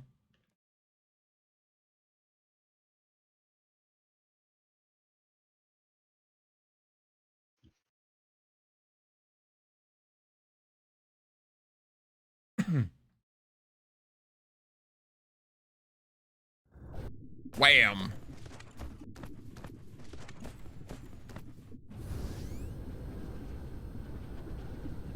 Oh my god, I just realized I did something dumb, so let's go fix that. Come over here. I need to request... Okay, I guess I can't request anything. Yes I can. I can request this. So, there we go. We're going to request PLSs. I need some. 100 should be fine. Local storage, remote, demand. 600. Sure, we'll do 600. We're not going to do 600. We're going to do 100. And we're going to send the rest back. Send the rest back. Because fuck the police. Kegel, did you hear about my marathon stream? Did you see that? I'm telling everybody because I hate myself. I hate myself for loving you.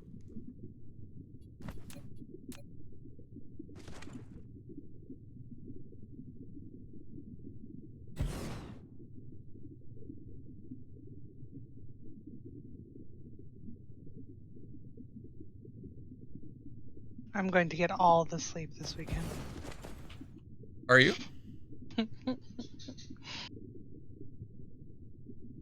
I hate sleep. I don't know that I hate sleep. I actually love sleep. You ask anybody who knows me really well and has seen me sleep. I don't like waking up. It's hard for me to get to sleep. Sleep so much. Who does? You do. So fucking much. It is terrifying to wake her up. Why is it terrifying? I'm not mean when I wake up. Don't even. Really? What is the worst thing I've done when you've woken me up? Oh, look, it's about my bedtime. I should probably go. Oh, okay. Good night. Because you can't come up with anything. That's why. I'm very unpleasant when I wake up. You're very unpleasant when you wake up. No, I'm not. Am I really? Have I been mean and nasty to you? I mean, because don't get me wrong, I've been mean and nasty when I've woken up before. You're better at Gen Con, but like, virtually it's kind of rough, especially because you're already not happy that you're up super early and it's for work. So Well, yeah, that's different. Fuck that. You're not in a great mood. But like Gen Con, at least if you're sleep deprived, it's because you're having fun, so you were a little bit better. Still kind of grumpy, but a little better. It's not grumpy. She's making shit up. I was actually very pleasant.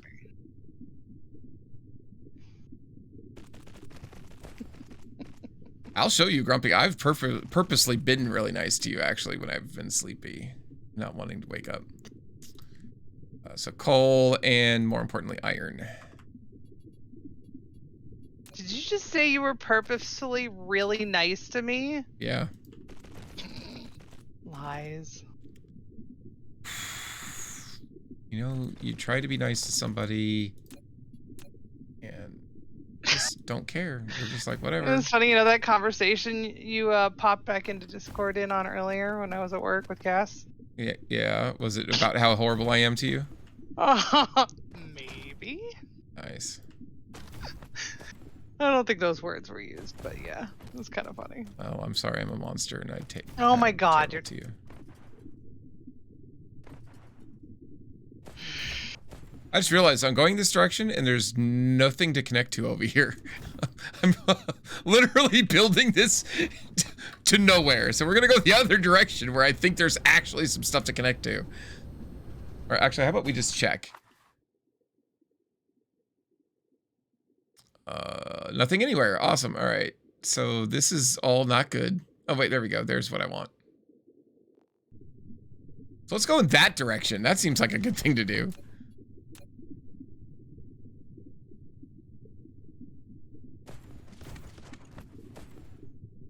Looks I gave you were grumpy. That's just a look, though. You can't get mad at me for a look, can you? Besides, Cuddles, if looks could kill, you would have killed all of us so many times. Oh my God. Daggers in them eyes. They're pretty daggers, but they are daggers. Alright. Alright, so we're gonna do this. We're gonna do this. Actually, I'm gonna fly over there, because I need to... There was nothing resting about that face, Cuddles. You have active bitch face. You do have active bitch face. Which is technically a good thing, because that means, like, when you're resting, you're just fine. Sometimes there's, like, an RBF, but not often. Like, you're usually fine. So if there's bitch on your face, you are... There's a reason. Like, you done fucked up. Yep, there's a reason. Usually the reason has something to do with how awesome I am. Why? Animal, why did you do this? You got up, and the first thing you did was walk right in front of the monitor and park your happy ass there. I gotta show you guys this. Look at this. She just got up. Oh, she's leaving now. Okay. Alright, never mind. She's mad because I... Hey. Esther, I still love you. Hi. I don't think she's concerned. She was. She was looking at me like, what are you doing? Alright. So, let's go ahead and place an ILS here. I said A, but I meant an ILS here. Boop. Alright.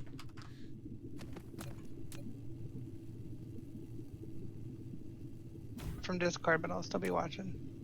What? I'm going to drop from Discord and get ready for bed. The first half of what you said didn't come through on mic at all. Weird. Is that better? Now it's just really loud, but yeah. Local demand, remote supply, local demand, remote supply. All right. So But I need to also be watching. Okay, cool. I'm not gonna be up much longer anyway. What we're doing here, guys, is we're setting us up now. I have to be careful. This is going to be my planet where I set up my Dyson sphere, so I don't have infinite power yet. And I need to use the power that I need for what I need for building Dyson sphere stuff. Okay, so what that means is I am going to build. What is this here? Oh, I know why that's there. Yeah, so I am going to be building, things. But normally what I would do in a situation like this, guys, I would build a, you would think that English was my, like, very first language ever learned ever. and I'm currently still learning it, apparently. Anyway, I am normally what I would do is I would mine all of this iron and I would build the stuff I need from the iron right here. But I'm not going to do that. I have other planets where I'm doing that already. And quite frankly, I need I need as much power as I can. So building massive factories to build stuff isn't going to be useful for me. So I'm just going to mine the shit and ship it out and leave it out. It just happens. This also happens to be of the planets that or the star system I've looked at. This has the most amount of iron in it. And since I need this relatively barren anyway, might as well just mine all the shit out of it now that I can. Because otherwise I would have to bury it, and that would be a huge waste since I need it so badly. I need it, oh, so badly, oh. That was your awkward comment for the day. Oh my.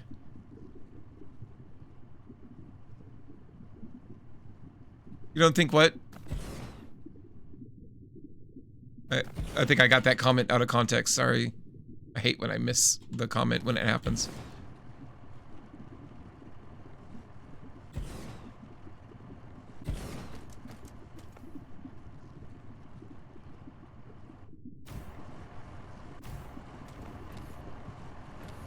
Okay, so let's start getting this shit going.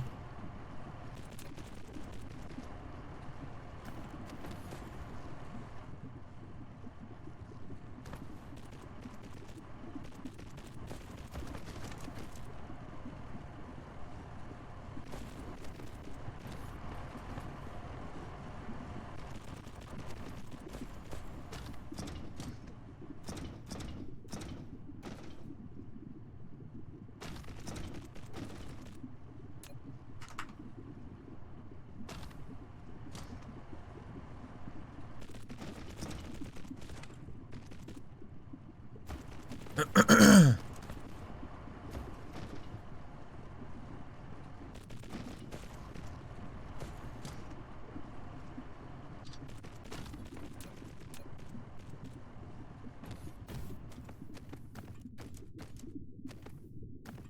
was gonna say, I thought there was another iron nearby. There is! It's right here!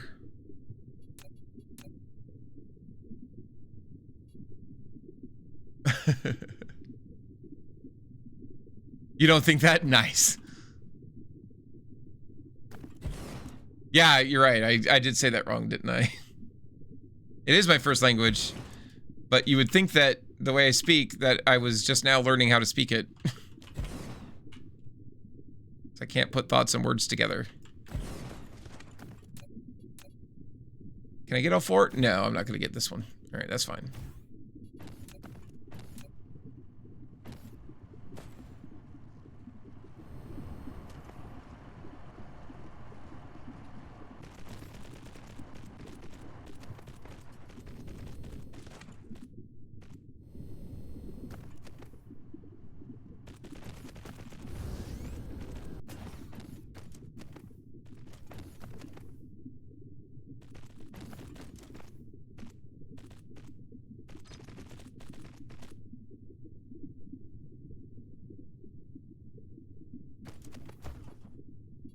Feeling the fatness? That's a lot of Taco Bell, my friend. Everything okay? Alright, so there's a ton of the iron that I need. All kinds of other stuff that I eventually will need, but right now, iron, guys. I'm just hurting so badly on iron. In fact, here's what we're gonna do. We're gonna build two more ILSs, and we're gonna have them doing nothing but iron. Sending iron to wherever the hell it's needed.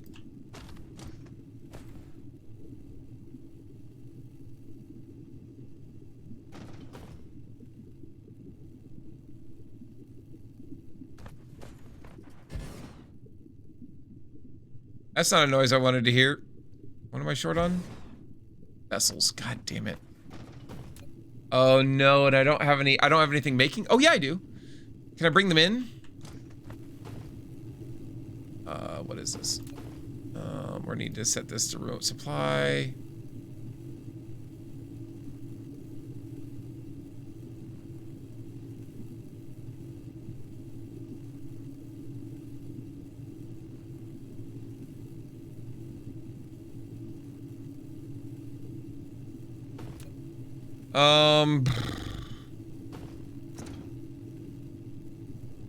Look how much is being taken already.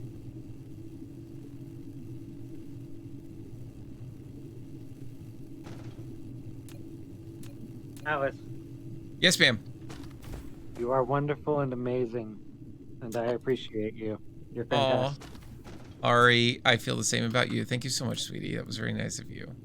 So kind. Came on your stream to say that. Oh, have a thank good you. Have a good one too. Thank you. Too late. I'm about to go play some Breath of the Wild, and we'll probably stay up too late. You know, I am sorry that you will stay up too late, but I hope you enjoy yourself doing it. All right. Night. Good night. All right, so we're gonna locally store these and remotely demand them. No, please, please, come on, please, please, please. I know that I have them. I just don't. Oh, I'm not bringing them over. Oh, God. All right, that's something we can fix later. I just gotta remember to do it because I keep forgetting, so that's a problem. But hey, you know, we're not perfect. Nobody's perfect. Do the best you can. You didn't have dinner, so it's cool? All right, fair enough. There's more coal. We're gonna need to mine this place for freaking copper, too. This place is a great location for all kinds of stuff.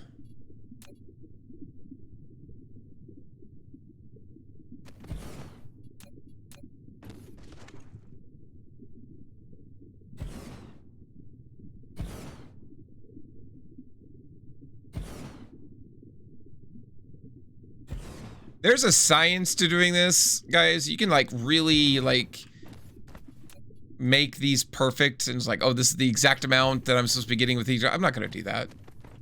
I'm gonna be honest. I'm not gonna do that. I might do it later, but right now, no, not at all. Not at all. Because you build so many of these arrays. Like, I really wish there was something they could do to make this less tedious. You know what I mean? Because there's stuff they could do. They just, you know what I mean? Like, they can get it so that you had advanced technology that would allow you to mine everything from one location on the planet so that I can, you know what I mean? And make it be expensive. That's fine. So that you have to put in the time and effort, but don't make it stop doing this mini game over and over again. Because I'm not a fan. Maybe that's just me. Maybe other people love it, but I'm not a big fan of it, if I'm being honest. All right, where is the quickest way to get to? Looks like it's up there.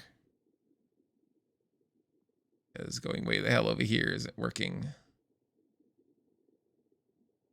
Yeah, I'm just gonna go north with it. Again, I'm just being kind of lazy here. There's a better system that I want to do later, but I'm not gonna worry about it right now. Right now, I'm just trying to get iron back to the home planet.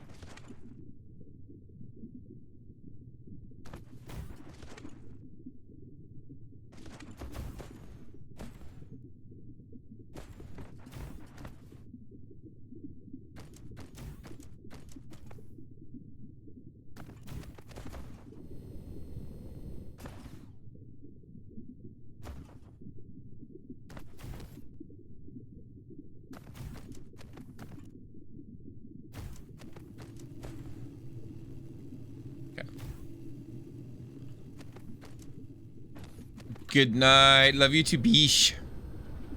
Sleep well, Cuddles.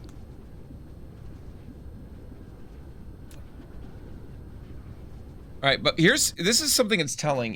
Even though I don't have the drones or the logistics vessels here, I can't keep these things in fast enough. They're coming out as fast as I'm putting them in. Well, maybe not as fast, but pretty fucking fast. This one, not so much. But still, you know? So we are thirsty for iron, and that is not surprising. Iron is, in my opinion, the single most used resource anywhere. Period, end of story. It's not the hardest to make, not the hardest to get. It's easy to do both of those things. But by God, you're gonna need a lot of it. Fortunately, there's, oh God, I don't have any, oh wait, is that a PLS or an ILS? Wait, am I out of drones as well? I'm out of drones and vessels. You're gonna make me do this. I don't want to. All right, fine. Let's go back. Go to Kegel Seed Fort.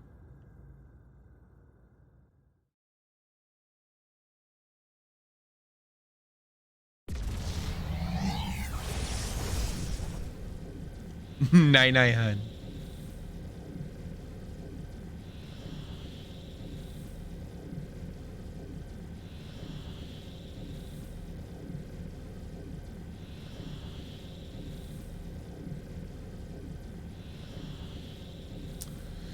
Research has stopped again.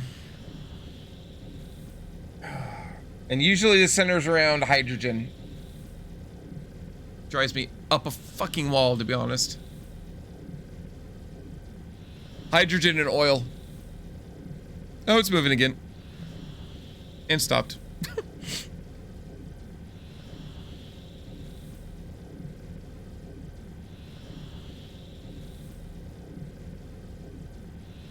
Once we move to advanced materials, this will go a lot faster because the graphene will be made easy peasy and is infinite. Sulfuric acid, infinite, and I don't even have to make it. I just have to pull it out of the ground and send it. It's even easier. And those are probably two of the resources I'm struggling with the most at the moment. So yeah. Ooh, it's so pretty.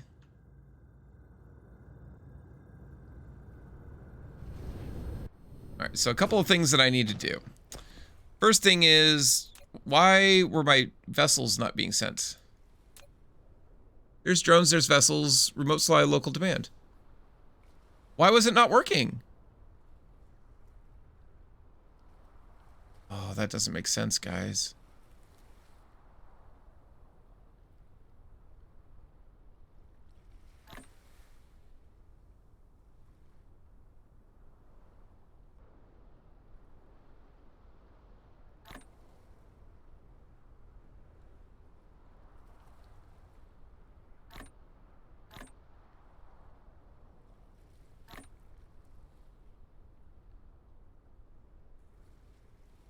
All right, now we're gonna, why do I have coal?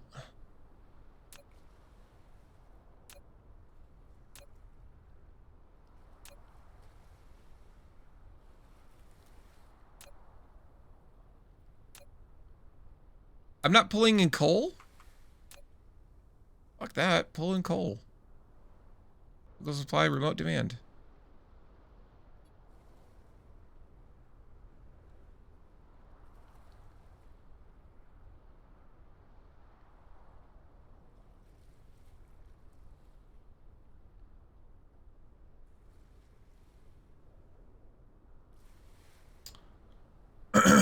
I don't know if that was the right thing to do or not. I might have to undo that tomorrow when I'm more awake. Pull that and put that in there. All right, so I need to make these, and we need a bunch of glass for that. So let's go find our glass, because we're not making the specific component, but glass gets us to the component we need. So let's do that, because I'm not, unlike before when I've played, I'm not automating everything. I will eventually, but right now I'm just trying to get to, that's reinforced glass, isn't it? Yeah, titanium glass, I don't want that. I just want glass, which is further over this way, I think.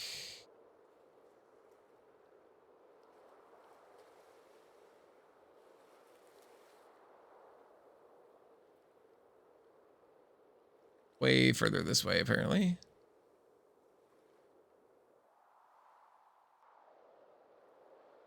There's stone, there's glass.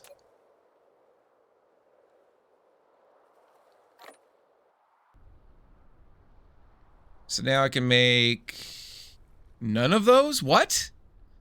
God damn it, I need sprinkled donuts too. Don't I have sprinkled donuts over here? Negative, Ghost Rider, the pattern is full. So let's go ahead and find that. Let's get some. Let's come get some.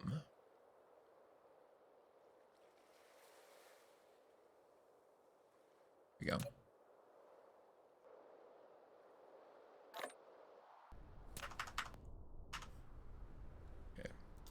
now we can make about 47 of those. Good enough. All right. Anything else I was running low on that I need? Oh, you know what else I needed? I needed some of these energy exchangers. I need pink shit for that.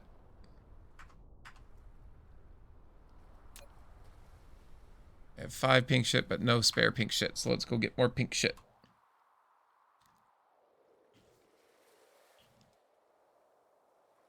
Pink shit. Oh, lots of pink shit.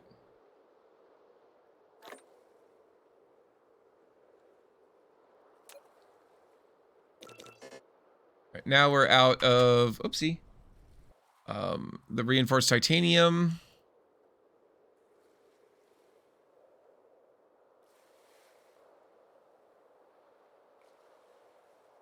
Fuck.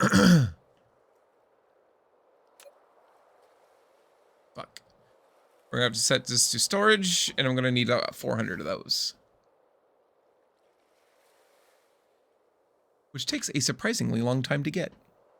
Because it depends on oil products. My favorite!